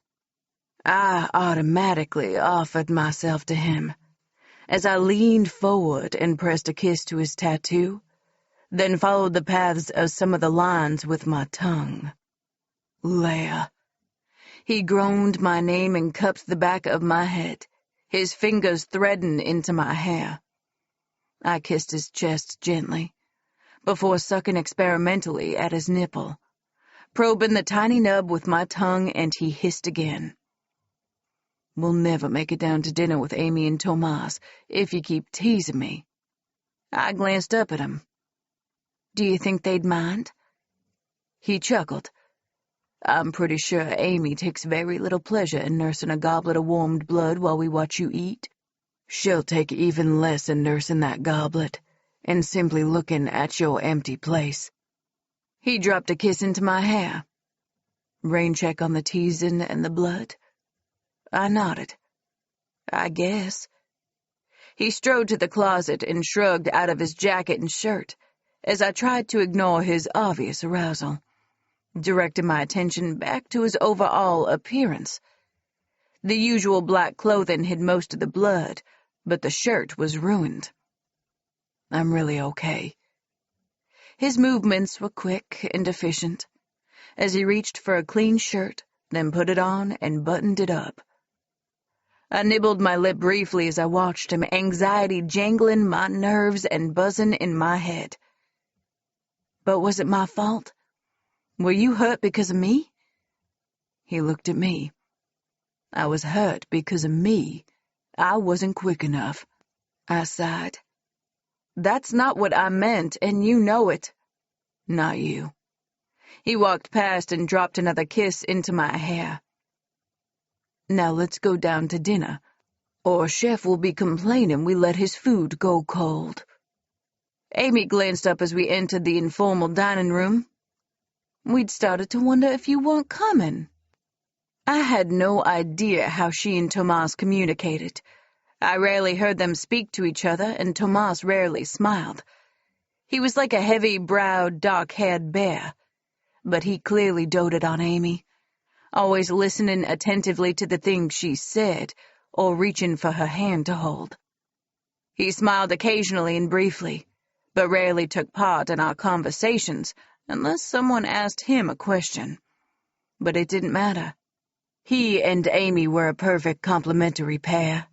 She was light and bright and reminded me of a butterfly, and he seemed solid and strong and dependable. From the look of him, he'd be able to crush her one-handed with no real thought or effort. But she clung to his hand often, like she was used to using that strength as her shield. I relaxed as I watched Nick take a bite of his food. He glanced up and met my gaze, eyes sparkling. He always ate a little, so I wasn't alone. Tomas, too. Amy rarely, because she was still young enough that food made her sick. "What do you think of Chef's efforts tonight?" Nick asked. "Amazing as always. Chef's food is always amazing." Nick chuckled. "But I hear he makes a special effort on date night." Date night. It sounded so settled down and suburban, like a serious grown-up life. But when had that happened? I'd arrived at this house on a month-long contract to accompany Nick to social events, and I'd been so clear on my terms. Only I'd definitely slept with him, so that term was broken and maybe I'd killed someone, if this war was actually my fault. And the month was nearly up, but what did that mean to me? Nick had always said he'd release me free and clear of obligation at the end of the month, but I was no longer sure what I wanted. The longer I spent with Nick, the more I fell for him, and became enmeshed in his life and his world, and things were complicated now. Complicated in ways I never could have imagined when I looked at the man with his contract spread over the bourbon sticky table in my rundown home. "What are you thinking? You look so serious this evening." I looked up at Nick's gentle voice but shook my head. "Oh, nothing important. A little tired, I guess." I returned my attention to my plate, skewering a piece of beef and popping it into my mouth. Nick narrowed his eyes briefly but nodded. I knew that look. We'd talk later, but whatever. We already had a rain check of a different kind, and I was pretty sure that was more important. "Oh, Nicky, I found your book of Grey."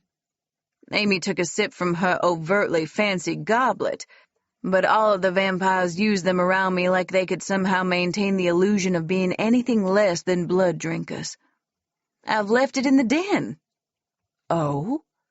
Nick arched one eyebrow and waited for his sister to continue. Puzzlement flashed briefly over her features. "I thought it would be useful right now.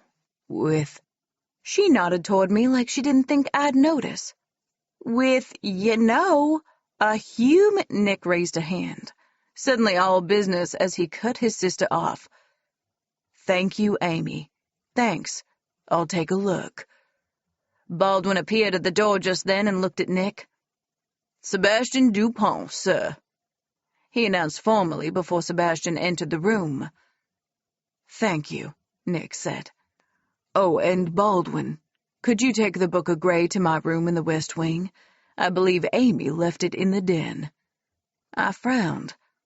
The West Wing? The one area I was still technically not allowed to go. It was an unspoken rule now and largely unenforced, more of an honor system, but that was very much Nick's space, and I didn't disturb it, even though the doors were no longer closed and locked. He knew that, so his delivery of the book to his room there was definitely significant. It was as good as hiding it from me. Sebastian swiped a French fry from my plate as he passed. "Thank you, Leia." "Manners, brother." Nick sounded long-suffering, and Sebastian grinned. "But I said thank you." Nick grumbled but didn't chastise him further. "I came to see how you are, to see how you left things." Sebastian glanced at Amy and Tomas and me. "Earlier." Then he looked at Amy again and inclined his head. "Sister." It was a very polite, neutral greeting, and I filed it away as one of the things to explore about this mysterious family one day. None of them seemed to truly get along, but then how could I expect them to, if they'd all been plucked from their human lives and just lumped together? I shuddered at fresh thoughts of becoming a vampire. So far nothing I'd seen presented it as a good lifestyle. They couldn't enjoy Chef's food for a start. "I found Nicky's Book of Grey," Amy said conversationally as she watched Sebastian. Nick rolled his eyes. "Amy," he started. No, I think that's a really good idea. Well done, Amy." As Sebastian praised his sister, she preened a little, and I held back a chuckle. Their family dynamics really were insane. Then Sebastian turned to Nick. "After what Thank you, Sebastian," Nick boomed. "Your opinion is duly noted." The Vampire King was firmly in control this evening, and part of me just liked to watch him. I cleared my throat as I glanced between the two brothers. had eyes that suddenly had a dull gleam of red. "I'm going to go find a new bottle of wine." "Let me get Baldwin." Nick didn't even look at me as he spoke. I bristled a little. I didn't need his king attitude directed at me. "No, thank you. I need some fresh air away from this sudden testosterone surge anyway." Besides, I could find my way to the wine storage room, and I didn't really want anything expensive like Baldwin usually chose. Amy had made Nick bring home a couple of low-value bottles so we could drink with impunity, if the mood took us, without depleting Nick's collection. And the wines were almost guaranteed to taste like vinegar and turn my teeth, lips, and tongue purple, but I was happy with that, and was used to it well enough from years at the poorhouse, when we'd had wine at all. I just selected a bottle and set it down on the aged oak table in the middle of the room when Sebastian appeared, and my adrenaline spiked, but I forced my movements slower. He'd know if he'd spooked me. I focused on calming my breathing and hoped my heart rate held steady. "Leia, I'm glad I caught you." I glanced at him and frowned. "I'd said this was where I was going, Sebastian." He flushed slightly. "Yes, but I wanted to apologize for—" He hesitated. "For angering Nick just now and for the first time we met. My behavior was abhorrent in a lot of ways, and not befitting of a DuPont Royal." I nodded slowly. "Okay, thank you. And thank you for the part you played in New Orleans. Nick said he didn't do it alone." Sebastian bowed his head. "It's an honor to have you join this family as Nick's bride. You'll bring greatness to the House of DuPont, I have no doubt." I nodded again, unsure what to say in return to such grand declarations. Then I started to reach behind him for a second bottle of wine, in case Amy wanted to join me in drinking the cat piss we'd decided was good enough for a boozy evening. But Sebastian grabbed it before I could, a grin on his face as he held it just out of my reach. "Sebastian," irritation sparked inside me, and I pressed a palm to his chest as I stood on my tiptoes to grab it from him. Damn tall vampires. His head dropped forward, and he buried his face into my hair, inhaling deeply before he stumbled backward, and the wine bottle thunked onto the table as he set it down. "Forgive me," he mumbled as he turned, his eyes wide, his cheekbones sharp. Such power now, so alluring. He hurried from the room without another word. Chapter 11. Nick. The magic awakened next to Leia hadn't faded. It was like the universe had created an angel just for me, if I believed in such things. I glanced at her peaceful, sleeping face, half tempted to wake her with soft kisses that made her request more. I always wanted her, and she was always ready for me. Just the thought of her soft, welcoming body made me hard. My gaze drifted to her breasts and the amethyst pendant nestled there, then to her wrist and the delicate section of crystal charms the witch had insisted would protect Leia from my implied ineptitude. I rubbed my eyes and sighed softly.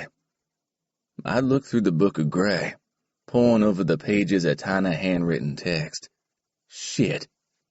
I hadn't so much as thought about that book in decades, maybe centuries. Mother and Father had given it to me when I left their home, and apparently I just shoved it in a box. Because what the hell did a dusty old tome of family lore matter? Except it mattered now. I'd hoped to read it and find that Letty had been wrong, but no. My mate was in danger of becoming a thrall to me simply because I'd claimed her and fed from her and I hadn't turned her yet. I'd given her a death sentence. And I had a fucking witch to thank for extending our time together. I swallowed the idea of being indebted to a witch. Well, It was as bad as potentially owing a debt to the local shifter pack. Neither of those was a palatable option. I kept myself to myself, and I didn't mix beyond vampire politics, which were a necessary evil for a king. Otherwise, I'd have been happy in my house by myself. Except, I looked at Leia and my heart squeezed. I never actually wanted to be alone again. So I needed to turn her. But how could I talk to her about that? She'd allowed my claim, but we'd never discussed her being anything other than human. I didn't know what she wanted. I wanted her with me forever, but I couldn't force that on her. I looked away. At first I thought I just wanted power. The power a virgin could bring me. Then the extended power of a true mate by my side. But by the time I claimed her, it had been about more than power. And a true mate turning, according to the Book of Grey, was about love. It was the biggest gift I could give. It was a mortal life. Of course, it was also a selfish vampire gift. A lover and true mate, by my side, for eternity. But it was a commitment, a choice, a wedding.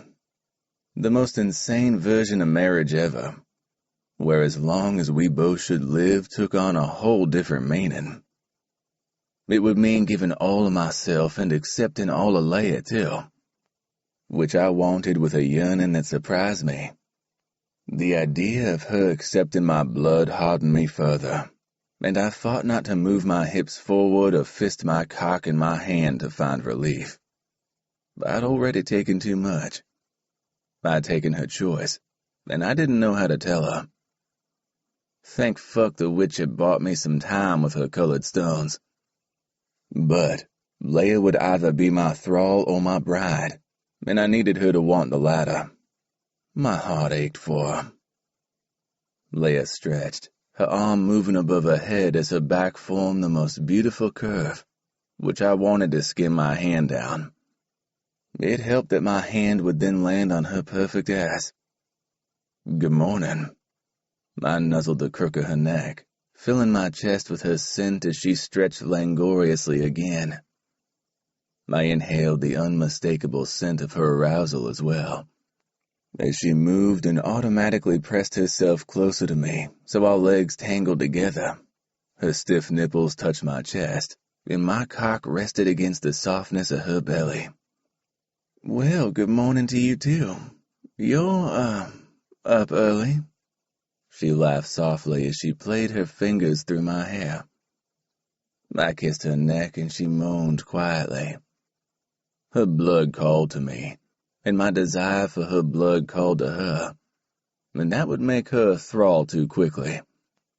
I couldn't allow either of us to give in before I'd spoken to her about becoming my immortal bride. I groaned a little as I drew away. Frustration in the bedroom, or any room, an almost unfamiliar emotion now. I need to go to the casino today. I said it by way of explanation, but it was also true.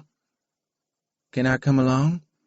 I'm pretty convinced Amy is bored staying in all day to babysit me now, so surely she deserves time off for good behavior. I hesitated as I met Leia's gaze. Please? Her gentle fingers teased against my cock, and I groaned again. I don't think you're playing fair, Miss Boucher. My cock twitched against her. But I thought all was fair in love and war. She pouted, and I claimed her lips as my heart clenched.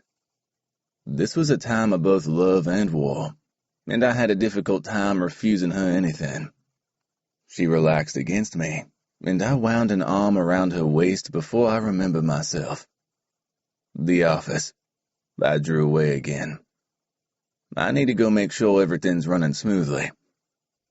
I'll stay out of sight, Leia murmured. And I couldn't be any better protected, right? You'll be there, and Jason will be there. Sebastian could be there too if I asked him, or Kyle. I mused, thinking through the availability of my men. The temptation of Leia's presence by my side was difficult to deny. Full bodyguard vampires for little old me? Go on. She kissed my collarbone, then smoothed along it with her tongue. Give Amy the day off. Maybe she'd like to spend some time with her mate rather than yours. My chest tightened at her casual acknowledgement of her status, at the way she seemed to have accepted that she was the true mate of a vampire, even if I still had a lot more to explain to her. She was willingly mine, and gratitude blazed inside me. I opened my mouth, prepared to talk to her about turning in the Book of Grey, but the words died in my throat. Perhaps now wasn't the right time. She just wrapped her hand around my cock again, and fuck, I wanted her. How long did you say we had before we have to go to La Petite Mort? It was more than a question. It was a seduction to hear the name of my casino on her lips, and she knew it. As long as you want. My words were hoarse as she stroked my shaft, slowly at first, then firmly, until my breath hitched and I claimed her mouth again. I wrapped my arm over her shoulders as I pushed through the private door into La Petite Mort. It led straight into the back, away from the main floor, and I could whisk Leia right up to my office without any of the other humans even being aware of her presence. Not that humans were any threat to her, and especially not in here. Even if I ignored the fact every vampire staff in my business would protect Leia over anything or anyone else, the humans were far too interested in the lights of machines or the numbers on playing cards to be distracted. We'd been in my office for about 5 minutes when there was a knock at the door. Leia was sitting on one of the chairs in the seating area, alternately focusing on her e-book and looking out through the one-way mirror over the floor. Come in. My men knew Leia was here, so I wasn't worried about security in my office. Nick. Kyle stepped inside, a box in his hands, and his face immediately paled. Shit. He covered his mouth and nose with one hand and moved his head to beckon me over before backing out the door. What's up, Kyle? I glanced at Leia before I joined him in the corridor and closed the door. His cheeks reddened, something I'd never seen from Kyle, who was 100% pure soldier, cold mercenary, and always completely unflappable. I didn't expect her scent to be so. He squared his shoulders and looked at me, his eyes the usual harsh clarity I'd come to expect. I'll be prepared next time. What? My hand itched as my fingers formed a fist. My mate's scent had affected him. She's claimed, I ground out. But not turned. He replied, his voice even. I sighed. For fuck's sake. Another person to make me feel guilty. Like I didn't feel guilty enough already. And how the hell did every other fucker know this very important detail? Is that a problem? I kept my voice quiet. Leia didn't have the same hearing capability as the rest of us, but I couldn't risk her overhearing something I needed to explain properly. She smells like you. It's power, and it's also weakness, Nick. He bowed his head, suddenly submissive. She's your weakness, so she's attractive to every other vampire male who comes into contact with her. If they take her, if they turn her, they can have all of that promise and all of that power for themselves. But why is she my weakness? I was still growling, but Kyle didn't so much as flinch. I understood perfectly why she was at risk from others who wanted her power, but no one would challenge me directly, surely. No one under my rule, at least. Instead, he looked up and met my gaze. Because she makes you easy to manipulate. You'd do anything to save her life. Anything. I glanced at the door. Fuck. He was right. No wonder I'd never tolerated humans. It would only take love for one to bring everything about my life tumbling down. What's in the box? I jerked my head at the brown package in his arms, shoving aside the words he'd spoken and my conflicting feelings. Deliveries didn't usually require my personal attention. For a moment, a frown lingered between Kyle's brows. I don't know. It's addressed to Leia. To Leia? At this address? That made no fucking sense. Why is someone sending deliveries to Leia here? What the hell do you think it is? Well, it doesn't tick, so it's not a bomb. He shrugged. But my X-ray vision is failing me today, so... My office door cracked open. Nick? Leia looked out. What are you doing out here? Kyle brought me a delivery. I nodded at Kyle even as he took a small step away from Leia. His chest was still, like he wasn't even breathing. Oh. She nodded at Kyle. Thank you for New Orleans. He nodded back but didn't speak. Then he passed me the box, and as I stretched my arms out, Leia squealed. Oh, it's for me? She glanced at me as Kyle and I both froze. Nick, did you get me a gift? I shook my head. I don't know where it's from. I don't know who sent it. Her face fell for a moment before she smiled. Do I still get to open it? I glanced at Kyle. Did he think it was safe?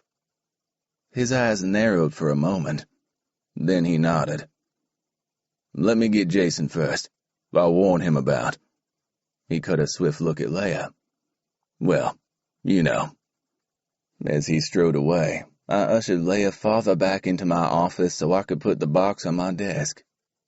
I set it down carefully, but Kyle had been right. It wasn't ticking, and I couldn't sense any humming or warmth. There didn't seem to be any immediate danger. Leia seemed to pick up on my reservations. So, 3 guys are going to stand around and watch me open a box? 3 vampire guys? That's... Her gaze raked over me. That's a whole lot of muscle for a gift. Her heart rate spiked as I rested a hand on her shoulder, then walked to stand behind her, so I could lower my head and place my lips against her neck. We're just being cautious, I murmured. The need to please her warred with the need to protect her. Gifts pleased her, clearly. I made a mental note to buy her more gifts. I wanted her face to light up that way because it's something I'd given her. Kyle stepped inside my office, and Jason followed closely behind him. He closed the door. Shit, Nick. I wish your office had windows. Some fresh air would be nice. I tightened my jaw. I was over everyone telling me how amazing my mate smelled, no matter how helpful they intended to be. Leia grinned as she grabbed the package and tore the tape strip holding the box flaps down. As soon as they released, I reached for her and pushed her toward Kyle, who caught her in his arms and turned her to the wall. No, Leia. My cry came after the copper tang of old blood fragranced the air around us, and Leia gasped as I forced her away. I pushed the flaps back and peered into the box before covering my mouth with the back of my hand. It was an old instinctive movement, because nothing about death horrified me anymore. Or very little. Letty, the witch, looked back at me, her eyes milky and sightless, her head severed at the neck. It had been inexpertly ripped from her body, savaged by claws, or more likely, fangs. The skin hung raggedly, blood vessels and the frayed edges of her trachea visible. Get Leia out of here, I ground out. Get her safe. Jason approached me from behind. What's... Oh, shit. The witch. Witch? Leia struggled against Kyle, and a growl rumbled through me at the sight of his hands on her as he tried to remove her from the room. Release her, I snapped. Immediately, Kyle raised his hands and backed away from my mate. She whirled toward me and crossed the room before I could stop her. Oh, Letty. A tear ran down her cheek even as she looked into the box. Then she raised her pale face to me, her eyes dark. Who would do this? I shook my head. Perhaps Francois suspected. I should check on Temple. Kyle hurried from the room. She died because of me? Leia kept looking at Letty's head in the box, and I gently closed the flaps back up before handing it to Jason. I shook my head. No, Letty didn't die because of you. She died because of what Francois did, because he took you, because of the decisions she made. Maybe. But make no mistake, Letty died because of Francois. Even if he hadn't been the bastard to rip her apart. Although it had definitely looked like the work of a madman, so I had my suspicions. Fucking Francois. I held Leia tight to me, keeping my world from fracturing as I pressed her against my body, in control of at least this much. At least this fucking much. Things are becoming too dangerous, I murmured. But you can protect me, right? She looked up, and it hurt to see the trust in her eyes when I'd already let her down so much by staking my claim. Always. The promise felt false on my lips. It tasted bitter. Fuck. Nothing would be left of Francois once I'd finished taking him apart for abducting Leia, and now for killing Letty. My mate had made me more powerful than Francois. I could take him easily, but I still needed to protect Leia to the very best of my ability. And the best way I could do that, I needed to turn her. Fuck. I pressed her closer still as I spoke. I didn't want her to see my face, my guilt for this conversation. But there was movement over her shoulder, and I looked out over the casino floor. People were running for the exits. Jason. I released my tight hold on Leia. What's going on down there? My entire world was going to shit. Jason hurried to the door, already reaching for his gun. I'll find out. Shit. I moved to the door, then stopped, caught between action and protection. I couldn't leave Leia on her own in my office. Instead, I moved to the window. I pressed my fingertips against it, then thumped it gently with my fist. Shit. You should be out there. Leia gestured into the casino floor. I can't. I have responsibilities here. I'll be fine. I'll lock the door. She folded her arms. No. I shook my head. You won't be safe alone. So put me somewhere safe. Give me a different babysitter if you need to. But this is your business, and I'm in your way. Never. I bit out the word, but didn't get a chance to explain further because someone knocked on my door. What? Sorry to disturb you. Valerie pushed the door open, already speaking, before she broke off on a gasp and her focus switched straight to Leia. She shook her head and seemed to recover herself. You'll need it downstairs.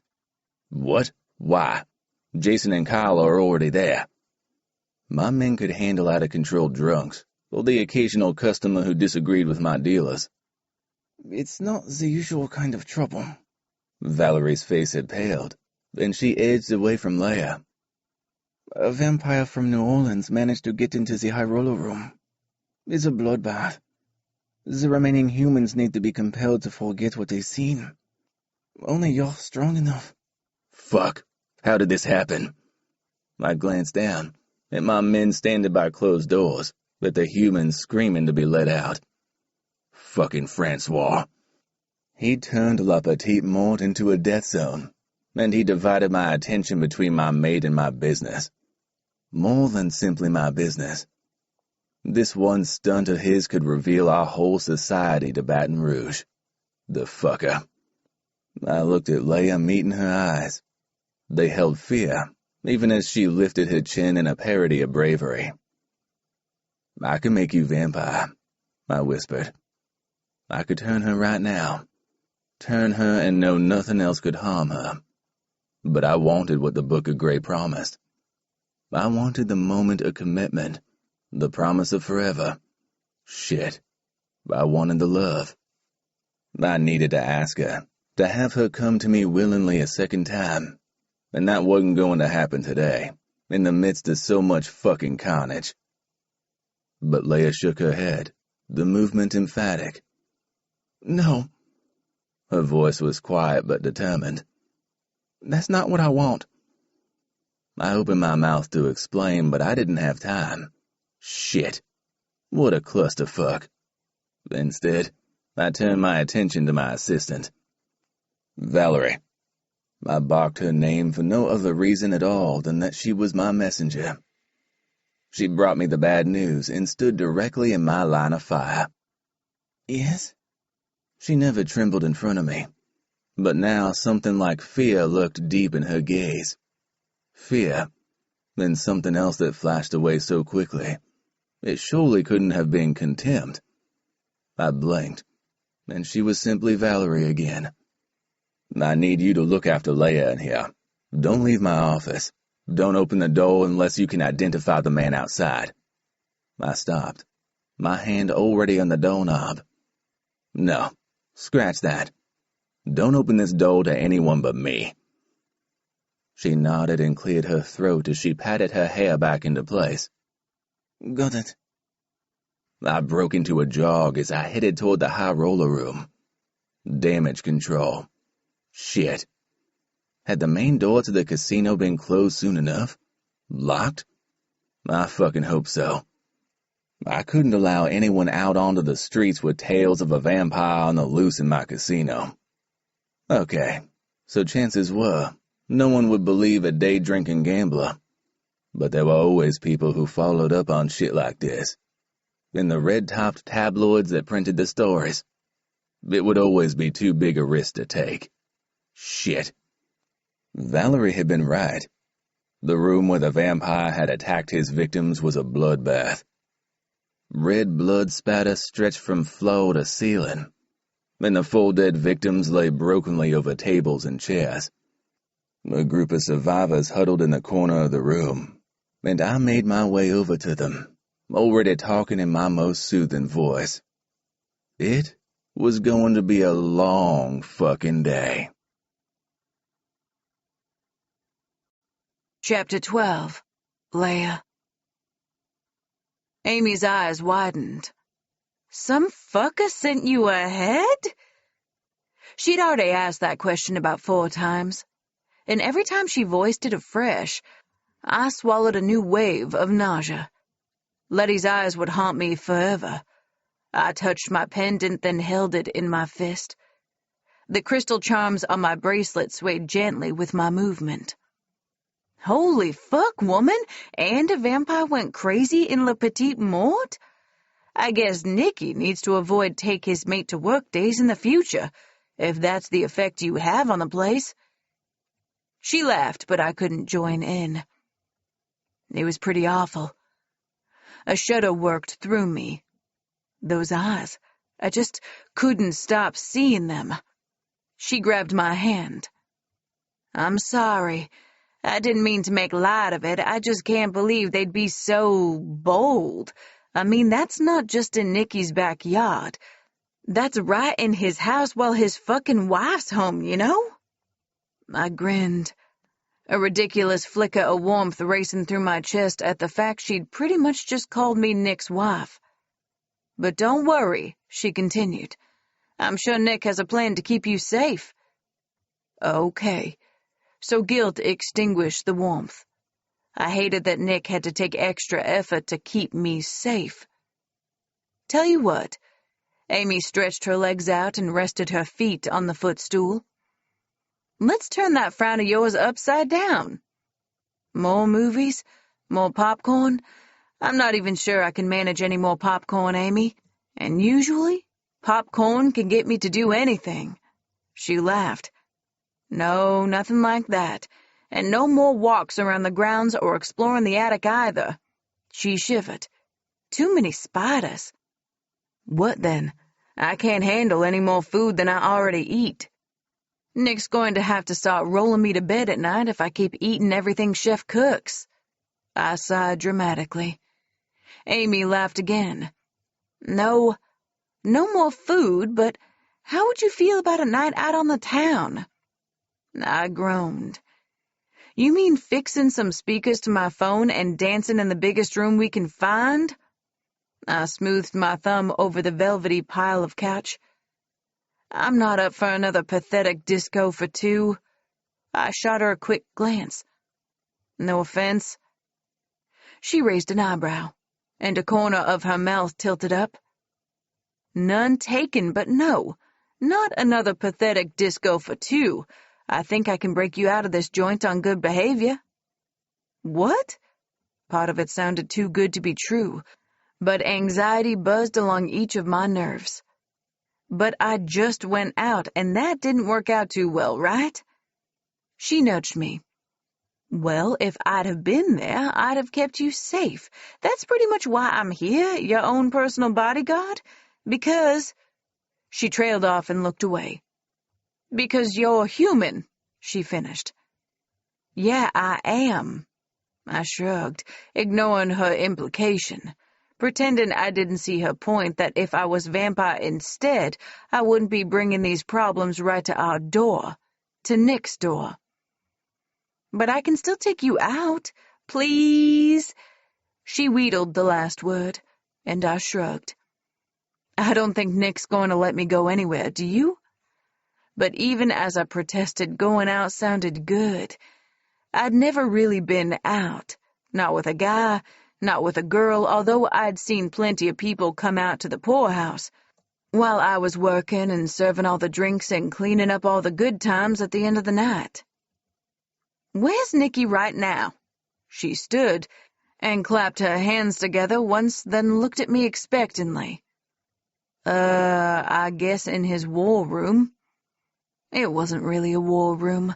It was just his office at home. But he often sequestered himself in there with Sebastian and Jason or Kyle, or whichever of those guys was around on any given day. She snorted derisively. I bet they're in there plotting all kinds of military maneuvers. Well, I can just let Nicky know that I'm taking you out tonight, and he needn't worry. I let my head draw back onto the cushions behind me. Yeah, let me know how that goes. Maybe I'd be good with just spending the day in Nick's library instead. Come on. She took my hand and tugged me to standing. We're going to see Nicky. She led me to Nick's office and knocked loudly on the door. Oh, little pig, she called. Please let me in. The door cracked open, and Jason peered out. When he saw me beside Amy, he opened the door fully. They're both out here, Nick. He glanced over his shoulder. What do you want me to do? Amy shoved past him and drew me after her. You got a bouncer now, Nicky? I only wanted to ask you a question. He sighed and scanned the paperwork he was holding, barely sparing us a glance. What? Sebastian looked at us briefly, too, before looking fixedly at a device in his hand. He didn't meet my gaze. Kyle hadn't even acknowledged our presence, even though he stood like a shadow in the corner. Oh, good, you're all here. Amy almost yawned as she spoke. Then she examined her nails. That doesn't tell me why you are here. Nick's tone spoke to how busy he was, and his eyes narrowed slightly as he rested his gaze on Amy, but his gaze softened a little when he transferred it to me. It gentled and his mouth curved in a smile meant just for me. My stomach fluttered in response, and his nostrils flared. Why have you brought Leia in here, Amy? Why not? She asked, but her tone was far too innocent, and I shifted uneasily. Because she's a distraction. Sebastian didn't even lift his head as he spoke, and Nick rumbled a noise in his chest that sounded a lot like a warning. I'm sorry. Sebastian didn't sound sorry at all. But it's true. Yes, well, Amy said brightly, like she'd hoped that would be the response. How about I get her out of your hair this evening? Nick barked a laugh and shook his head. I don't think so. I won't leave her side." She made a crossing motion over her heart with her finger. "No, you won't, because you'll both be in this house where I can keep an eye on you." His tone left no room for argument. "Okay," I stepped back. "Thanks anyway." "No." Amy grabbed my hand. "No, we're not giving up this easily. I want to take you out dancing. Nicky, you still own that whole block, right?" "What of it?" He was back to being disinterested. "Including the boutique next door to the casino?" He nodded. Well, I guess that explained why the ladies all loved him in there anyway. Amy probed further, ignoring the dark looks and glowers from the other guys in the room. "And you also still own Viber, then?" "Yes." His tone darkened. "But what of it?" She flopped into the chair opposite him like I'd been forgotten. "Great. So if you still own those 3 buildings all in a row, you'll let us go to your nightclub, right?" My mouth probably gaped open. Nick owned a nightclub as well as a casino? "No." It was a one-word sentence, harsh and rich and dismissive all at the same time. "But you can hole up in your office there for the evening, keep an eye on both the nightclub and your mate.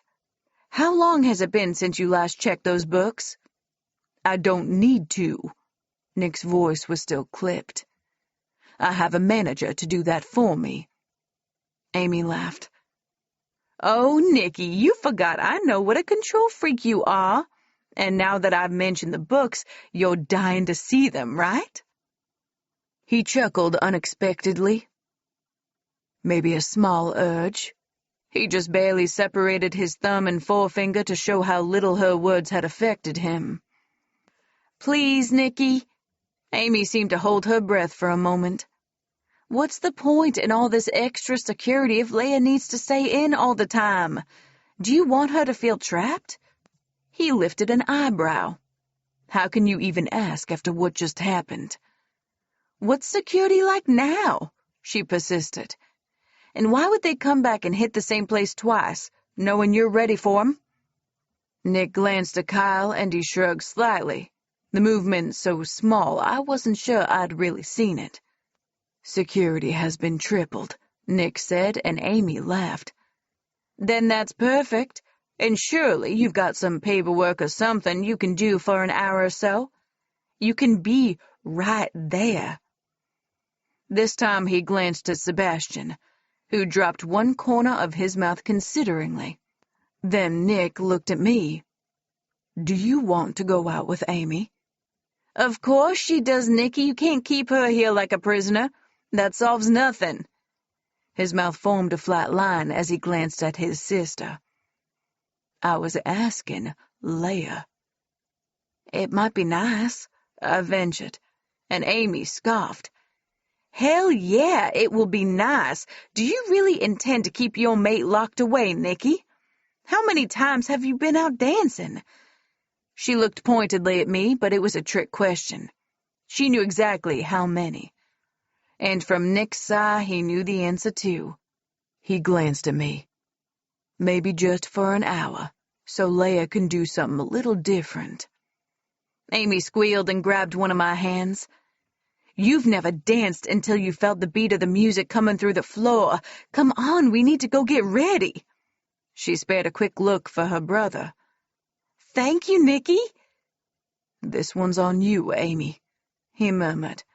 And although there was something dangerous in his soft tone, his eyes betrayed his conflict. I know, you won't regret it. Come on, Leia, before he changes his mind." She pulled me from his office and along the hallway, laughing like a hyena the whole way. "We've got so much to do before we can go. Hair, makeup, clothes. It's going to take all afternoon." She stopped like she could sense my sudden hesitation. "It's okay, Leia. Viber is Nicky's territory just as much as Le Petit Mort. You'll be safe there because he'll have extra security, and I won't let you out of my sight." She grinned, flashing plenty of fang. "You have a bodyguard who bites." I'd expected Amy to be joking about taking all afternoon to get ready, but she made styling her hair and selecting a dress into an art form, and by the time we left the house, we both looked as if we were about to be photographed for a fashion magazine. Jenkins drove us, and Amy looked around approvingly as she stepped onto the curb. "Yes, this will do nicely," she murmured. "And not one sighting of annoying older brothers. Now let's hope it stays that way and he's content with glowering from inside his office all night." She laughed, and I joined in, but unease slithered over me, cooling my skin. I glanced at the entrance to the casino as we passed it, and Amy drew open the door of the nightclub. Everything inside was sleek and modern, with black and steel and neon pulsing lights highlighting the location of the bar and dark booths. Amy had been right. The bass thumped right through the floor and into my feet, and I wanted to dance from the moment we walked in. My body swayed a little, and Amy glanced at me approvingly. "Drink first?" She tilted her head toward the bar, and I nodded as I took in all the people filling the space. The nightclub practically vibrated with their energy, which made a lot of sense of the name. The bar was packed, too, but Amy worked her way to the front of the crowd, never letting go of my hand as she made the move to be next in line look almost effortless. She greeted the bartender by name, and he nodded at her. Then he glanced at me, and his nostrils flared slightly. "This is Leia." Amy moved her hand to my shoulder. "Nikki's friend," she added, her tone full of meaning. Suddenly, I had more than one bartender offering me drinks, and several shot glasses lined the bar in front of me. The staff almost fell over themselves and each other in their attempts to be helpful and provide me with anything I might want. "What are they doing?" I moved closer to Amy so I could talk directly into her ear. She lifted an eyebrow. "They know who you are," she said, like that was important. And maybe the fact Nick shared my bed every night made me important here, but that was a little weird. "Let's go find somewhere to sit." But no sooner had Amy spoken than a guy with a suit appeared in front of her, and she followed him to a roped-off staircase. The private table on the balcony on the second floor was quieter than the main area, but it was fantastic for watching all the people. So many colors, so many shades of fun and glamorous and even desperate. Are they human? I glanced out at the familiar mating rituals of drink buying and dancing closer in among the crush than was usually socially acceptable. Most of the customers are. She rolled her eyes.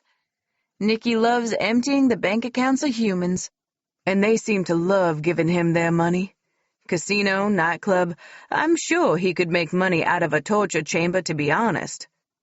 The staff, though? She grinned. They're hand-picked and all loyal to Nikki. I spotted Jason against the back wall, part blended into the shadows as his gaze roved the crowd of people. I followed the direction of where he was looking, trying to find out what had caught his attention. "But some vampires come here?" She shrugged. "Sometimes, I guess.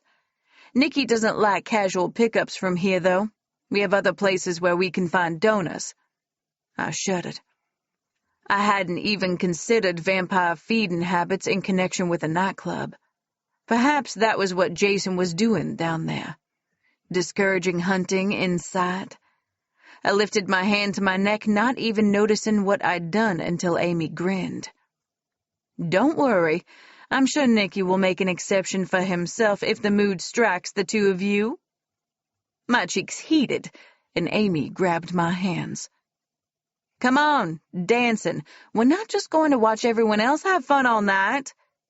I smiled, because we definitely come out here more for Amy tonight than for me. "Let's hit the dance floor. The guys here are going to love you." She wiggled her eyebrows suggestively, but I glanced around. I'd feel better if I had some idea where Nick's office was, if I knew how to get to him. But Amy tugged my hands and drew me forward as her head tipped back and she laughed, and I grinned in response. Her happiness of being here contagious. Once on the dance floor, movement was effortless, and I danced with anyone available, sometimes catching sight of Jason through the shifting crowd, or even Kyle. Gradually, the crowd around me seemed to thin, until I was dancing exclusively with women. Oof! Amy bumped against me. I didn't expect to get so warm. I glanced at my arm, at the thin sheen of sweat on my skin, and I lifted my hair from the back of my neck to try to cool myself a little, as I flicked my tongue over my lips. Drink? Amy yelled the word into my ear, and I nodded. Bathroom, I replied, and Amy nodded toward a hallway close to the bar. They're down there, but I'll be able to see the entrance at all times. And I know Jason is here watching out for you, too. I nodded and freed myself from the crowd. But as soon as I walked into the luxurious bathroom that smelled of almonds and honey, layered with expensive perfumes, fingers wrapped around my throat, and a weight pressed against my back. I stumbled forward, clawing at the hand squeezing off my air. You bitch! A familiar voice hissed in my ear. Valerie. I struggled harder, trying to dislodge her from my back. How dare you walk around the casino in here smelling like Nick? She shook me, and a garbled sound escaped my lips as fear gripped me. You weaken him. Nick. Suddenly he was in my thoughts, and it was like I could feel him, his presence calming me. Almost like I could imagine his touch and his voice low in my ear. Not so clever without one of your vampire guards, are you? She was laughing now as her fingers tightened again. Another flash of panic obliterated my thoughts. I'd been held like this before, and I couldn't get away. I should drink you dry. Valerie growled in my ear. See what makes you so special. Maybe I'd be special then too? I struggled again, but she was too strong. I couldn't move her weight. I was just a human trapped by a vampire again.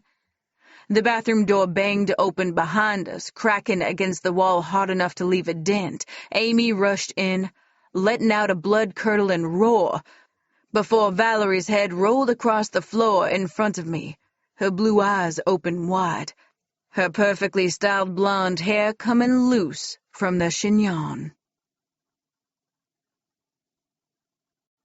Chapter 13. Nick. I nodded as Sebastian pointed to the tract of bayou land on the map we'd spread out over the desk. Well, it's closer than I intended to advance in one move, but I stopped. The rest of my words suddenly caught in my throat as I struggled to breathe for a moment. Nick? Seb's eyes widened. You okay? Kyle stepped forward. You don't look so good. Sit down. I'll get Jason. Leia, I hissed. It's Leia. I shook my head, trying to dislodge the fear obscuring my thoughts. I needed to get to her. Something was wrong. Holy shit. There was nothing slow or creeping about the sensation. It blared like a four-fire alarm inside me, and I couldn't think of anything else but my mate. I shoved my desk aside, ignoring the way it cracked against the wall, and left the room in a run. I didn't have time for explanations. I was being drawn down the stairs and through the nightclub almost like an invisible thread connected me to my mate, like I could find her anywhere. There she was. I raced into the ladies' bathroom, but it was okay. Leia was okay. Her hands were clasped to her neck and her eyes were wide, but her scent filled the room, and her heart still beat. My body lay at Amy's feet, but it was headless, and Amy was breathing heavily. What happened? I tossed the words over my shoulder as I moved with purpose toward Leia. She was my focus, my priority. Every other last person in this room could go to hell and burn there. I only needed to save one. You were right, Amy ground out, her voice heavy with regret. She's safest in the house. I nodded. Echoes of the fear I'd felt in my office still sending chilling waves through me. I was used to being right, but this time it brought me no pleasure. I reached Leia, and it was like when I'd rescued her in the New Orleans street all over again. She was frozen. She'd frozen in Francoise's house, too. In the street, I destroyed the vampires who'd scared her, but Francois still roamed free. Thanks to Amy, Valerie now lay in pieces at my feet. Valerie. Fuck. The number of people I could trust grew increasingly small. Get this cleaned up. I gestured around me and glanced at Amy, who nodded. When I reached Leia, she stared right past me, her eyes glassy as she wrapped her arms around herself. I reached forward and drew her towards me. Shh, I murmured, even though she wasn't making a sound. Shush, it's all right. I've got you. How many fucking times had I told her that? And how many fucking times would she hear it again? What about a time I didn't make it to her? I almost hadn't this time. It could be next time, or the time after that when it was too late. It wasn't reasonable to keep Leia chained to me for protection. Leia wasn't safe as a human. I folded her into my arms, my heartbeat slowing even as I cupped her head, holding it against my chest. My heart had raced since the moment in the office when fear first gripped me. I've got you, I said to Leia again, although I was sure I was soothing myself more than my mate, reassuring myself again that this time I hadn't been too late. She trembled in my arms, and my chest tightened. She whispered something, and I had to bend lower to hear it. For fuck's sake, she ground out, and I realized she wasn't trembling as echoes of someone else's fury filled me. I only came to the bathroom. What the hell, Nick? Your fucking assistant? I can't even with all you people. Her eyes blazed before she stopped talking, her mouth snapping shut as she closed her eyes like she could unsee the thing she'd just witnessed. I'd take it all away, I whispered into her hair. I'd take all the memories away if you wanted me to. She stiffened slightly in my arms. I'm sorry, Leia. Let me take you home. I tilted her chin with my forefinger so she faced me, and anger still simmered in her eyes when she opened them again. Good. I approved of anger. I could work with that. It would make her vigilant. Nick, Jason burst through the door. Where have you been? I kept my voice low and flat, even though I wanted to rage. Not at Jason particularly, but at everyone who was closer to Leia than I wanted them to be. What happened? He closed the door behind him. Kyle's closing the club. Plumbing issue in the bathrooms. I nodded. That was sensible. I'm taking Leia home. Help Amy get this mess cleaned up. I gestured at the pieces of Valerie again. Looks like I need to reevaluate some of my staff. She always had a thing for you, man. Jason knelt down and studied the pool of blood soaking into the carpeted area. But damn, Amy, why couldn't you have aimed for the towel? This is going to be a bitch to steam out. While Jason was complaining, I scooped Leia into my arms. I'm taking her out the back. She could walk, and the set of her mouth indicated she thought she should, but I wanted her close. For me. Kyle has called Jenkins. He'll be ready. I'll bring you a call when I return. Jason spoke like he could truly preempt every one of my needs. And maybe after so long by my side, he could. I touched his shoulder as I walked by. Thank you, Jason. Anything for you and my queen, he murmured before opening the bathroom door to allow me to carry Leia through. She remained quiet, although she twined her arms around my neck as her body relaxed against mine. I hurried through the nightclub and out of the back door, finding Jenkins already waiting in the alley, the engine to the limo purring as he waited. He jumped out and scurried around to open the door so I could lower Leia to the seat. I leaned over to buckle her in, then closed the door to follow Jenkins back around the car and climbed in beside her. I let my hand lie on the seat between us, hoping that this time she might accept it. Not like the ride home after Sebastian's attack on her. Fuck. I shook my head and looked out of the window. Everyone wanted to hurt her or kill her. And it was because she was mine, and too fair, too fragile, too human. I had to turn her, for her own safety and because I couldn't keep coming so close to losing her.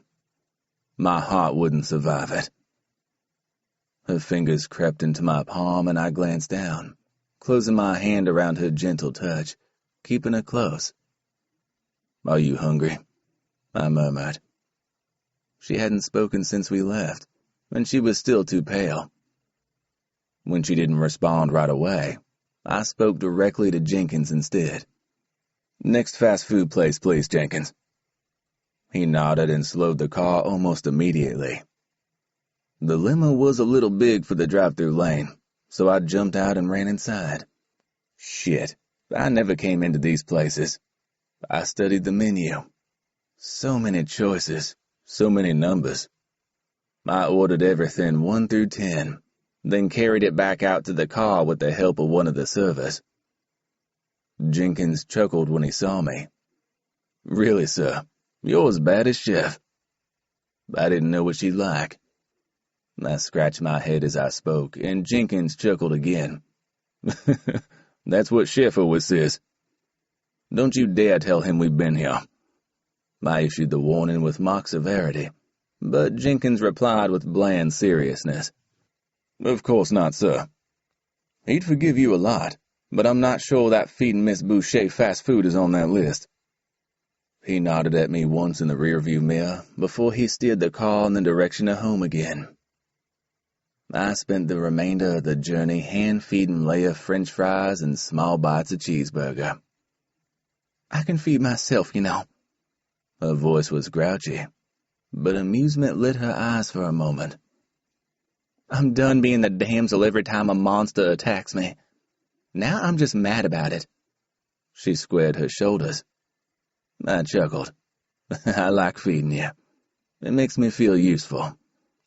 A small tremor of delight ran through me every time my fingertips brushed her lips, but I clamped down on my body's reaction to her.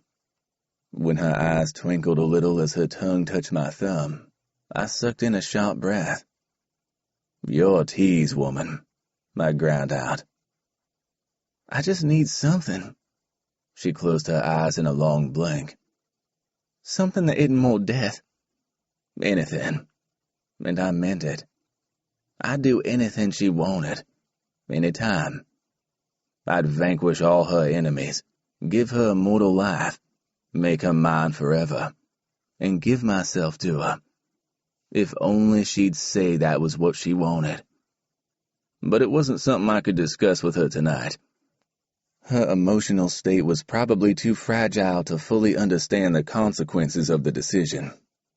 It could look like manipulation on my part, and I wouldn't sully a turning like that. Not the turning of a mate. Still, two could tease, and the next time I offered her a fry, I smoothed my thumb over her lip first. "I'm sorry about the nightclub. I had no idea Valerie." I stopped. "Shit. I left you with her yesterday." "Yes." Leia closed her eyes again. "She wasn't very nice, but she's never been nice to me. I had no idea she'd do anything like this, though." The steel returned to her gaze. Neither did I, or her head would have left her shoulders days ago. I clenched a fist in my lap. "I'll have Kyle double-check all of my staff. I want only the most loyal by my side." How had I let Valerie so close to me, and so close to Leia without any inkling of her endgame. Did you know she wanted? She swallowed, then met my eyes. I mean, I know you have women who want you, who are better matches for you, who are vampires. But did you know Valerie was one of those women? I shook my head. No, and if I had, she'd have been given the same warning as Aurelia, and she wouldn't have been allowed anywhere near you. I brushed back a lock of hair from her forehead as I spoke. She nodded. Okay. I didn't know what she thought was okay, or why she'd said it, but she seemed calmer. Are you still hungry? I gestured around at the brown paper bags, some of them still unopened, but she shook her head. No, I'm just tired now. Is Amy all right? I nodded. Amy has seen worse. She's done worse. My temper rose a little. And she's far more all right than if she'd reached that bathroom even a second later. I was torn between anger at Amy for being so complacent with Leia's safety, and thankfulness that she'd saved her. I'm lucky she was there, Leia murmured as she glanced out of the window. I wasn't fucking strong enough. We turned into my driveway and were approaching the house. We're both lucky she was there, I said. I couldn't have forgiven myself if something had happened to Leia on one of my properties, while I'd been upstairs looking to advance a war. Territory and politics and revenge weren't as important as Leia's life, and that warning, that reminder, had nearly come too late. I brought her hand to my lips. I'll take you up to bed so you can sleep. She nodded. Jenkins drew the car to a stop. I'll dispose of this. He waved his hand regally around the car. This evidence, sir. I half chuckled. Chef's hurt feelings or hot kitchen temper were really the last things on my mind. But there was no good reason to annoy him. Thank you. I helped Leia from the car and lifted her against my chest again. I can walk, you know. But her protest was lackluster, and I grinned. I might never let you walk again. I'll just carry you all the time, everywhere, just like this. She laughed. I think that would become a chore. Never. I paused at the top of the steps as Baldwin opened the front door, and Mrs. Ames hovered anxiously behind him, wringing her hands. Then I dropped a kiss into Leia's hair. This is an honor. She smiled at me, mischief worn with sleepiness as they played through her eyes. Then you'll take me anywhere I want to go? I paused. Only if the place you want to go is bed. For a moment, she looked disappointed. Then her slow smile was back. Bed with you? Always. I chuckled as I climbed the stairs, my movements effortless even with Leia in my arms. Maybe because Leia was in my arms. She made my world complete, and she was here with me. I'd almost lost her, and even that idea felt like final death. I wanted to reign as king, but I couldn't do it without Leia at my side. And that wasn't because of the power she sparked inside me. Her bedroom was dim and soothing as I carried her inside, but Mrs. Ames had already turned on one of the lamps, which glowed warmly. I walked straight to her bed to set her at the edge so I could remove her shoes and help her to be more comfortable. I leaned over her to undo the zipper at her back, and she pressed a hand flat against the front of my pants. "What are you doing?" I murmured, even though my body reacted to her right away, and I pressed my lips together to maintain my focus on simply helping her. I don't want to be alone. Her words were almost a command. I don't want a headless body to be the last thing I remember about today. I closed my eyes, trying to ignore her hand as she stroked my cock, coaxing me to full arousal. My gums ached as my fangs threatened to descend. We can't. I'd made up my mind. I couldn't take advantage of her right now by taking my own pleasure from her body. Please, Nick. I let loose a shaky breath. My name on her lips always undid me. Please? She whispered again, a teasing curve to her mouth. Make me forget. Desire rumbled through my chest, and I slid my hand into the gaping neckline of her dress. Because I'd undone the zipper, access was easy now, and I cupped her breast before flicking my thumb over her nipple. I can make you feel better. The words dropped from my lips before I even gave myself permission to think them. I bent and captured her mouth beneath mine, moving my body to slowly press her back against the bed. She worked her hand against me, stroking and gripping my cock through my pants, and I groaned before grasping her fingers and drawing her touch away. Not that, I muttered, as I sank to my knees and pushed her skirt up to her waist. Let me please you. I looked up her body, watching her as she nodded. Then I lowered my face to her right thigh and pressed a soft kiss to her skin as I slid my hand up the left. She trembled beneath my touch, but the sweet scent of her arousal invaded my senses, and I breathed deeply. She parted her legs, a silent subconscious invitation, and I nuzzled higher, creating a trail of open-mouthed kisses and quick, soft laps of my tongue.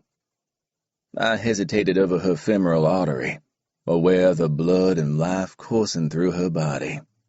I wanted her very badly, but I contented myself with the merest of grazes, and she thrust her hands into my hair as I did. Yes, Nick.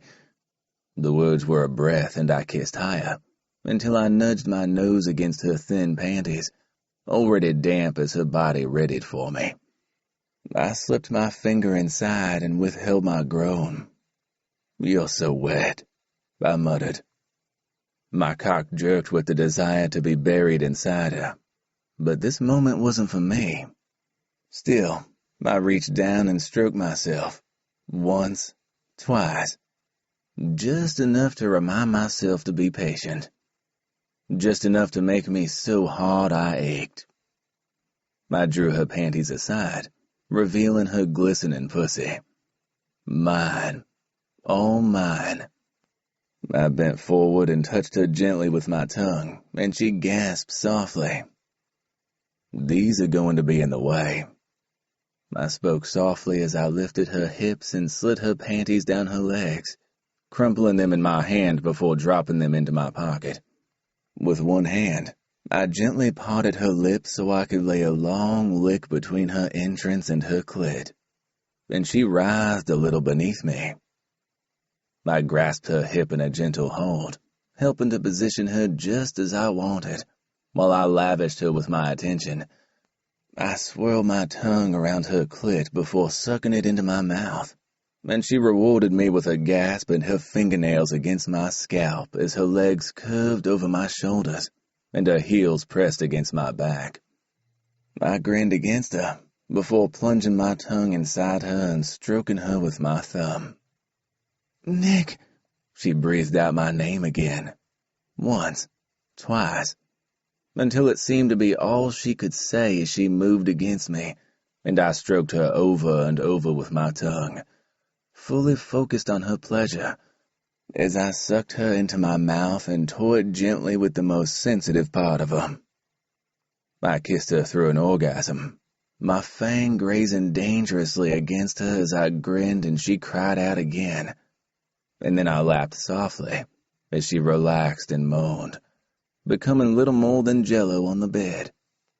I kissed the insides of her thighs again as I drew away, and I finished undressing her before tucking her under the comforter and joining her, drawing her against me as we both lay naked in her bed. She fell asleep quickly, totally relaxed, and I held her for a while longer, aware of her every breath and small movement, gratitude swelling in my heart that she was safe with me. Chapter 14. Leia. I woke slowly aching, my head thumping. drift into an awareness I wasn't ready for. I snuggled farther under the comforter, seeking oblivion again, but Nick's arm tightened around my waist, like his protection was reflexive, and I relaxed. He was warm, and he was safe, and memories of him made me tingle. He'd pleasured me last night without asking for anything in return for himself, helping me forget when I'd asked him to, helping me relax and take care of me. My head throbbed again, and I winced. I hadn't even had very much to drink in Viber, but I felt like I'd been run over by a truck. I sighed. "Good morning." Nick pressed a soft kiss to my shoulder, and I shivered at his touch. "Hi. How are you feeling?"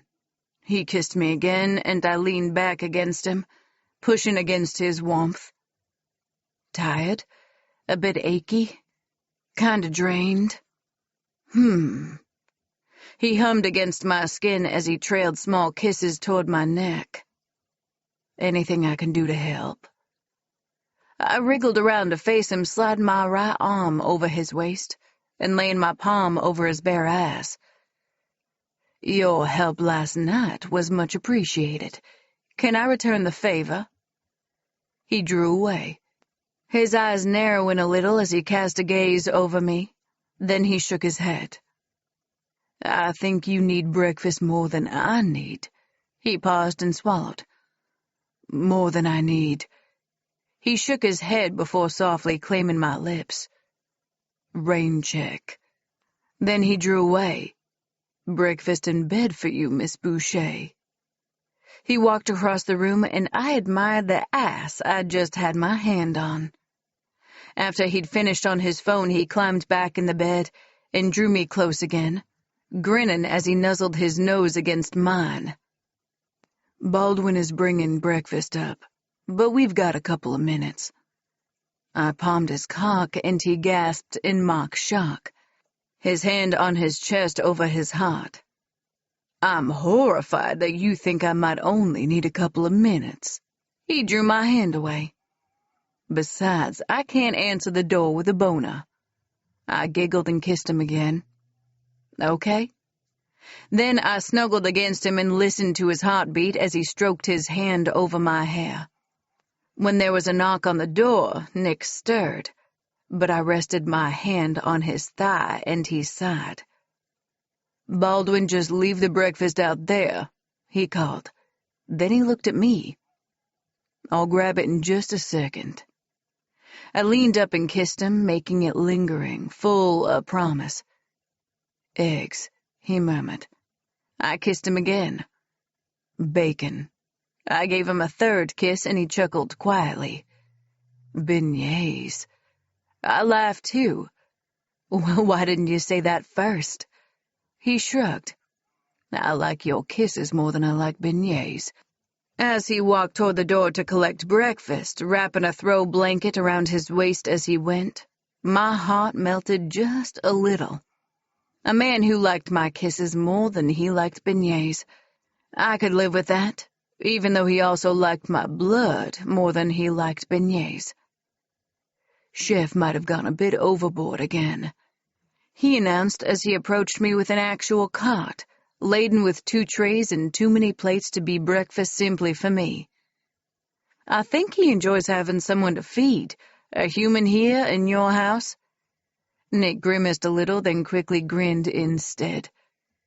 "I know he enjoys having someone appreciate his food." "Is he still advising Benedict for the poorhouse?" I took a bite of beignet, the powdered sugar puffing up around my nose. That first bite of the morning was always the best. "I never want to stop appreciating Chef's food," I mumbled. Knowing Chef, his involvement with the poorhouse is probably a step beyond advice. Nick settled next to me and dipped his finger into some of the powdered sugar on my plate.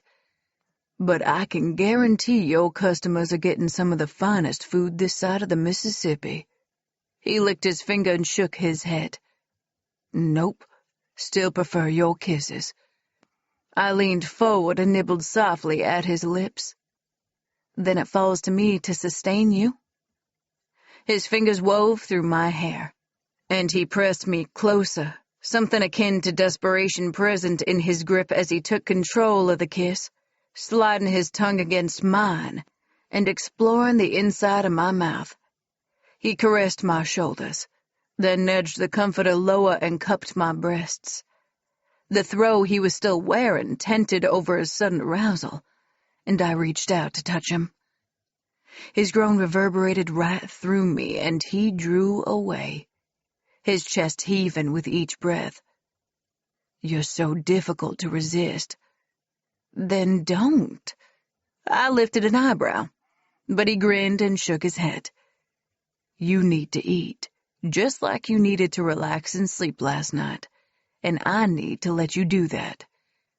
"Such a gentleman," I teased, but gratitude almost lost against the irritation inside me, because morning sex sounded pretty fucking good, actually, regardless of what Nick thought I needed.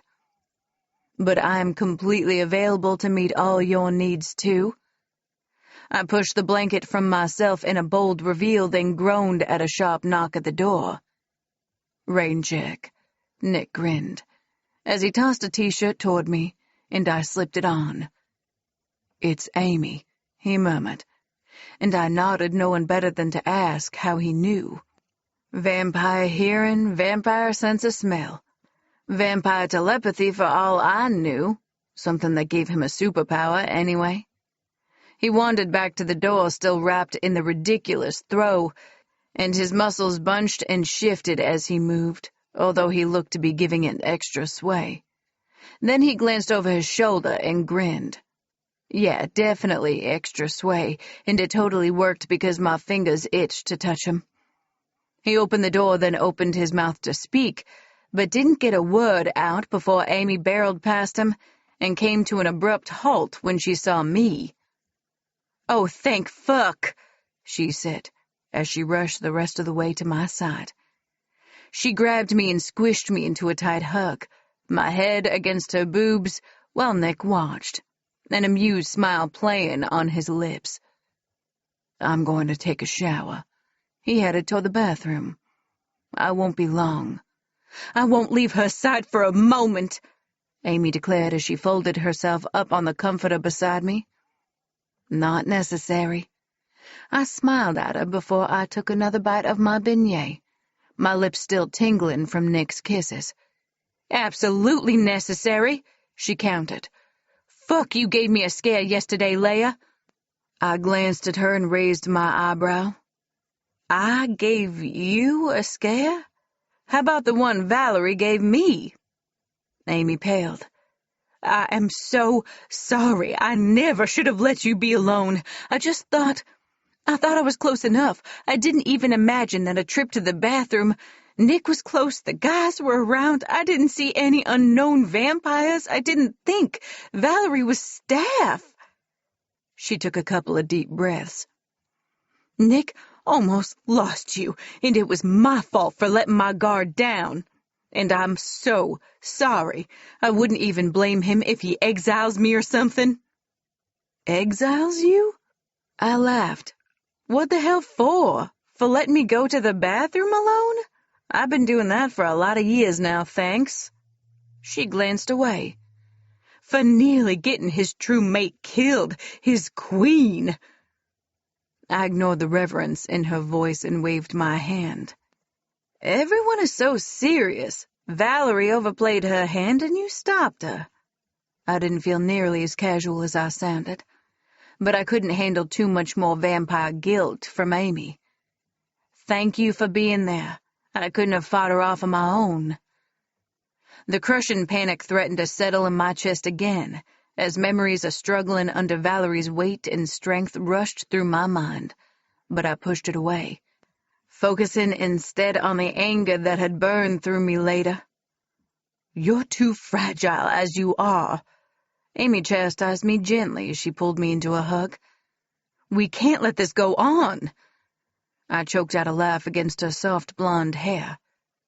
"Short of walking around in a full suit of armor, or with Jason at my heels every second of every day, there's not a whole lot we can do." She stilled, the seconds drawn out as she said nothing. Then she sighed. "I'm just glad you're okay." "Me too." I rubbed her back as a surge of emotion filled my eyes with tears. Shit. I wasn't used to friends and affection, and I especially wasn't used to a friend who felt almost like a sister. "I don't know what I would have done without you," I whispered as I clung tighter to her. The bathroom door opened and steam billowed out, bringing with it Nick's spicy scent. I relaxed, releasing Amy and shoving another bite of beignet into my mouth so I didn't gape at Nick by mistake. He wore more or less the same thing every day, but he seemed to look even more mouth-watering since we'd had sex the first time. Like, if I got too close, I might accidentally touch him, might accidentally start removing his clothes, might accidentally jump his bones or something. His black shirt was still unbuttoned, and it moved as he walked, teasing me with hints of his chest. His black pants were perfectly tailored and clung across his strong thighs and ass. He lifted his hands, his nimble fingers making light work of his buttons as he fastened them, and I followed the movement downward, almost feeling like I had X-ray vision for a moment, as my gaze landed on the front of his pants. I looked away, but not before a corner of his mouth tilted like he'd read my mind. "See something you like?" His voice was low, sexy, dangerous with promise, and Amy covered her face. "Sister in the room, you guys." "Well, that's easily remedied, though, Amy. The door's over there." Nick jerked his head in the direction of the door he'd mentioned, then grinned. But alas, I'm the one who needs to use it. He focused back on me. "I need to go to the club. I need to find out what happened last night, interview my staff at the casino about Valerie and what they know about her motives." He trailed off, his face grim, and I shivered. There was probably a lot in his head I didn't want to know. A lot in a vampire's head I never wanted to know. "I just need to make sure nothing like that ever happens again." Desperation flickered through his gaze, then seemed to form a crease between his brows. "There's an easy way to do that, though, Nick," Amy said softly, and I held up my hand. "I don't think I need to know the details." Seeing Amy behead Valerie had been plenty enough violence for me. I didn't need to find out what sort of violence Nick could enact to ensure my safety going forward. Nick flashed another grin, this one strained after he frowned at Amy. "Kyle will handle the details. He usually seems to enjoy those." He crossed the room and dropped a soft kiss to my forehead as I wound my arms around his neck. "I'll miss you," I whispered to Nick, and Amy gave my shoulder a gentle shove. "But my brother won't watch old British comedy movies with you and laugh at all the right parts, I'm sure. 4 Weddings or Bridget Jones?" She didn't wait for my reply. "Both? I can also offer popcorn." "Bye. I'll be back as soon as I can." Nick spoke from the door, his voice low before he slipped away. Amy shook her head. "I have no idea what you've done to my brother, but I've never seen him like this. Maybe there is something to this true mate shit after all." She gazed at the door for a moment before returning her attention to me. "Right. You go grab a shower and a fresh set of jammies, and we'll head down to the basement. Then we can watch whatever you want, but I'm in the mood for a movie marathon." I nodded, happy to humor her and her attention. "Sounds good enough to me." 3 hours later, we were sprawled over the luxurious seats Nick had installed in his home theater, and I was surrounded by fast food wrappers from the meal Amy had insisted Mr. Baldwin sneak in for my lunch. Chef doesn't need to know. He provided enough at breakfast to keep you full for the better part of a week anyway. She'd watched indulgently as I'd eaten bites of burger similar to the one Nick had fed me last night. Both she and Nick seemed to like watching me eat sometimes, which was weird, but not exactly a hardship for me when I spent so much time doing it anyway. She sighed as the credits rolled on the big screen. "Ready for the next one?" I nodded, about ready to enter a food coma rather than keep my eyes open to watch another movie. It was so warm and comfortable in here, and Amy had just dimmed the lights. I tugged a fleecy blanket over me and wriggled to a more comfortable position. Nick had kept me up part of the night after all. Just as my eyes started to drift closed, my ass vibrated. Shit, a phone call? I sighed and reached into my pocket. "Lo?" I didn't even crack my eyes open. I was trying to be asleep, damn it. "Miss Boucher, this is Melody from Cascade Falls Rehabilitation Center." Well, that had my attention. I sat upright. The movement so fast it should have given me whiplash. "Yes?" "I'm just calling to find out if you know the current whereabouts of your father, Jean Boucher." "Yes?" I spoke slowly, like this was a test. "He should currently be with you." She sighed softly. "I'm afraid I have to inform you that he appears to have left us." "Left you? What the hell do you mean? How can he just have left?" I gripped my phone tightly. She sighed again, but it sounded more like sadness than frustration. "No one here is a prisoner, Miss Boucher. People sometimes leave. It's normal for them to return to their families in familiar environments, places where they pick up where they left off before." I blew out a breath. "But he promised. He made a deal." Her silence spoke volumes.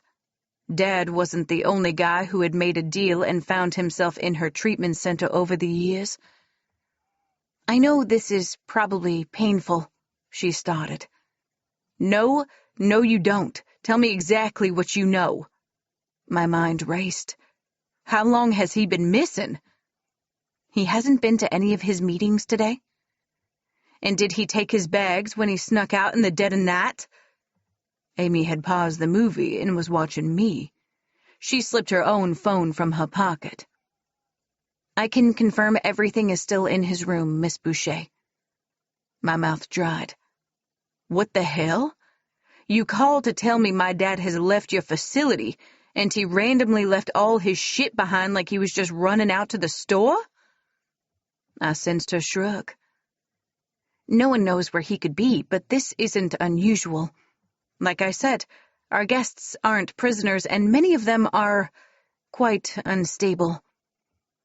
And I could almost guarantee none of her other guests were related to people who'd been abducted by crazy restaurant-owning vampire princes from New Orleans, too. Dead could be anywhere. Not just missing or checked out early. The abducted kind of missing. Fucking drained of blood and lifeless. "I'll get back to you," I ground out as I tried to stem the rising panic. Then I disconnected the call and met Amy's wide gaze. Fuck! Chapter 15. Nick. I rewound the footage and hit play again. We lost the visual once the bathroom door closed, so I never got to see the attack.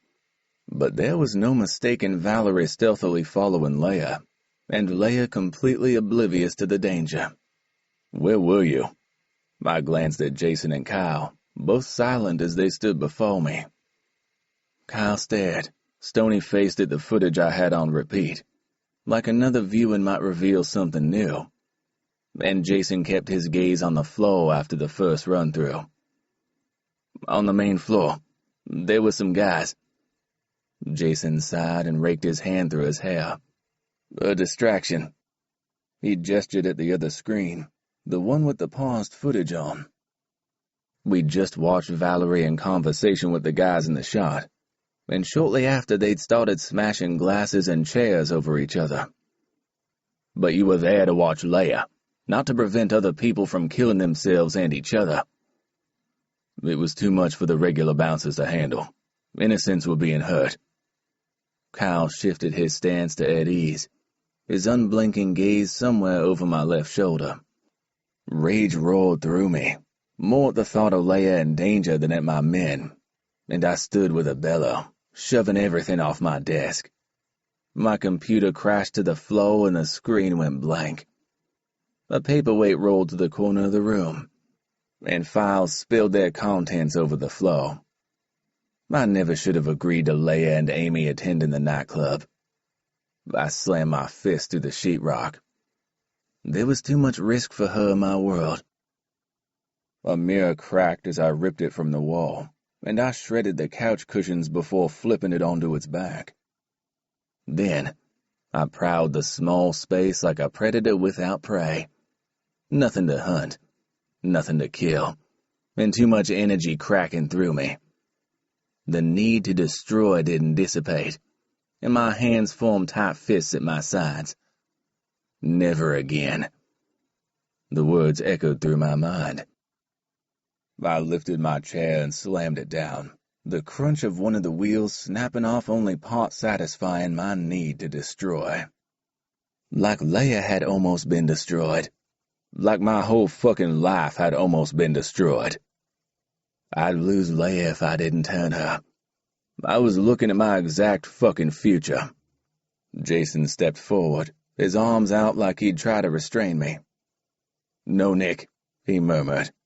"Stop." But I couldn't. I didn't fucking want to. I'd nearly lost everything.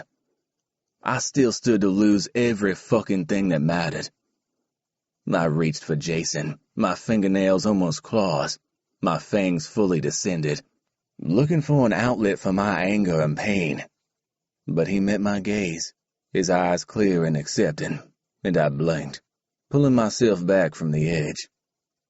Jason was my sire. He trusted me like I wanted Leia to trust me unquestioningly. I pulled him into a hug, and he hesitated for a moment before he accepted my show of affection and understood my need to ground myself. He chuckled softly. "You need to turn her, Nick. You need to make her one of us, or it'll make you crazy."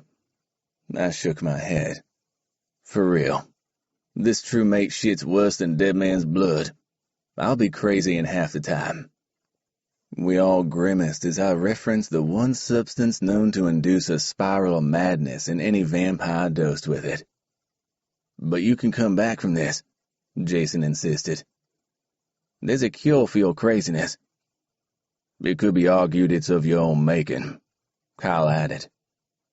"But what if she doesn't want to?" I scrubbed my palms over my face, then raked my fingers through my hair, careless of how it looked. "What if she doesn't want to be my eternal bride?" Jason laughed. "Have you seen the way she looks at you?"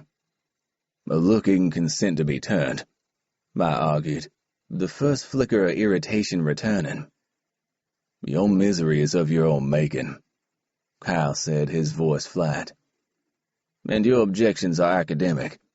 There's no saving Leia from what you've already done to her. At this point, you either save her and turn her, or you allow her to become a thrall. There is no way to leave her in this moment, untouched.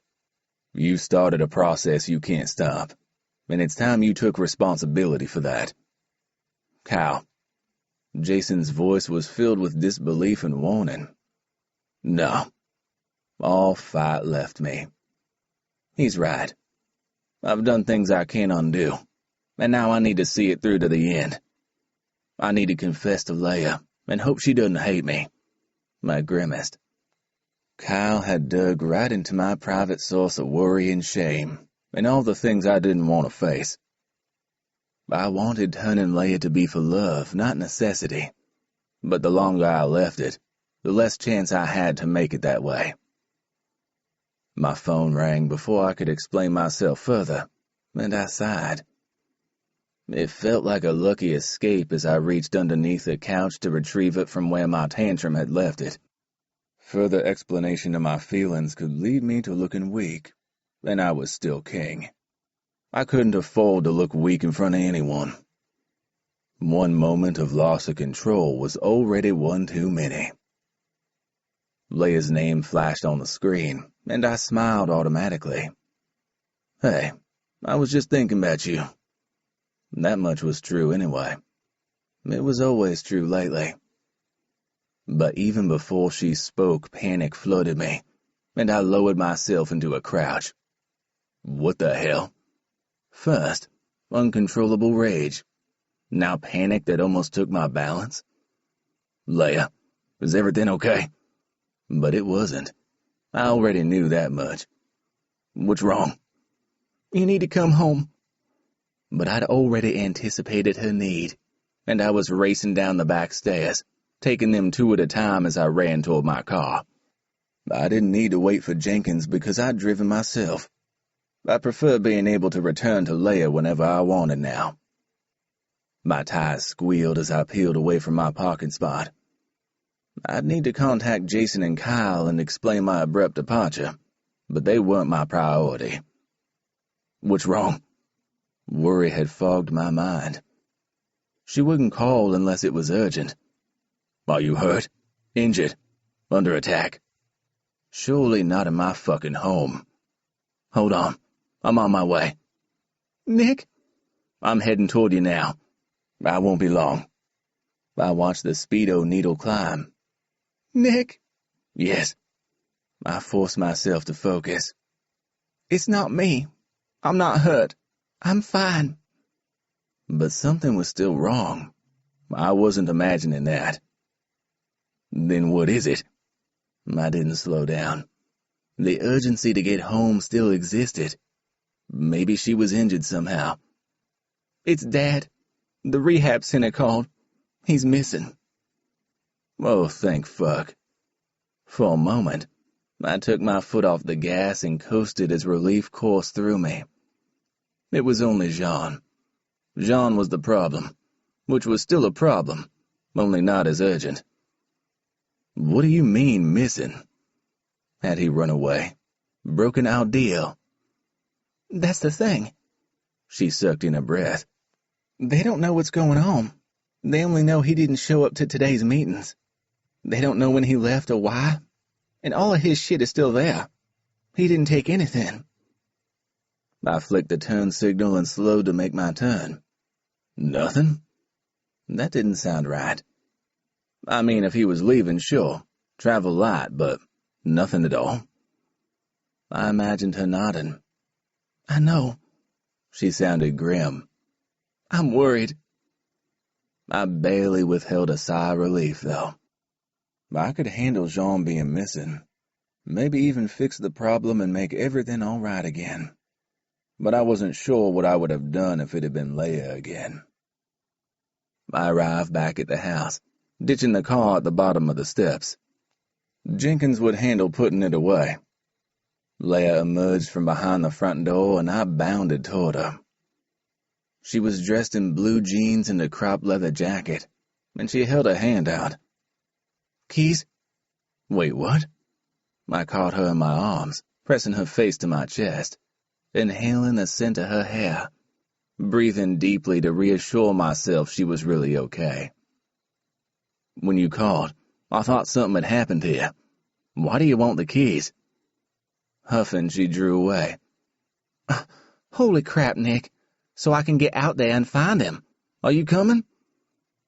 I slipped the keys into my pocket and took Leia's upper arm, trying to steer her back inside. No. We need to do this sensibly. Let me call the guys. We'll have a meeting to decide the best course of action. It's not safe off the property for you. I've made that mistake too many times. But I can't just sit around knowing Dad's out there somewhere. She looked up at me, and Baldwin closed the door behind us. I shrugged. But maybe he just ditched rehab. He could be on his way here right now to beg you to let him into the house or drink at the bar. Nick, she threw her arms up, her frustration evident. Why is it more likely that he ditched rehab than someone like Francois got him? We're in the middle of a war. You keep telling me you're fighting a war. You won't tell me anything about that war, But what if my dad got caught up in it too? Her eyes glistened, and she took a deep breath.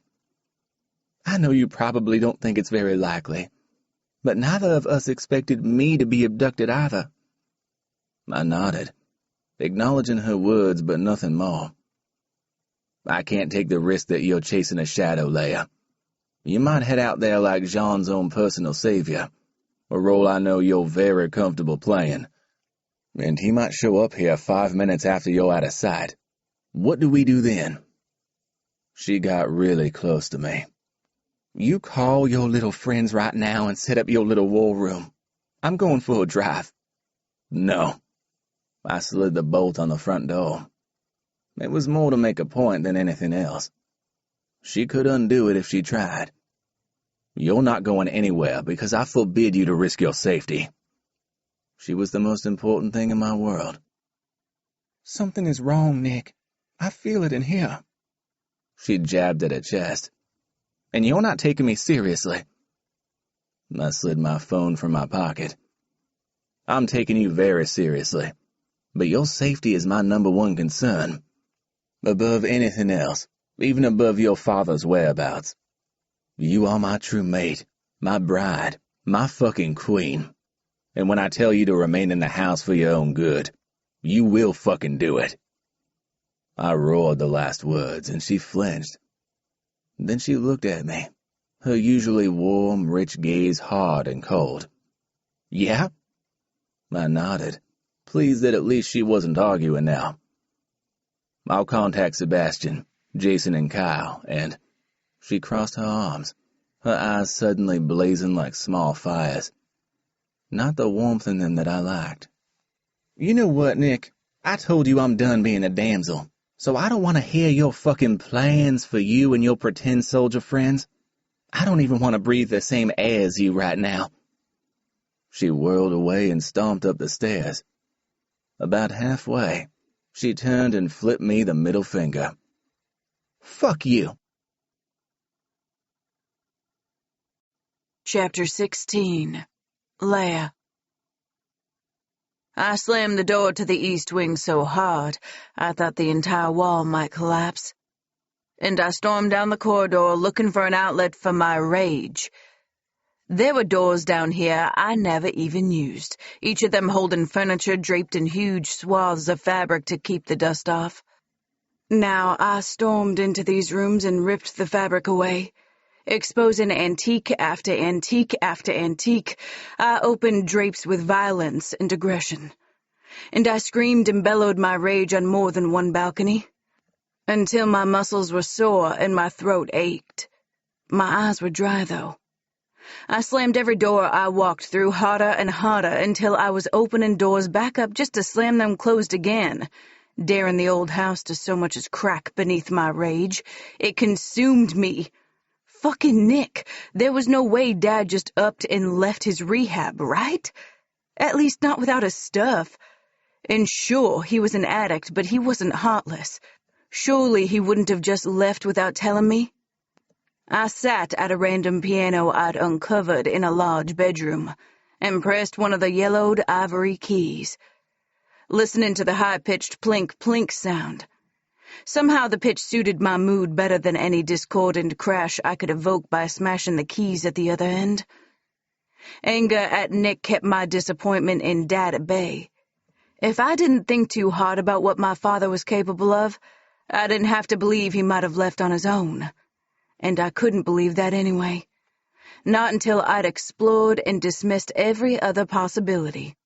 Francois had kept me in that old bedroom with no windows. But Dad wouldn't hold the same use for him that I had. There would be a worse place for my father, and I needed to be out there to get him back. I sat until the light at the window began to fade, dimming to a haze of vivid streaks of color, then purples. And as the door behind me opened, then quietly shut, I didn't turn around. I didn't need to. I could sense Nick's presence. My body tugged toward him, my blood all seeming to rush to meet him, but I wouldn't give him the satisfaction of knowing the effect he had on me. Did you mean it? There was a hardness in his voice, despite the quiet gentleness. My irritation flared to life, and I half-turned toward him. Mean what? Fuck me. The breath left my body at his words, so bold, so unsugar-coated, so screamingly naked. Energy crackled between us, and I drew deeper breaths as his silence seemed to suck all the air from the room. My rage started to slide into something more carnal, more easily sated.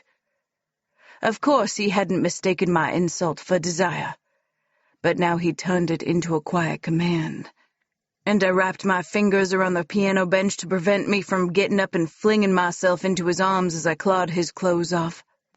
His shirt already hung open, and I wanted to shove it from his shoulders and lick each line of his tattoo. I grew wet just trying to resist him, and I sighed with relief when he touched my shoulder because he was right there. I hadn't needed to move at all. I hadn't needed to step down from my anger. He hadn't made me do that. He swept my hair aside, scrunching it roughly in his fist, as he tugged my head to one side, arching my neck.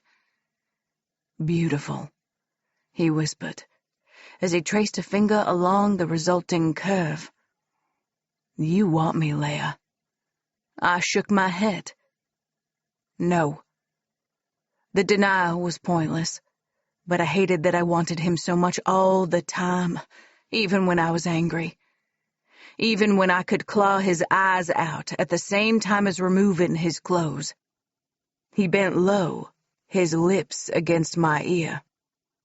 "I can smell your arousal." I shook my head, just one quick, stiff movement.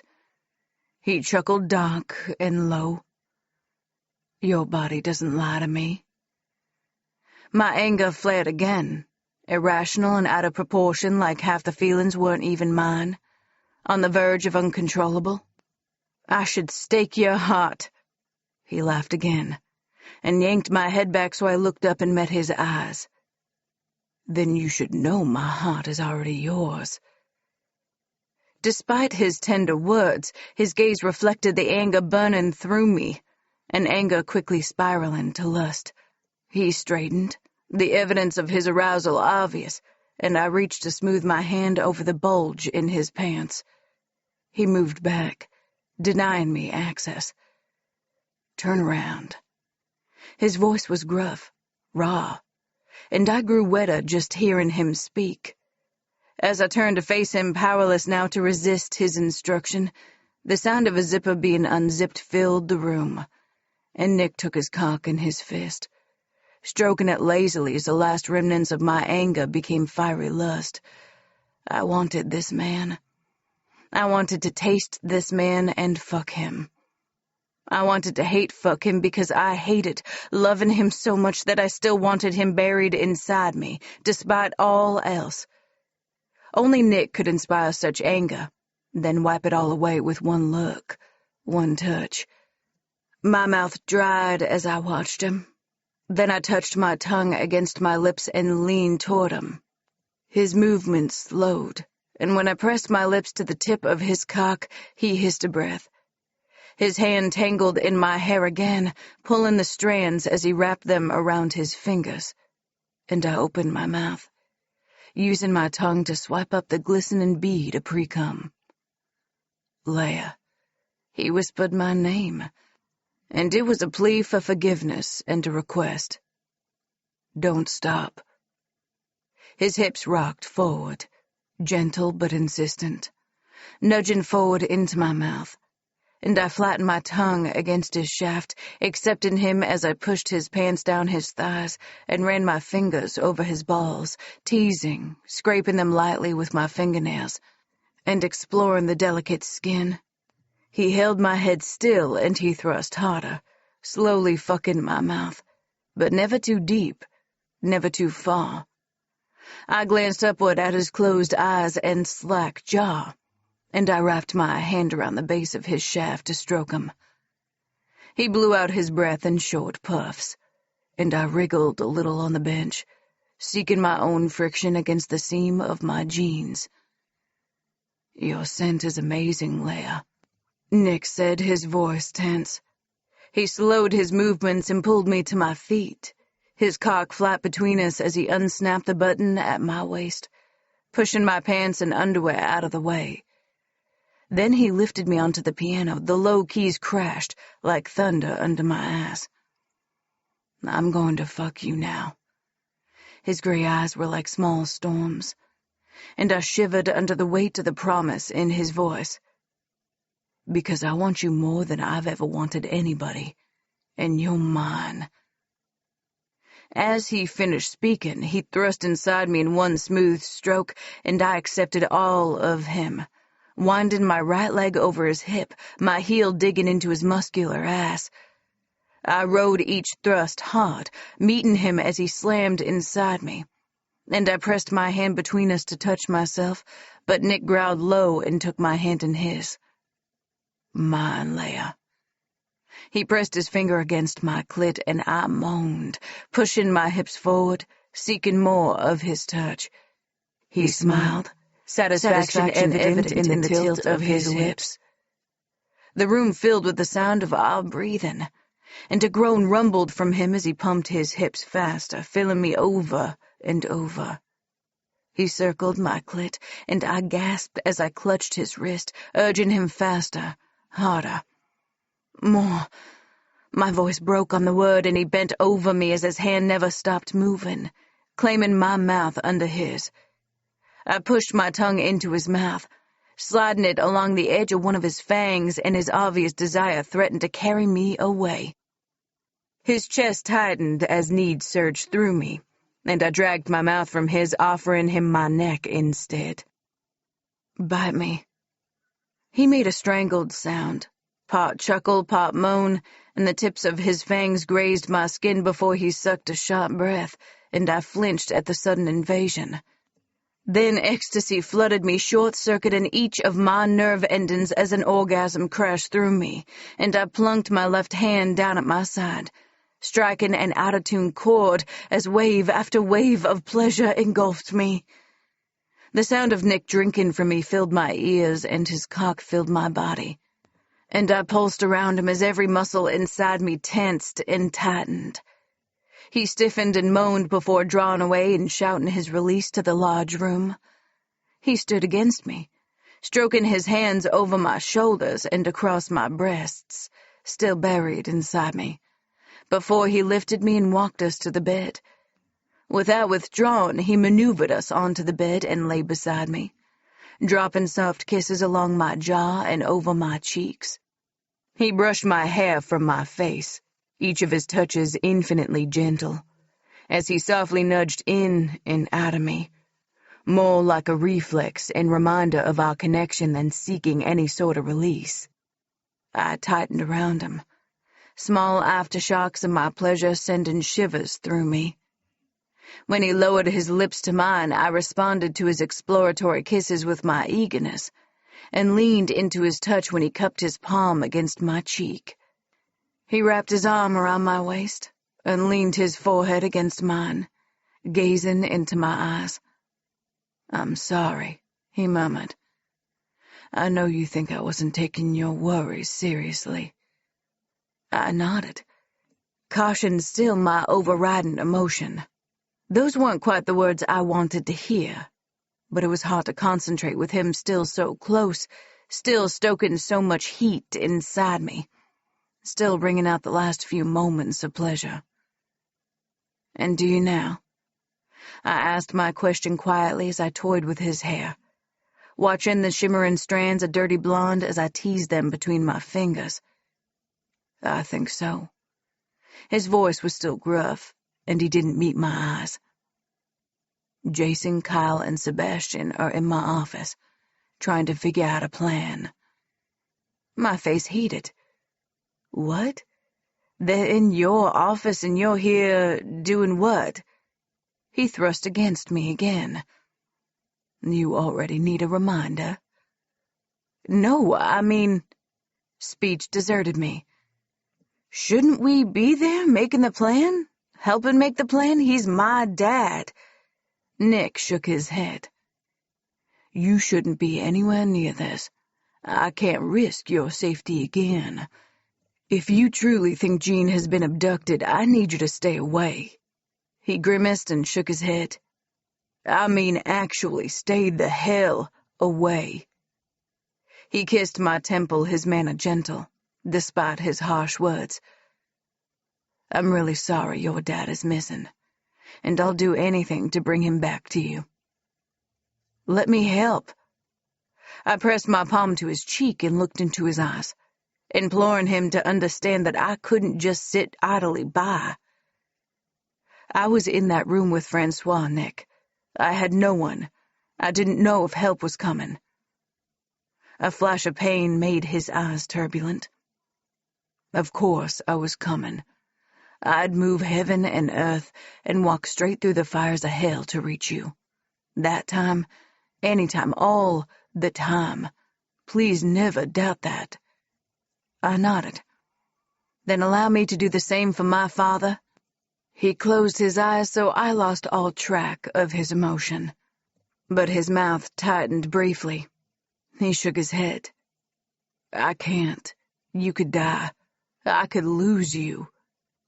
He tightened his arms around me and began to thrust harder inside me, like he was assuring himself I was there, or stamping his ownership on me. "No, Nick. Don't try to distract me with sex. I need to be angry right now." I drew away from him, putting distance between us. "I need to fight. I need to fight for my dad, but I don't know what to do." "Let me handle it all. I'll do your fighting." His words and his gaze held the same plea, but he let me move away. "Leia?" I looked at him, caught off guard by the unusual vulnerability he'd injected into saying my name. "We need to talk about..." I waited as he dragged in a deep breath. "About turning you." But I shook my head, the movement abrupt. "Not anywhere close to needing to talk about that, Nick. Not now, maybe not ever. I have many other priorities." Despite the allure of being stronger, becoming a fucking vampire sounded like a nightmare, and not one I was willing to face today. I wrapped my arms around myself, cold without Nick's proximity, and he drew a blanket over me, tucking it around my shoulders. He opened his mouth like he might push the subject, but he didn't, and I returned the conversation to the subject of my dad. "It's like this," I said. "If Francois has Dad, he could be doing anything to him. He could be bleeding him a little bit each day. He could be draining him right now. We might already be too late, but I have to try. I have to be involved. He's the last family I have left. If he's with Francois, I can't leave him there. No one deserves to rot in that house." My breath shuddered as I drew in a deep inhale. Maybe not even Francois. It's an exercise in decay. Nick stroked my face, but he remained silent, and I spoke again. "My dad isn't perfect. Hell, he's not even pretty good or average, but in his own way. He has loved me over the years, and my mom loved him. She chose him and married him, and I think he loved her too. He didn't get like this until he lost her. I owe it to my mom to do everything I can to get him back. But..." I held up my hand, stopping Nick's next words. "You can't say anything to change my mind." "What if I lose you?" He whispered the words so quietly, I barely heard him, and my chest tightened. I shrugged. "I can't lose him, though." My words sounded harsh to my own ears. I couldn't imagine losing Nick or being asked to choose between his life and someone else's. And maybe that was what I was asking Nick to do. Risk me for my dad, who I was sure he didn't really care about. "Please," I whispered. "I have to do this. I'll never forgive myself if I don't at least try." "But you know what vampires are capable of. You know you could be putting yourself directly in harm's way." I shivered. "I know the risks. I confirmed, fighting against myself so I didn't reach out to him for comfort. I wanted to be back in his arms and have him fix everything for me. I think I just have to do this. He shook his head, but it was with resignation rather than lack of permission or disagreement. Then he sighed. But what if I can't protect you? I've already failed you too many times. He reached for me and tucked me against him, resting his chin on top of my head. I can keep you safe here. I can control this environment. I have wards that protect the house. I have to do this, though, Nick. I splayed my hand over his chest, absorbing the warmth from his skin and feeling the steady thud of his heart against me. This isn't just another plea for a night out dancing. My dad is the last family I have, the last connection I have to Mom. I wouldn't insist if it wasn't important. I have to do this. He sighed again. I know. Then he moved. Get dressed. I need to take you to see the others. Tell them the new plans, and that they include you. His face remained tight and drawn. He still wasn't happy. But I rolled from the bed and slid my pants back on, then ran my fingers through my hair. Ready? He grimaced. I'm sure as fuck not. They're not going to like this any more than I do. He led me downstairs like he was leading me to the gallows. When he opened the door to his office, Sebastian looked at me with wide, surprised eyes. Took you long enough to find her? Jason grinned as he glanced up from some maps on the desk. Kyle folded his arms. I think we can all guess what took the time. My face heated, but I refused to be intimidated. I glanced up at Nick and opened my mouth to speak, but Nick started to talk first. Leia is coming with us to find Jean. His voice was tight, and his mouth barely moved as he formed the words. What? No. Kyle's arms tightened so much that his muscles bulged. She's a civilian, he spat. And worse, she's a human. Jason's eyes were as wide as Sebastian's now. This isn't a good idea. He shook his head. Well, it's not my fucking idea, is it? Nick rounded on him, arguing like I wasn't even in the room listening to them talk. Sebastian shook his head. I don't think you should even entertain this with her. With her... He gestured toward me. Like this. Like this? What the fuck, Sebastian? I was mad now, but I didn't exactly know why. So I'm good enough for you to keep smelling my hair, but not good enough to help find my dad? I glared at him, and his cheeks reddened as Nick growled and stepped toward him. Kyle stepped forward, too. How can she come if her presence divides you? We need to get our shit together. We don't know where Jean is, if someone has him or if they don't. We're currently blind. We need to do better. I leveled a cool look at him. Then I glanced at everyone else. I'm coming. Because Nick says I can, and because no one wants to find my father as badly as I do. I'm the only one of us who knows what it's like to be abducted by Francois. If he has my dad... I broke off and swallowed. Well, even my dad doesn't deserve to be imprisoned by a vampire. Sebastian's gaze turned sympathetic. We'll all do anything we can. Kyle rolled his eyes. We'll do what we always do, plan to succeed and get the job done. And Leia will do everything I say, follow all my rules, and stay safe, Nick said as he watched me. His gaze pleaded with me not to disagree with him, but I had no intention of disagreeing, not in public, and not even in private. I didn't exactly have a death wish, and if following the instructions of the Vampire King and his men kept me alive, I was good with swallowing my pride. I think I can manage to do that. I grinned at him, but he didn't manage anything more than a grimace in return. before he tugged me against him, his arm around my waist. Chapter 17. Nick. I stood in my office at La Petite Morte looking out over the floor. Down there, nothing had changed, but in the rest of my life, everything had been turned on its head. Leia was at home with Amy and Jason, and Kyle, but she didn't know about him, and it was better that way. The less she ventured out in public, the less I had to worry about her safety and everyone else's. The main doors opened as I watched, and my fangs descended immediately. Another vampire in my casino.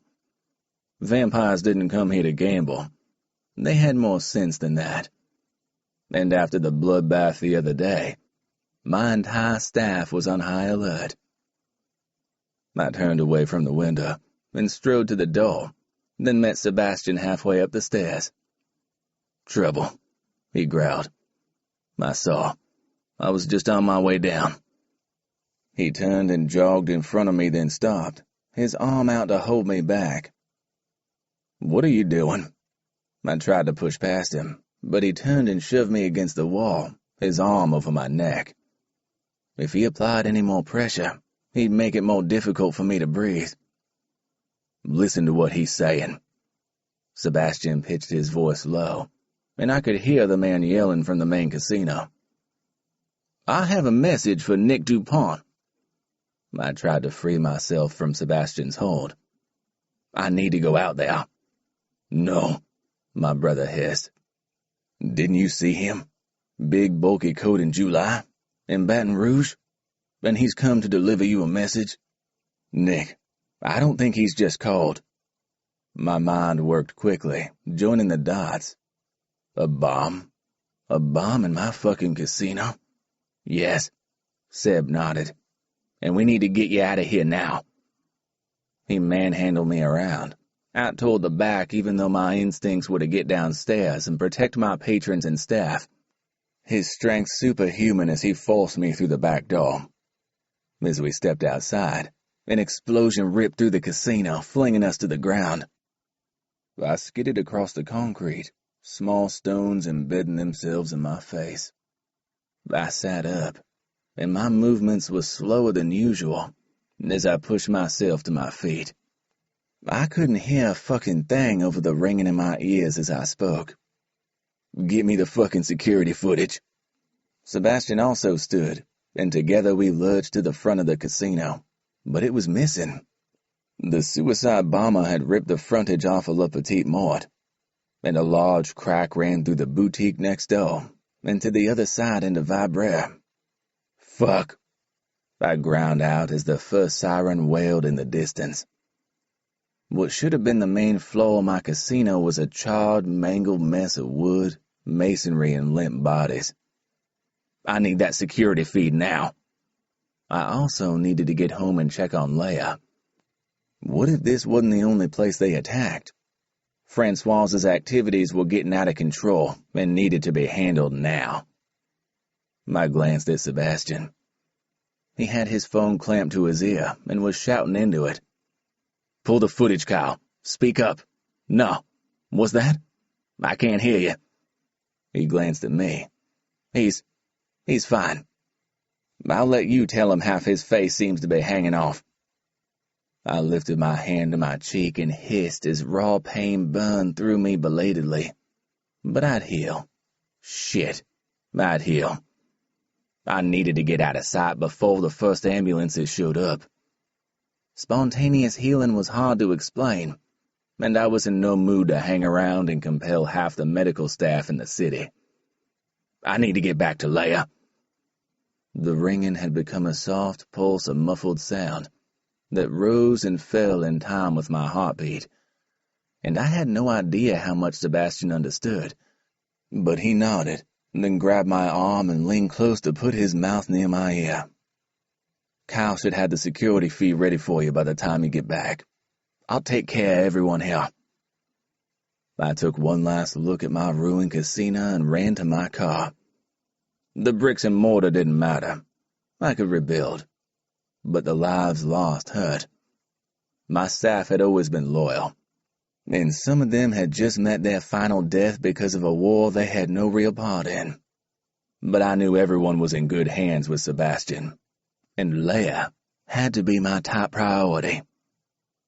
The drive home was fast, and my tires squealed onto my long driveway. Leia met me at the front door, tearing past Baldwin and thumping into my chest as she threw her arms around me. I was so worried. I saw what Kyle was watching. How did you survive? She lifted her face toward me, and a tear rolled down her cheek. Then she lifted her hand like she might touch me and thought better of it. We need someone to look at your face. I shrugged her comment off. I'll heal. With all the gravel left under your skin? Doesn't someone need to clean that out first? I hissed, already imagining how that was going to feel. It would hurt like a bastard. Get Jason then, not Kyle. I swear his heart hadn't beat since he turned.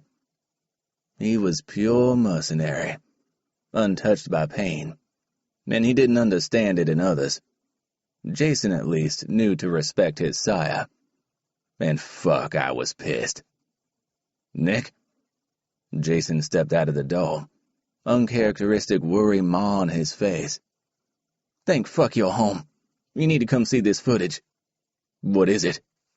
I took Leia's hand as I moved rapidly up the steps. Jason hesitated, his gaze raking my face. And we need to do something about that. You're starting to heal already. Fuck my face. Jason would just have to open it up again. What's on the recording? He hesitated again. You should probably watch it yourself. And I will, but tell me. He glanced at Leia, his mouth tightening into a flat line. It wasn't a random demand. Francois has made his move. The fucker. What did he say? Sending a suicide bomber to make his demand known? That fucking bastard. That coward. Jason sucked in a breath.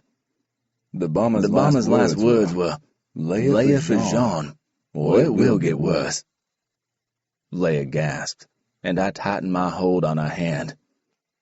At least we know he's alive now, though, right? Her tone was brave, her words uncertain. I fought to remain calm, but it was a losing battle. Rage roared through me, constricting each of my muscles and muffling my hearing again. Jason's mouth was moving again, and he gestured inside. I followed him to my office, where Kyle was watching the screen. As we entered, he paused the recording and rewound it to the start. This is where the bomber enters the casino. He indicated the opening main door and the guy in the too big jacket. I'd already seen that part. I'd been there for the live-action version. I should have stopped him. I saw him come in. Sebastian pushed me out the back. As I spoke, the guy on the screen detonated his bomb and the camera jerked and shook, capturing a few seconds of falling debris before going black. I can slow this down if you think there's more we need to see. Kyle rewound the footage again. No. I shook my head. I didn't need to see the slow-motion destruction of my casino, or a guy bringing about his own final death. I don't think we'll learn anything more from the footage. He came to deliver one specific message. The rest of the damage was just theater. I swallowed against the sudden bitterness of bile and curled my hands into fists. Do we have any other leads at all? Kyle shook his head. I've reached out to Temple, but he's gone to ground. It could be a while before I hear back. He hesitated. After the witch and everything. Leia tensed, and her breathing quickened. I led her to a chair. Francois has just started a war, the likes of which he's never seen. I said as I looked at Jason, my hand still resting on Leia's shoulder. Except it wasn't entirely true. Francois had started this war when he first took Leia, my true mate, and now he was trying to get her back. The fact he now had her father was almost secondary to the fact he'd brought the fight to my business and killed my people to make his point. I forced myself to breathe. Not content with simply taking what was mine, he'd invaded my territory again.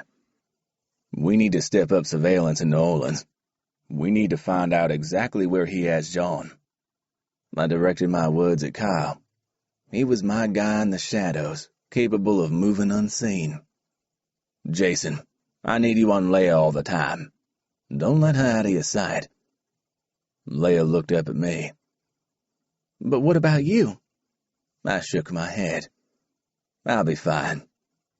I'm a vampire. But I didn't say those words. We were all probably thinking the same, although wisely neither Jason nor Kyle looked at me. Leia's humanity made us all vulnerable, and we all knew it. But again, now wasn't the time to discuss turning her. She'd rejected talk of it earlier, and I had to be seen to respect that. I also needed to choose a moment when it didn't look like I had some sort of ulterior motive beyond love or my desire to spend an immortal lifetime at her side. This is all my fault. Leia's unexpected words fell into the silence. I'm the intended target. You shouldn't even be involved in at risk of getting hurt. She looked at the others, then at me again, her eyes filling with tears. And look at your face. I shook my head in denial of her beliefs. It's not your fault. Francois has done all this. One man abducted you, abducted your father, and has bombed I couldn't bring myself to name it. My casino. The responsibility for this lies with Francois, and I will find him, and I will end him. Maybe I should just give myself up. She spoke like she hadn't even heard me. He's come after my dad, after you. All he actually wants is me. My chest hollowed at the idea of Leia willingly giving herself to Francois. I tightened my grip on her a little. You can't do that. But maybe I could be, I don't know, bait? Draw him out? That would work, right? I shook my head. Not an option. You've seen what he's capable of. He's ruthless.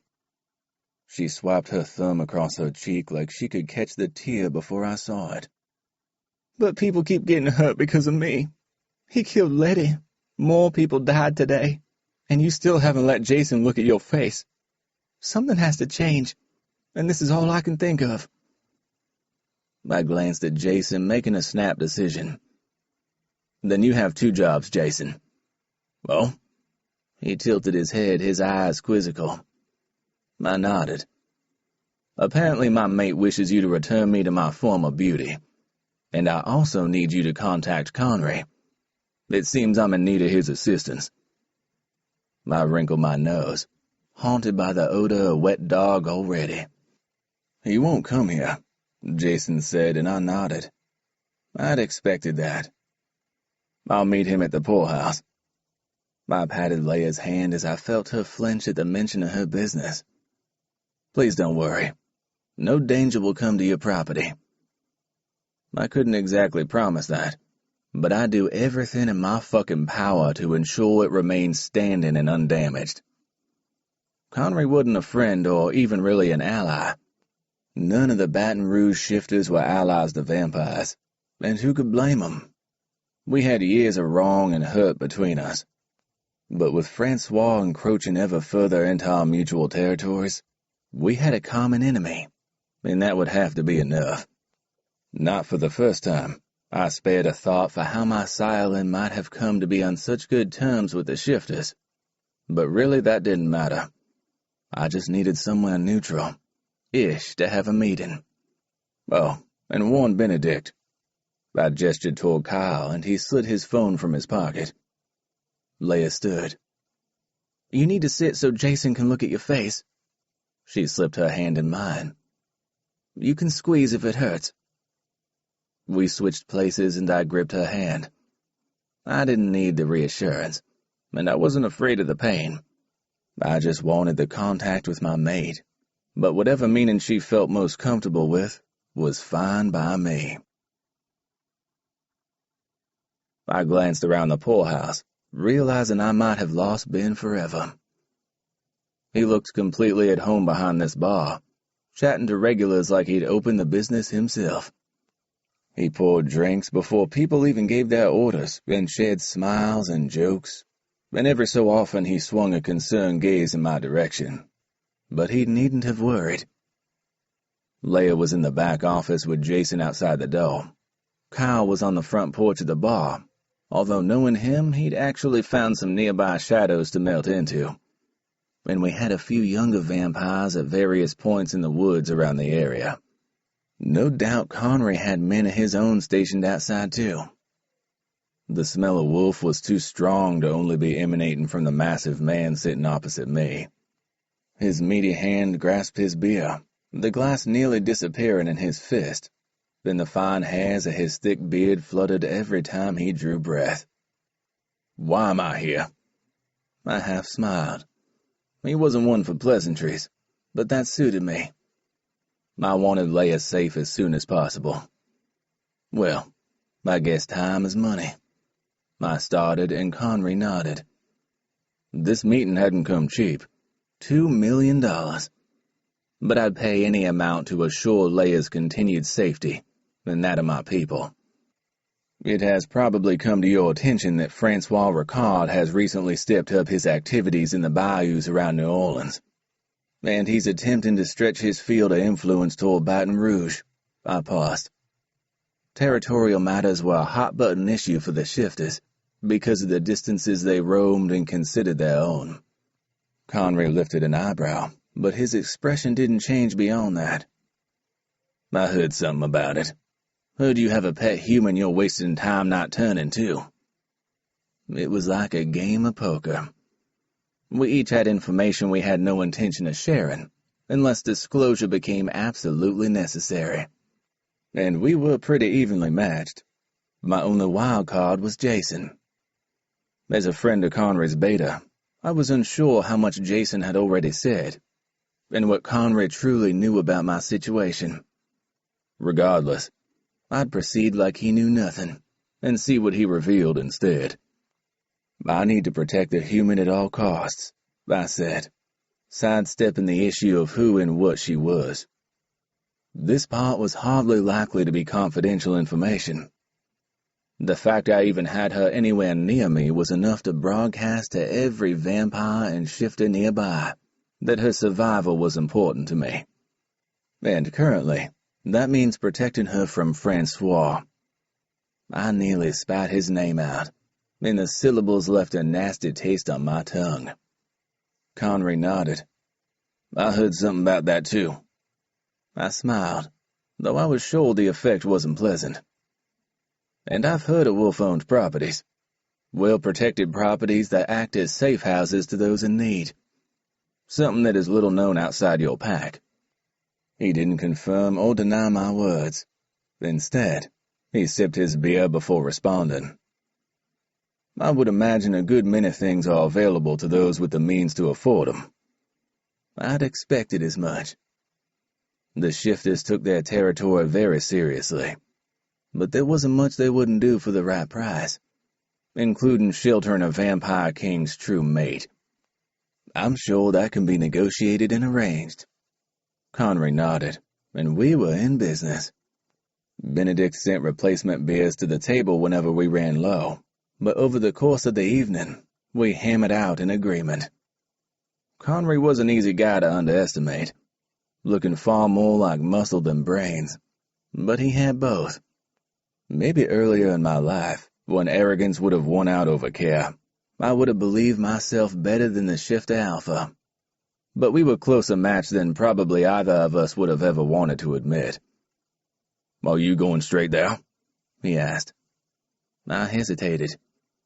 I hadn't actually planned for him to agree so quickly. I thought he'd need at least one night to consider my proposal. "If that's agreeable," I hedged. He nodded. "I can have my men escort you from here." He glanced around the interior of the bar, his gaze resting on Ben for a moment, like he was also sizing up the vampire presence I had with me. He probably was, because a good alpha should, and Connery seemed like a good alpha. "This is about the human." I nodded, unsure how much to disclose now he'd agreed to the use of his safe house so readily. He huffed an unexpected sigh. "They're a fragile, stubborn breed." Something suspiciously like pain flashed through his eyes, and I sensed a story I didn't necessarily want to know. "And can I rely on additional protection from your men?"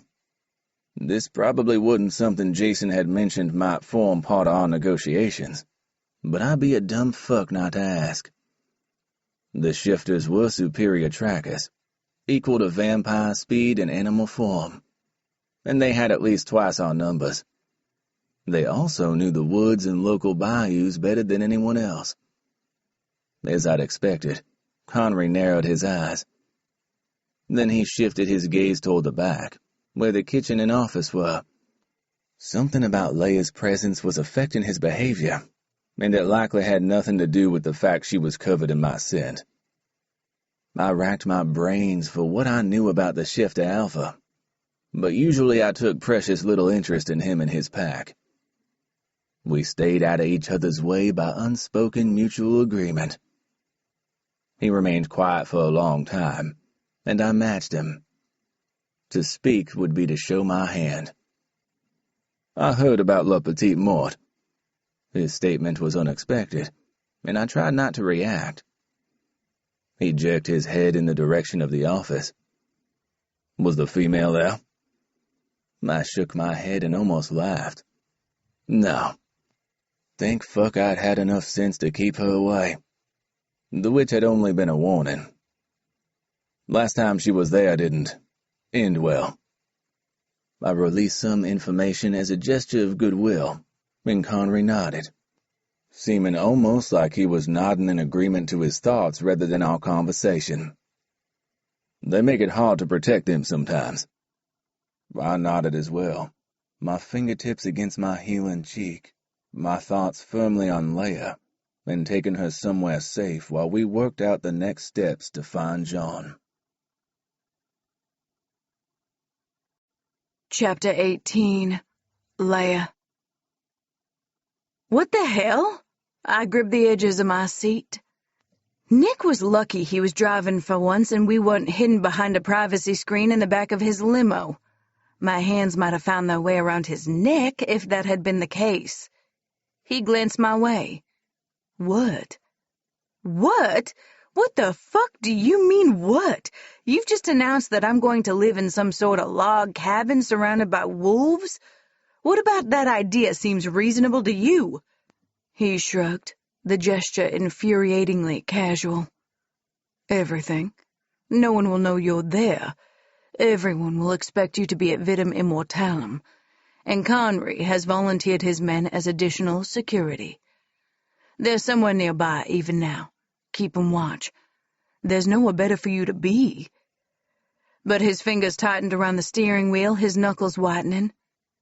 "Besides, I quite like the idea of a romantic weekend away." Sebastian popped his head between the seats and swung his attention between the two of us. Nick grimaced. "I don't recall asking for your opinion, brother."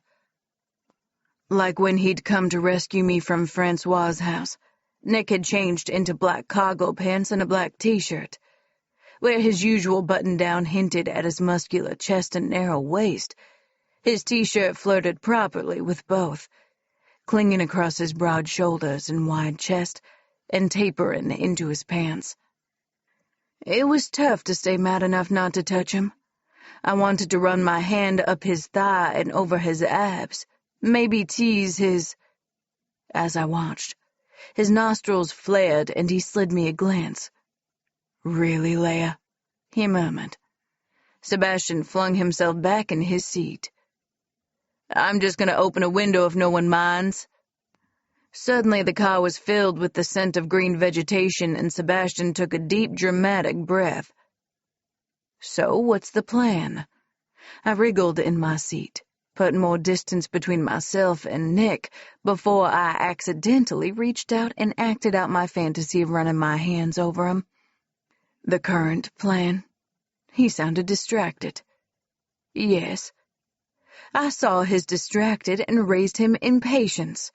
My next wager would be frustration, and his casual shrug was starting to annoy me, particularly when he did it again. Putting you somewhere safe. I nodded. Wait, what? Putting me? Sebastian laughed from the back. Real smooth, Nick. Nick glared into the rearview mirror, then he glanced at me. Amy will be there to keep you company. Oh, good. I couldn't contain my sarcasm as the last of the sunlight faded into an orange strip on the horizon. I get my babysitter back. I shot him an ass-load of side-eye, way more irritated now than turned on by his presence. And where are you going to be? He sighed. I need to head back home to talk to Kyle and Jason, to get things moving on the rest of the plans. What? I twisted to face him. So you are actually just shoving me away and keeping me out of things? What happened to letting me help? He opened his mouth to reply, but I didn't even want to hear his whiny little voice if he was just going to make more excuses. And who the fuck is Conry? Another vampire prince from a different Louisiana city and we can all pretend to have a fucking royal good time? How do I know this one isn't crazy as well? Sebastian smothered a chuckle in the back. I whirled as far as the seatbelt would let me and jabbed a finger in his direction. And you can shut up. From my count, I'm 2 for 2 on crazy princes so far. One kidnapped me, and one likes to smell me whenever he gets too close.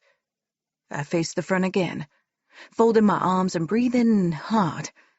Shame already taking the place of my sudden anger. Leia. Nick didn't say anything else. Just my name. But it was enough. I pressed my hand over my mouth to stifle a sob. It was all too much. At least with Red Bills, I'd known where I stood. Now my world was vampires and more vampires, and everyone wanted to fuck me or kill me, and they'd taken Dad and... I closed my eyes, as tears spilled from them, and Nick pulled the car over before unfastening our seatbelts, so he could pull me over the center console and hold me to his chest. Conry isn't a vampire, he said gently as he smoothed my hair from my damp cheek. He pressed a kiss to my temple. He's a wolf shifter. I laughed then, high and hysterical, clutching my stomach as a mixture of sobs and actual shouts of laughter poured from me. Of course he is, I gasped. Because why the fuck wouldn't men who can shift into wolves exist? I laughed again. I need some air. Be right back. Sebastian opened his door and closed quietly behind him. But he didn't move far, leaning against the car while he gave Nick and me a moment of token privacy. I swear to you, this is the best option, Leia. Nick ran his fingers through my hair again, teasing tangles apart with his gentle fingers. I wouldn't ask you to do this if there was any other way to keep you safe. His voice tightened, and he hesitated in his movements before he spoke again. Humans are fragile. I need to keep you safe. He pressed his forefinger softly under my chin and tilted my face up, meeting my gaze before his mouth claimed mine. I responded to him immediately, my body seemingly always ready for him, and I moaned as I slid my tongue to touch his. I pushed my hands through his hair and arched toward him, offering him my body. Why do I always want you? I half whispered, half moaned the question, and he chuckled softly as he drew away. You don't suffer alone, Leia. I hope you know that. Then he didn't even raise his voice as he spoke again. Sebastian, You can come back in now." The back door opened and Sebastian sat heavily on the seat. "I think I should inform you we all goddamn suffer." And I laughed as he pretty much hung his head out of the window like a dog as Nick started the car again. We drove in silence for a while longer, before Nick turned off the road and took increasingly narrow dirt paths, each more rutted than the last. I swayed in my seat. "Where are we going?" "The house isn't accessible by road. We travel by skiff from here." He shut the engine off and got out of the car before leaning down to look back in at me. "Come on." I climbed out and joined him on a small wooden jetty. Cypress trees hung low and the Spanish moss over the branches formed a curtained tunnel leading to a gaping blackness. Even the water was black, shielded by the trees and colored by the night. "What's in there?" I stepped back from the edge, ignoring the boat, the very tiny boat rocking gently on the water. "Nothing with teeth bigger than mine." Sebastian pushed forward and grinned, flashing full fang. Nick pushed him away again. "That's right. Nothing in the water will have teeth bigger than yours, because I'll be in the fucking boat. Maybe Nick can even make you a new purse that matches your shoes if we spot any gators." Sebastian climbed into the boat and it barely wobbled, despite his size and frame. "I don't think I can get in there. 1, how can we possibly all fit? And 2, how can it keep us all afloat?" "Well, we're not swimming to the safe house. Having the biggest teeth doesn't mean I want any of my other body parts removed."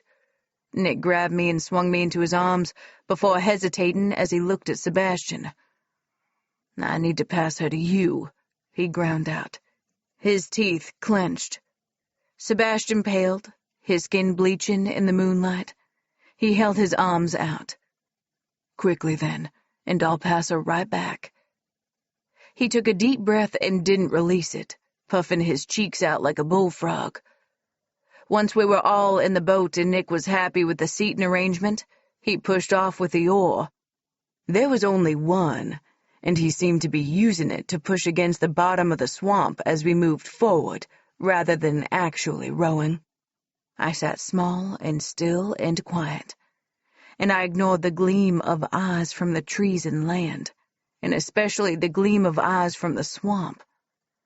Occasionally Sebastian hissed, the sound both a warning to anything in the water and a reminder that there was something about both these men that wasn't as polished as their exterior suggested, something a little bit feral and primal.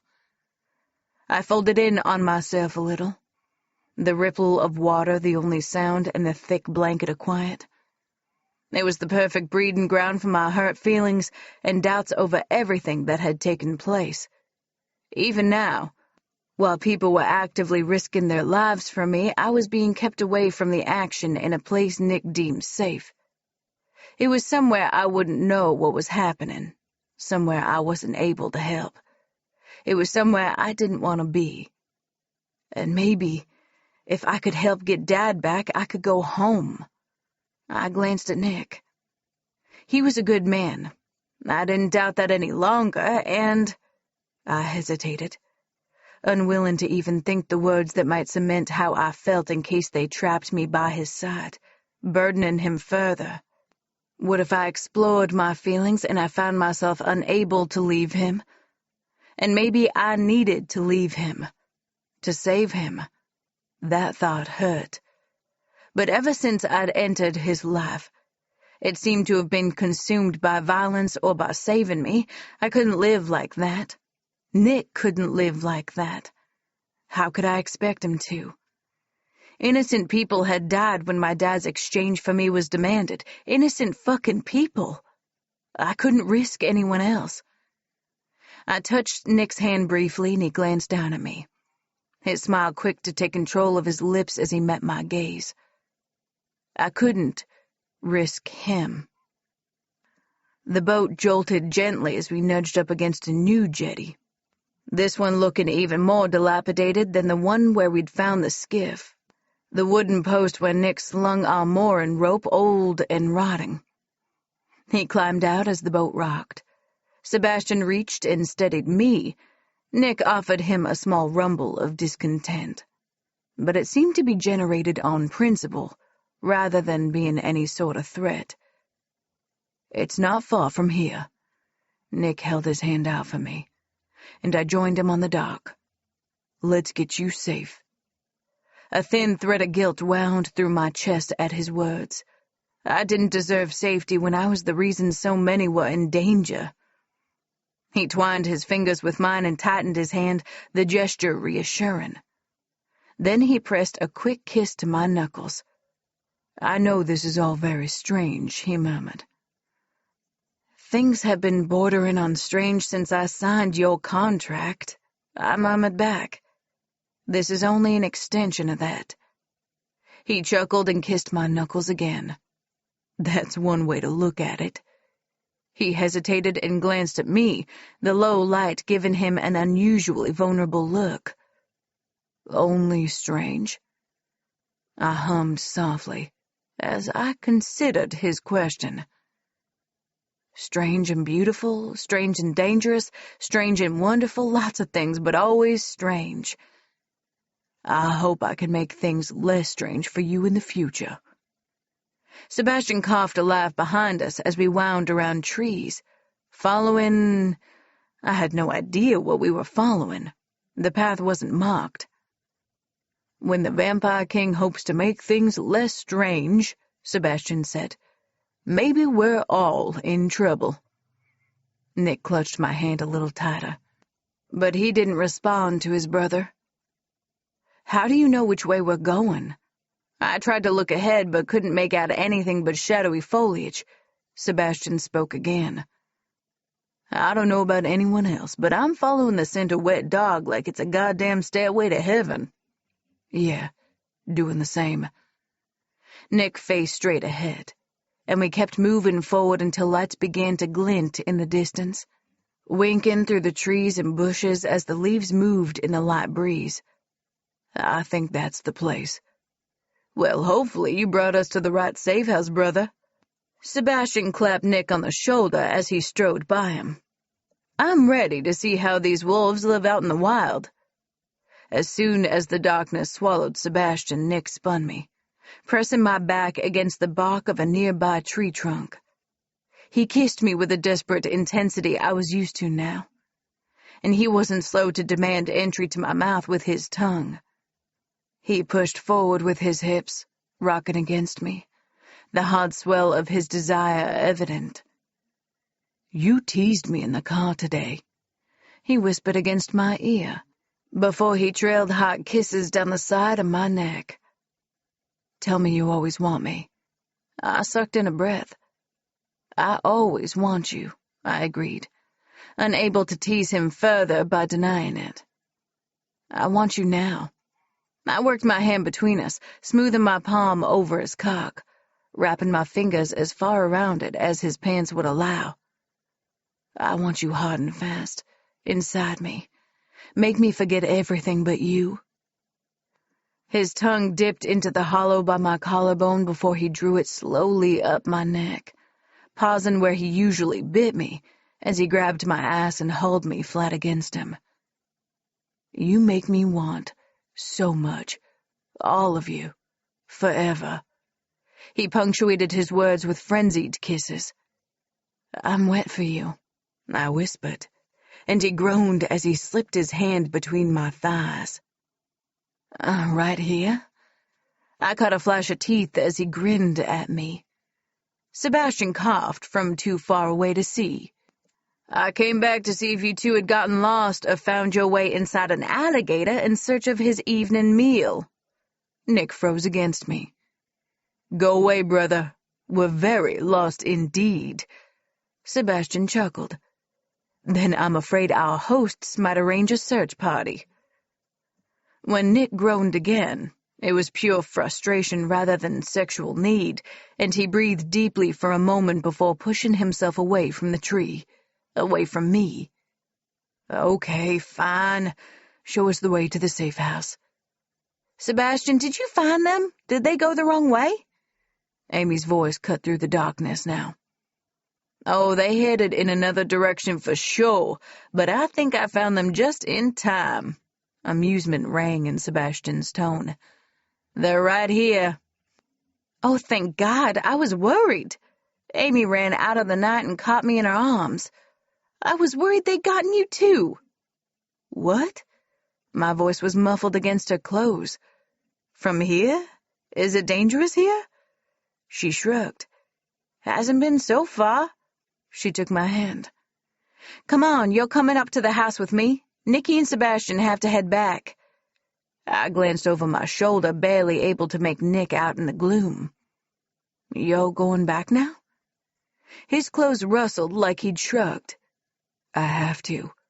We need to chase down some leads, see what we can find out about Jean. I sighed softly, but when he spoke again, I knew he'd heard it. I'll be back tomorrow. I won't go a day without seeing you. Yes, yes. Sebastian heaved his own dramatic sigh. We all suffer.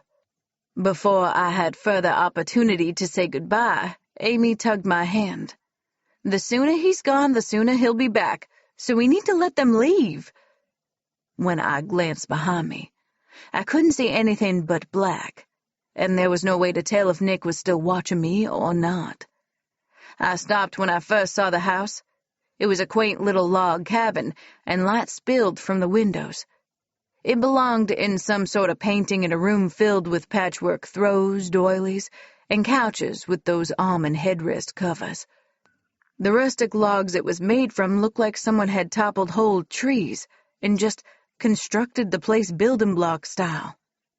Inside, the quota of too cute continued, with big couches, overstuffed cushions, and area rugs with lamps cast in soft pools of light throughout the space. You like? Amy turned around, a mischievous smile playing on her lips. Different than Nicky's place, right? But I have a surprise for you. She walked to a small table, then lifted a plate toward me. Cookies?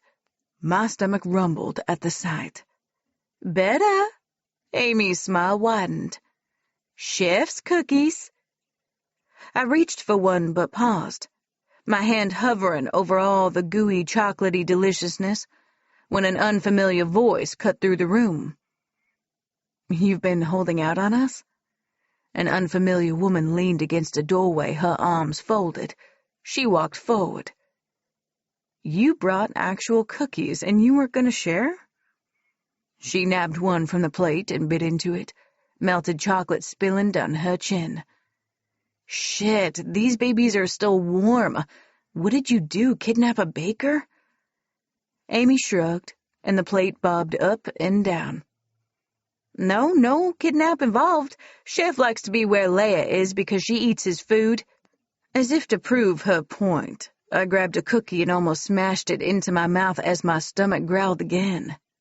Oh, that's heaven, I moaned as I took a second one. Huh, bet you'll miss them after, the strange woman said, and Amy glared at her. Well, shit. Did everyone know my deal with Nick was only for a month? I glanced at the plate. Maybe I'll ask Nick for a timeshare arrangement with Chef or something? The woman laughed. No, I meant after. Have I introduced Ulva? Amy's question cut right across whatever Ulva had been about to say, but I shook my head, eyeing the dark-haired stranger. No. Ulva waved. Hi. I glanced at Amy. Are we all about to be happy little roommates? Something like that, Ulva said, replying for my friend. Think of me more as your summer camp counselor. I'll be arranging your daily activities. I didn't realize you look so... She skimmed a gaze over me, a slight sneer wrinkle in her nose. Fragile? It's been a long time since I've been around a human. So first up tomorrow, self-defense training. She grabbed another cookie and retreated from the room. Chapter 19. Nick. I jogged back over the landscape we traversed in darkness last night, my feet slipping on the damp grass. It was later than I wanted, early evening now, but I made my way back here as fast as I could. I couldn't stay away from Leia for too long. I shook my head as I ran. A female had never made me so weak, yet I didn't feel weakened at all. Leia's power coursed through my veins, strengthening me. Our bond made me a stronger vampire, a stronger king, and I couldn't wait to fucking see her. As I approached the strange little crackerbox house, so tiny in its construction, I was unsure how wolves used it as a place to live at all, especially when they preferred to travel in packs. The grunts and moans of a fight sliced the air. I picked up speed. What the fuck? These fuckers were supposed to be protecting Leia, and now there was a fight right outside the fucking house? Hell no. Not near my true mate. I slowed as I neared the edge of the tree line and crept forward, my fangs threatening to descend as the fighting continued.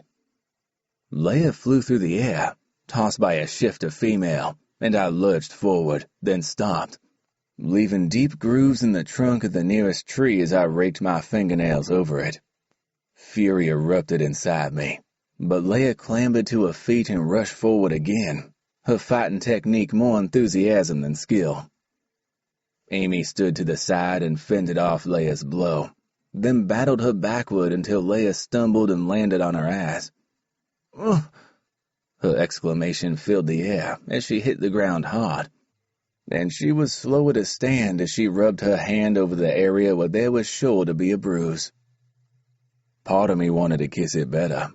Part of me wanted to storm over to Leia and demand what the hell she thought she was doing. I could always slit the shifter's throat on the way. Her hands had no place on my mate. But Leia used her arms to ward off more blows, still breathing hard. Then she bent forward and wheezed, and I almost stepped out into the open. But instead of Leia keeling over, the space filled with the most glorious sound. Her laughter. She laughed harder and beckoned both of the other women forward. "Come at me then," she taunted, as she took a swaggering step toward him. "If you think you got what it takes." I could have run so fast I would have grabbed Leia and taken her back to the jetty, almost before Amy or the shifter woman knew I was even there. But the sound of Leia's laughter held me back. She was spawned with two women who could break her in half as easily as look at her, and she was having a better time than I'd seen her have in days. I couldn't take this away from her. But either I moved or I made a noise, or simply her blood ran as fast as mine did when we were near each other, because she turned around. For a moment she didn't spot me, and her gaze scanned the trees then back again, looking past me a couple of times before I stepped forward and offered her a rueful grin for disrupting her fun. "Hi," I murmured. "Nick," she ran toward me, and her name on my lips was the sweetest of sounds. "Hey, we're not done," Amy called after her, but Leia gave her the finger before she slammed into my arms. "You're back." She searched my gaze and pursed her lips a little, and I chuckled, lacing my fingers behind her. "Of course I'm back. Where else would I go?" Those lips, always tempting me to kiss them, no matter her expression. "Oh, I don't know. Finding my dad, saving the world without me?" I laughed again and smoothed my thumb over her mouth. "Would I dare?" She narrowed her eyes a little, and I relented. "Okay, so I would. I'd do anything to keep you safe and make no apology for any of it." I shrugged. "That's just the kind of guy I am." "Hey, Leia." Amy waved to get her attention. "Are we still practicing over here or what?" "Or what?" I yelled back without taking my eyes off my mate. "I'm handling Leia's practice now." As Amy made loud kissing noises, Leia buried her face against my chest, and I lost another piece of my heart to her. This fragile human female trusted me completely, and I needed to talk to her about what our future held, what I wanted it to hold. Leia. As I spoke her name, Amy yelled too. "Hey, Nikki, don't forget that teaching her how to fight is more than just fucking in the art." I flipped my sister the finger too, and she laughed. Leia backed away, already adopting the fighting stance the others must have taught her. Chuckling, I followed her, my movements a little more predatory than ordinary fighting ones. I would have followed Leia anywhere. "You going to show me what you've learned?" She grinned. "Absolutely." I matched her grin and beckoned her forward, mimicking her movements from earlier. "Come at me then." I even borrowed her same taunting tone and took a swaggering step toward her. "If you think you've got what it takes."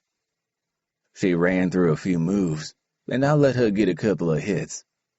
She definitely didn't have vampire speed or strength, but she had plenty of the same enthusiasm I'd seen when she fought Amy in the shifter.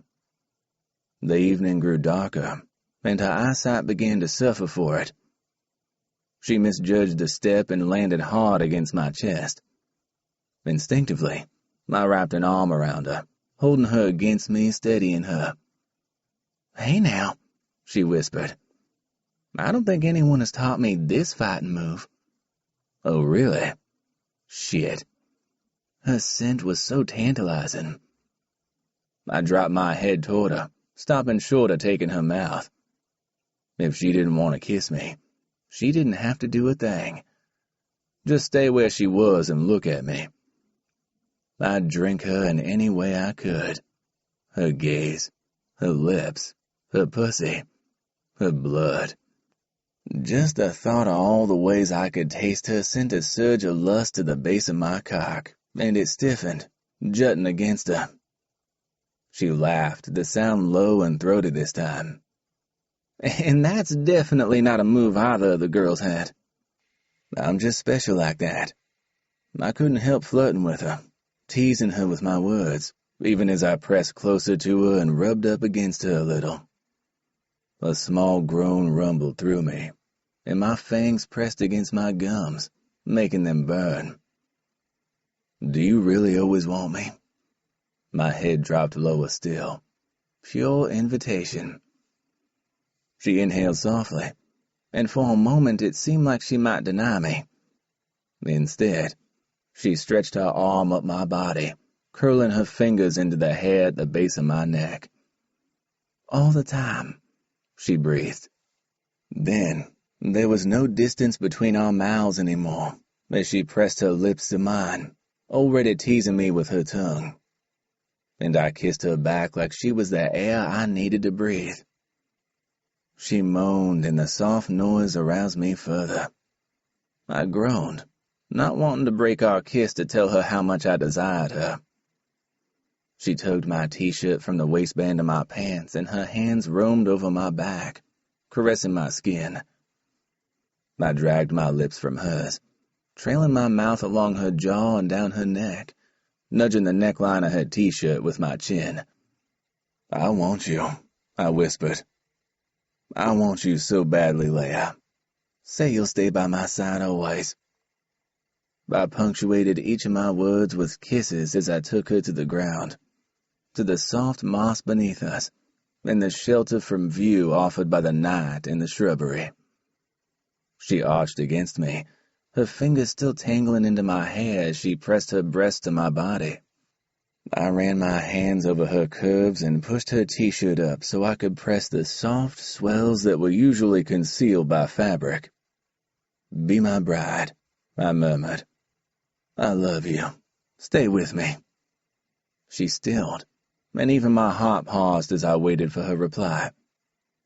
"Be with me." I tried again.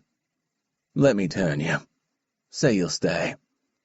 It's the greatest thing I can ever offer you, the only gift I have to give, and I want to give it to you." Fear that she might refuse seized me, and I kissed her with fervor, stroking my hands over her warm skin, luxuriating in the softness of her.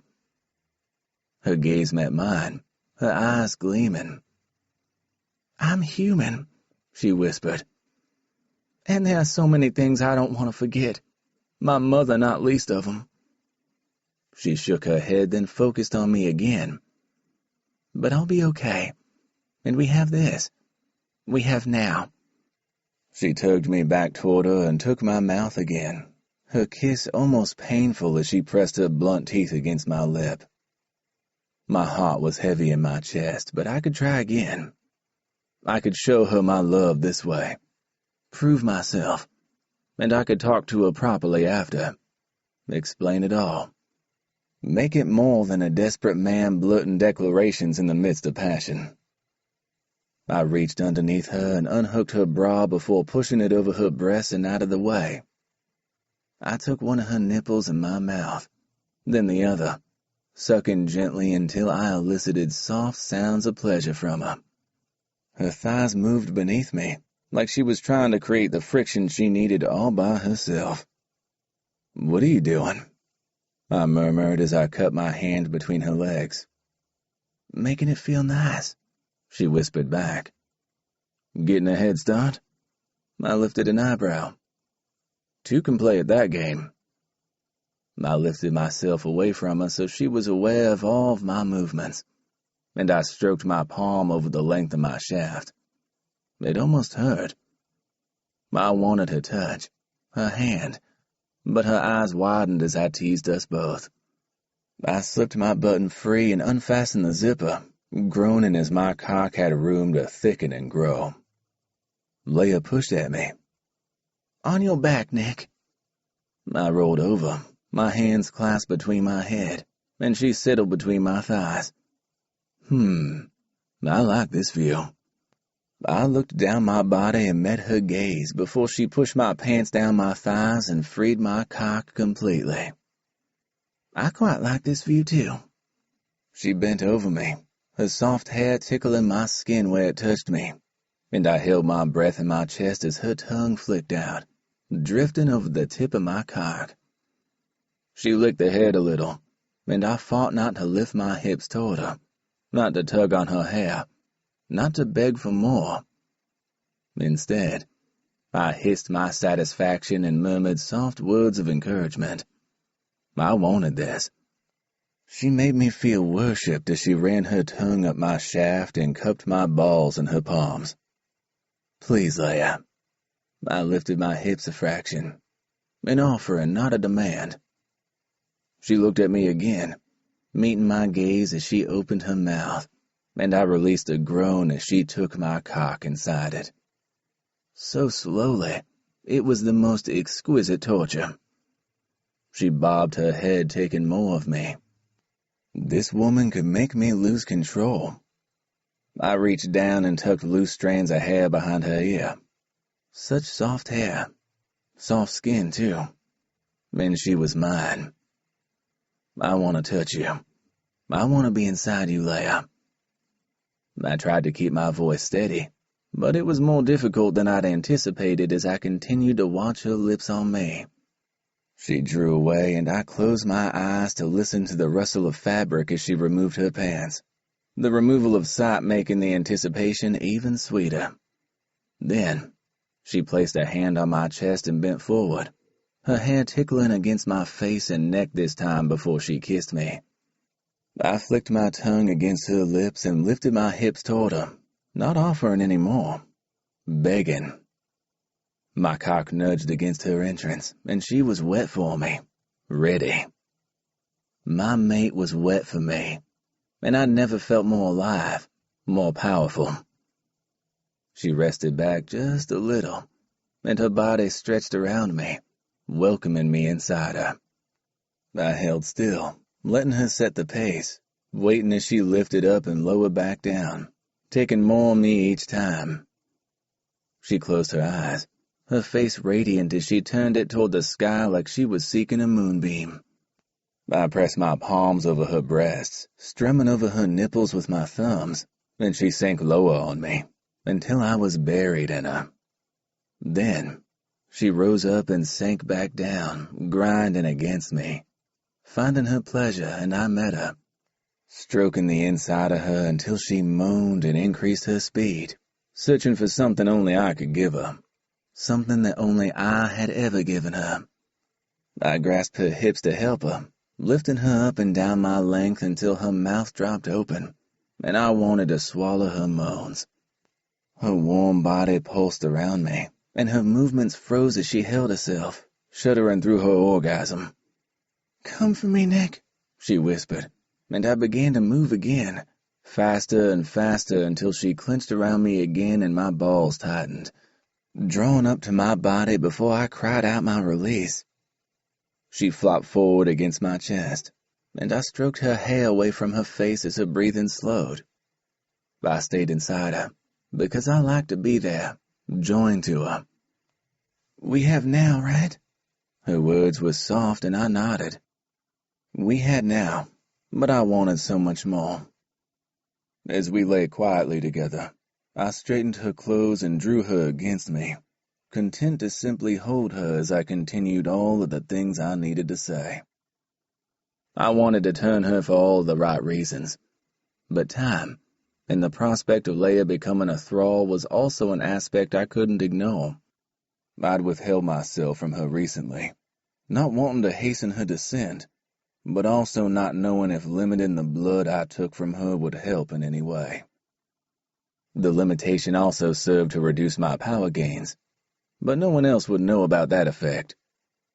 I would be stronger when we were truly together, but that was fast becoming a secondary reason for wanting her. Hell, who was I kidding? It was already a secondary consideration and slipping in priority every day. I stroked her hair and rubbed the ends between my fingertips as she used my upper arm as her pillow and rested against me, her soft breaths bringing me absolute calm. A howl echoed through the air, then another, and Leia sat up, her eyes wide. "What are they doing that for?" But I was already on my feet, tugging her toward me. "It's a warning. Something's wrong. Come on. I need to get you back to the house." We dressed quickly, then I half-carried, half-tugged her to the cabin, and once there, I pushed her gently toward Amy. "Look after Leia. Don't let anyone get close to her." "What's going on out there?" Behind her, farther inside the cabin, a large black wolf prowled, and part of me wanted to snatch Leia back to me, even though this was exactly why we brought her here, for the wolf's protection. "Who's that?" I nodded in the direction of the wolf. "Over. You met her earlier." I nodded. The female who'd thrown Leia around with ease. Still, her ability to best a human was of no real importance. Her wolf jaws and claws and strength were a different matter, though. Leia squealed a little as Amy tugged her father inside and stood between us. With Amy in front of her and Over behind, I relaxed a little, some of the tension leaving my muscles. "What are you going to do?" Amy stepped closer to me and lowered her voice. "I'll find out what's going on." The urge to protect Leia and vanquish any threat rose fiercely within me. I was her mate. It was my duty. Amy lifted an eyebrow. "Well, don't do anything stupid, my king." Then, in case I'd misunderstood her emphasis on the last word, she added, "I don't particularly want to be pledging my loyalty to Sebastian in the morning." "Just protect Leia." I sought out my mate's gaze over Amy's shoulder, and I met her eyes before nodding at her. "I'll be back for you soon." Then, before I delayed any longer, I hurried away, already reaching into my back pocket for my phone. I'd come alone, but this was a time for Sebastian, Jason, and Kyle to be here with me. Plus whatever gods Kyle could bring. But my pocket was empty. Fuck. My harsh curse grated from my throat. The phone must have dropped out while I was with Leia earlier. Another howl sounded through the night, and I sped up, racing toward the sound. Then I slowed down as the trees and shadows seemed to move around me, and a new scent reached my nose. One that wasn't remotely canine. No, this one was death and decay, and the grave dirt of the newly risen. Not only newly risen, they were hungry. Their eerie groans echoed through me like a low-frequency hum as they sought the attentions of their sire to take care of them by providing their first meal. An army. Someone had brought a fucking army of newly sired vampires to the safe house where my true mate, still a human, was waiting for my return. I closed my eyes briefly as pain clamped my chest. I let her down again. A ferocious roar and a snarl came from my left as a huge wolf took down 3 vampires, ripping their heads off, before it bounded farther into the trees, where the ripping and slashing noises continued. I shook my head to bring myself back to sense. I hadn't let Leia down. I'd brought her to the most protected place, and I was about to protect her with my own body. Rage fueled me as I attacked the nearest vampire, the bloodlust of war swelling through me. I'd win this battle, for her. I glanced in the direction of the cabin. I needed to buy them enough time for her to run, if she needed to escape. Chapter 20. Leia. As soon as Nick disappeared, lost to the shadows surrounding the safe house, Amy closed the door and bolted it with what looked like huge ancient bolts. "Will this hold?" She looked at Ulva like she expected a reply. The wolf tilted her head, and even I could read the derision in her gaze. I guess nothing could keep out a supernatural being that really wanted access. I need to go change my clothes. I needed to do anything besides stand in a living room with a vampire and a wolf shifter. It was a crazy juxtaposition of quaint country living and barely restrained ferocity, as Ulva bared her teeth briefly. Just the slightest curl of her lip, like she was issuing a general warning that no one should try to fight with her. "I'll come with you." Amy sidled closer to me, but I held my hand out. "No, I want to get cleaned up and changed. I don't need both of us to do that, and I'd quite like some privacy." She gusted out a sigh. "You humans and your privacy. Nicky told me to protect you." "Congratulations, you bolted the door." I tried to smile to soften my harsh-sounding words, but tension ratcheted through me, and I could only think of Nick out there, trying to protect me as well, endangering himself for me again. "Someone should be with Nick," I murmured. "He's got Connery's pack, and he'll contact his own men, too. Nicky has more than enough protection, as do you," she added, like I might somehow doubt her. I shook my head. "I'm going to get changed." Then I walked into the bedroom that had been assigned to me and grabbed some of the clothes Amy had provided, making sure to select dark colors. It didn't matter how well protected we were separately. When we were together, power seemed to course between us, stronger each time we had sex, and Nick needed that power now. I glanced in the mirror, momentary embarrassment coloring my cheeks as I took in my appearance. Moss clung to strands of my hair, and a small twig stuck out at an angle. I swept my hands through, tugging with impatience as I loosened the remainder of the evidence of Nick's and my time together. Then I changed my clothes quickly and slid the bolt home on this door, too, turning some music on to conceal unexpected noises from filtering to the women outside. Vampire hearing seemed heightened, and no doubt wolves heard well, too. I just wanted to be closer to Nick by the time either Amy or Ulva even noticed I'd gone. I quietly unlatched the window and pushed it upward to open it before shimmying out across the wide wooden sill. The usual scent of the bayou greeted me, a green vegetative smell so thick it was almost meaty. But something else lingered in the air as well, something with a coppery tang, and fear pulsed inside me, a second heartbeat created by a steady rush of adrenaline.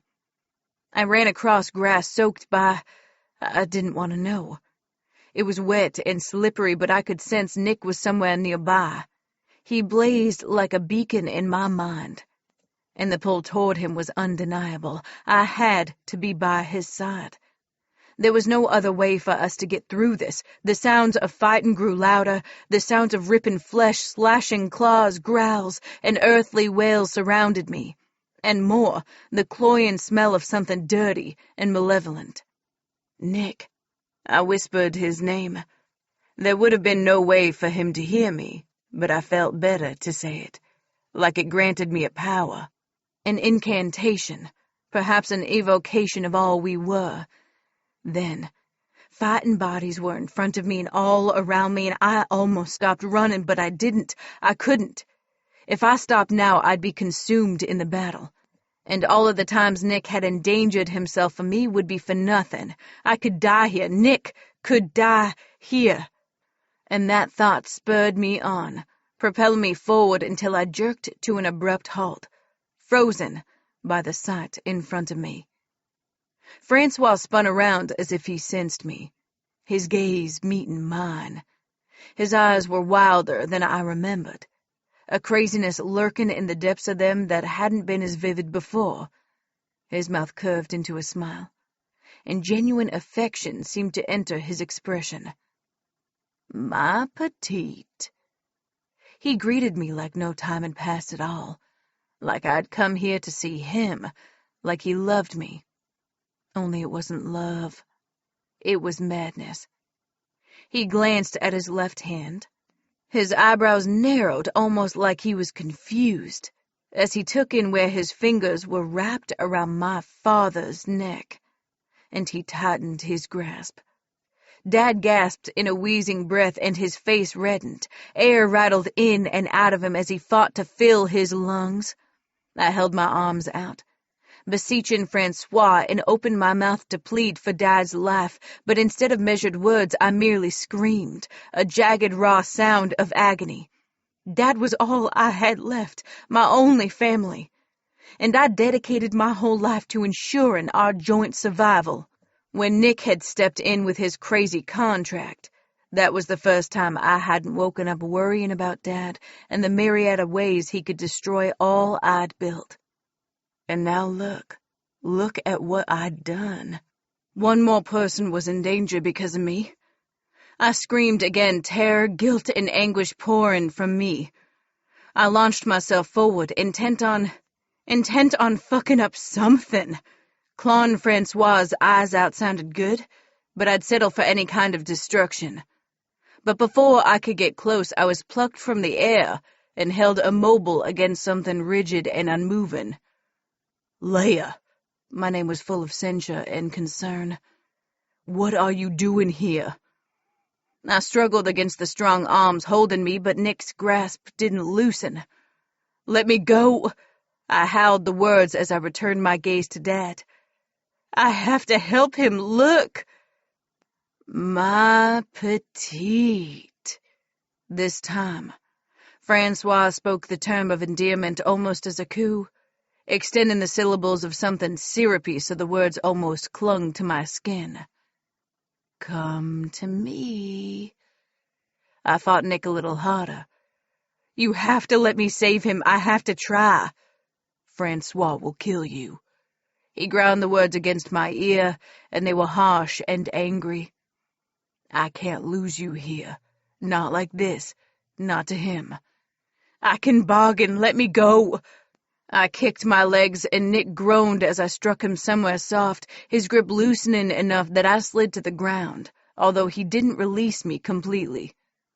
"Come, mon coeur. It's time for us to depart."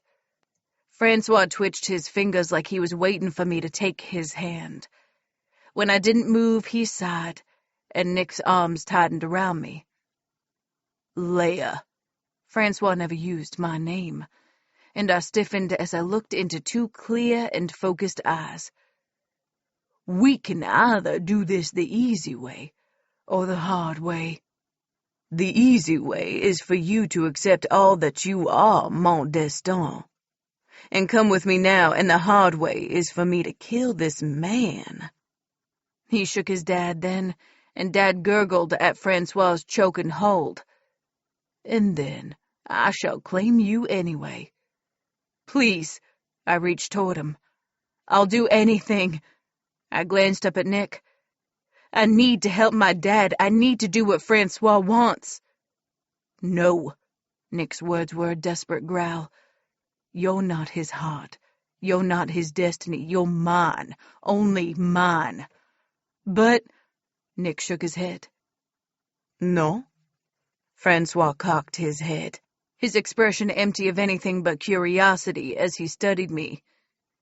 "You reject your sire?" He shook that again.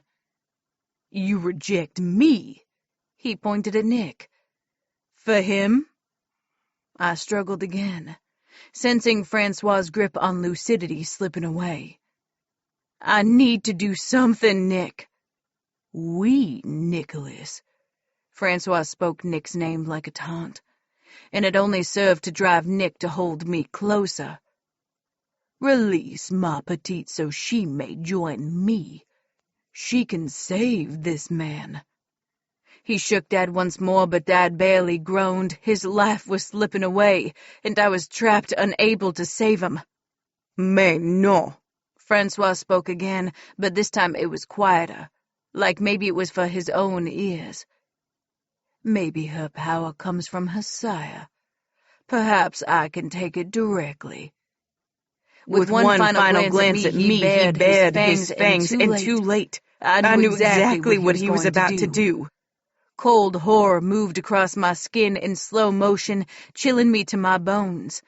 And I screamed even louder than before as he bent over my dad, his fangs piercing Dad's neck and ripping the front of his throat clean away.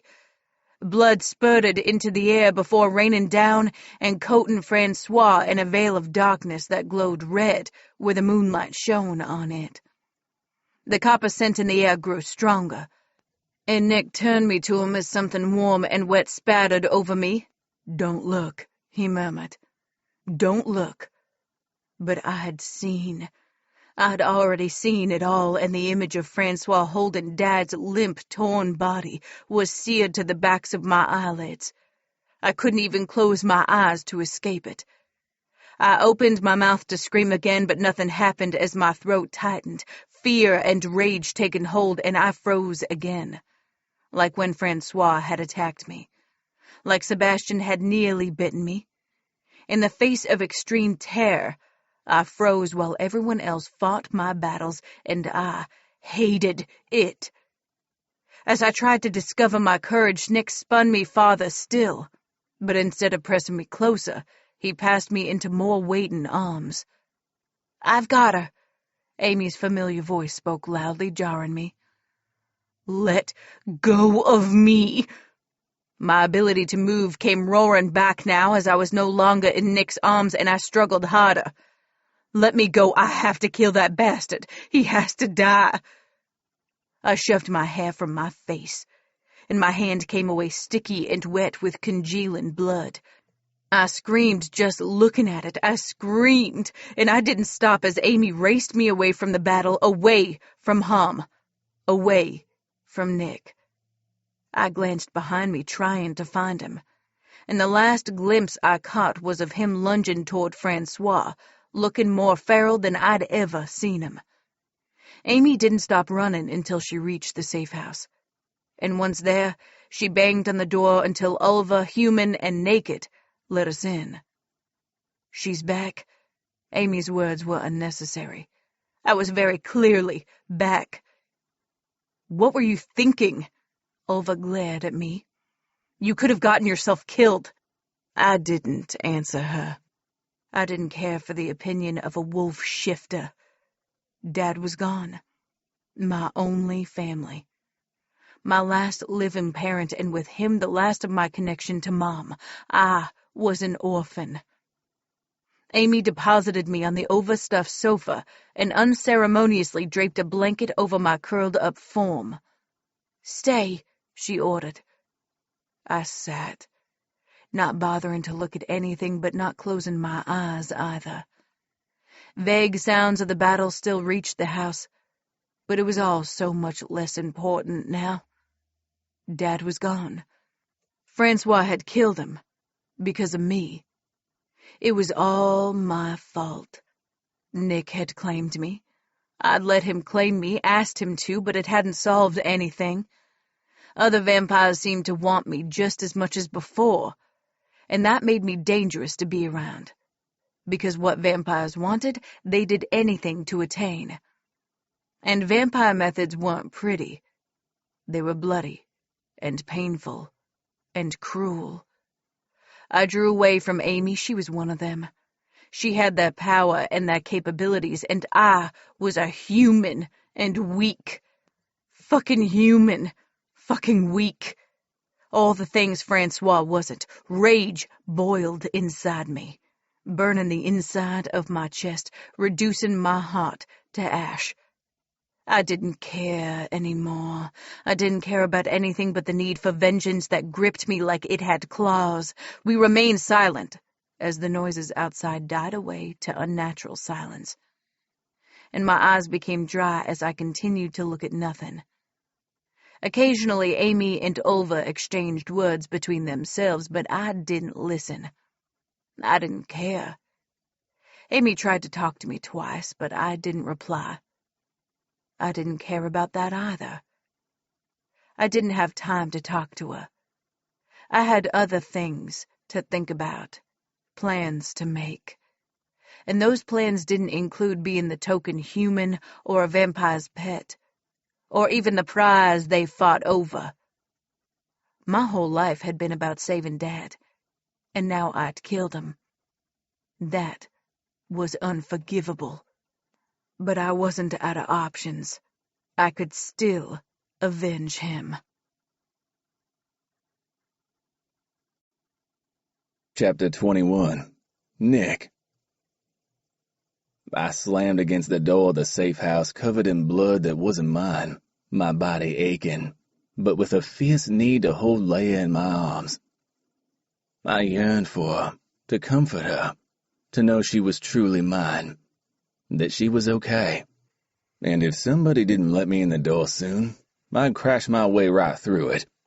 I paused as the sound of a bolt being drawn back scraped over metal on the inside, and the door opened.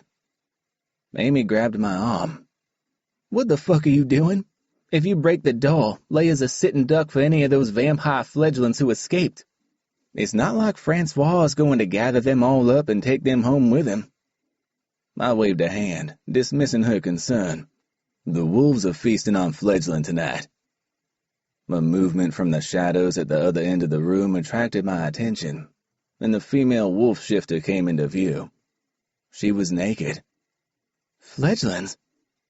I'm sure if you hurry, there will be some left. I didn't have time for pleasantries or conversation. Not with Amy. Not with a naked wolf. But she didn't demand anything else of me as she shifted, filling the room with the sounds of cracking bone and snapping sinew as she reformed. Then Amy opened the door once again, and the wolf shot out into the night. Leia. I only needed to say that one word as I looked at Amy for my answer. She gestured to the darkest end of the sofa. "Hasn't moved since we got back. Hasn't spoken, hasn't eaten. It's like she's not there." Leia? I was so used to feeling her inside me somehow. Her happiness, her joy, sometimes her rage or her fear. But now, I was just cold. Cold and empty. Like a void had opened inside me where my awareness of Leia used to be. Leia. I spoke her name again and moved to sit beside her. I tried to gather her in my arms, but she was stiff and unresponsive. "What's wrong with her?" I looked at Amy, as panic fluttered delicate wings in my chest. "I think she's in shock. Did you get him?" I knew Amy could only be referring to Francois, but I shook my head and lowered my voice. The fucker escaped. I'd lost him in the chaos created by his hungry fledglings, and my choice to save my most trusted men from their attacks. And then my only thought had been to return to Leia, to comfort her. And now, She seemed to be beyond comfort. Amy stood. Maybe I should leave the two of you out here. See if you can talk to her in private. Call me if you need me, though. She trailed her hand briefly over my shoulder as she walked by. Thanks, Amy. But I didn't look at my sister as she left the room. I only had eyes for my bride, for my true mate, and the way the glow of the moonlight struck her pale face. I was used to being able to help her, but this time I didn't know what to do. I took her hand between both of mine. Her skin was cold. Can I get you anything? I didn't expect an answer, and I didn't get one. She didn't even glance in my direction. Her eyes were wide and fixed on the wall in front of her. Leia, I whispered, I need you to come back. Let me help you. When she turned to me, it was in slow motion, but hope still lit in my heart, a tiny wavering flame. Let me help you, I repeated. I'll do anything. She opened her mouth and made a strangled sound, then licked her lips and croaked out her words. I can't stay. It was a gut punch. I needed her to stay. She had to stay. You can. We can be together. I knelt in front of her on a scruffy rug that had seen better days, taking both of her hands in mine now, and I pressed her knuckles to my lips, breathing in the delicate floral scent of her skin underneath the acrid dried blood. I'll do anything. I can't stay. Like this. Every word seemed to be an effort, and she forced each from her mouth. Like what? The panic threatened to overwhelm me. But she ignored my question and looked away from me again, moving her head in that same mechanical way as before.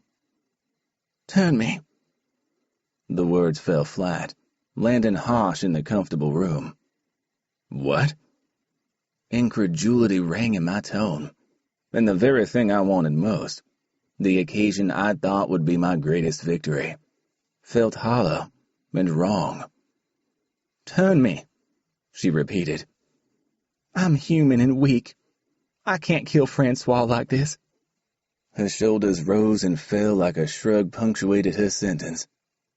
Make me vampire. He needs to die. I kissed her knuckles again. Not like this. It was a whispered plea. She looked at me again, but this time the movement was sharper, and her eyes glowed with the light of disdain. I thought you wanted a vampire bride. For love, not for vengeance. She was asking for the one thing I most wanted to give her, and I couldn't. Not this way. It was wrong. All wrong. She shrugged again and inhaled a long breath. That's okay, she said as if to herself. That's okay. Her eyes narrowed as she held my gaze. You're not the only one. What? The pain was a physical blow, and I couldn't form any other words. I fucking was the only one. That was the point of a true mate. I shook my head, denying her words. She was asking the impossible, talking nonsense. I wanted nothing more than to turn her and keep her at my side. But this wasn't a discussion for now. I started to stand so I could take her into the bedroom and hold her close. Everything would look different after a night's sleep, and after I cleaned her. I wanted to look after her. But she spoke again, and I dropped back to my knees as the bottom fell out of my world. Sebastian will turn me. The words were simple and light, and even as she spoke them, the truth of them echoed in my heart. I knew it was true. My brother would do anything for Leia, even this. Maybe especially this if he still wanted her for himself. He controlled himself well, but would he be able to refuse her if it bound her to him for the rest of their lives? None of us needed the chance to find out. Or Francois could do it, she added darkly. He could create his very own angel of death. This has been Stolen by the Vampire King, a paranormal vampire romance. Baton Rouge Vampires Book 2. Written by Roxie Ray and Lindsey Devin. Narrated by Wynn Ross and Kai Kennicott. Copyright 2021 by Roxie Ray and Lindsey Devin. Production copyright 2021 by Roxie Ray and Lindsey Devin.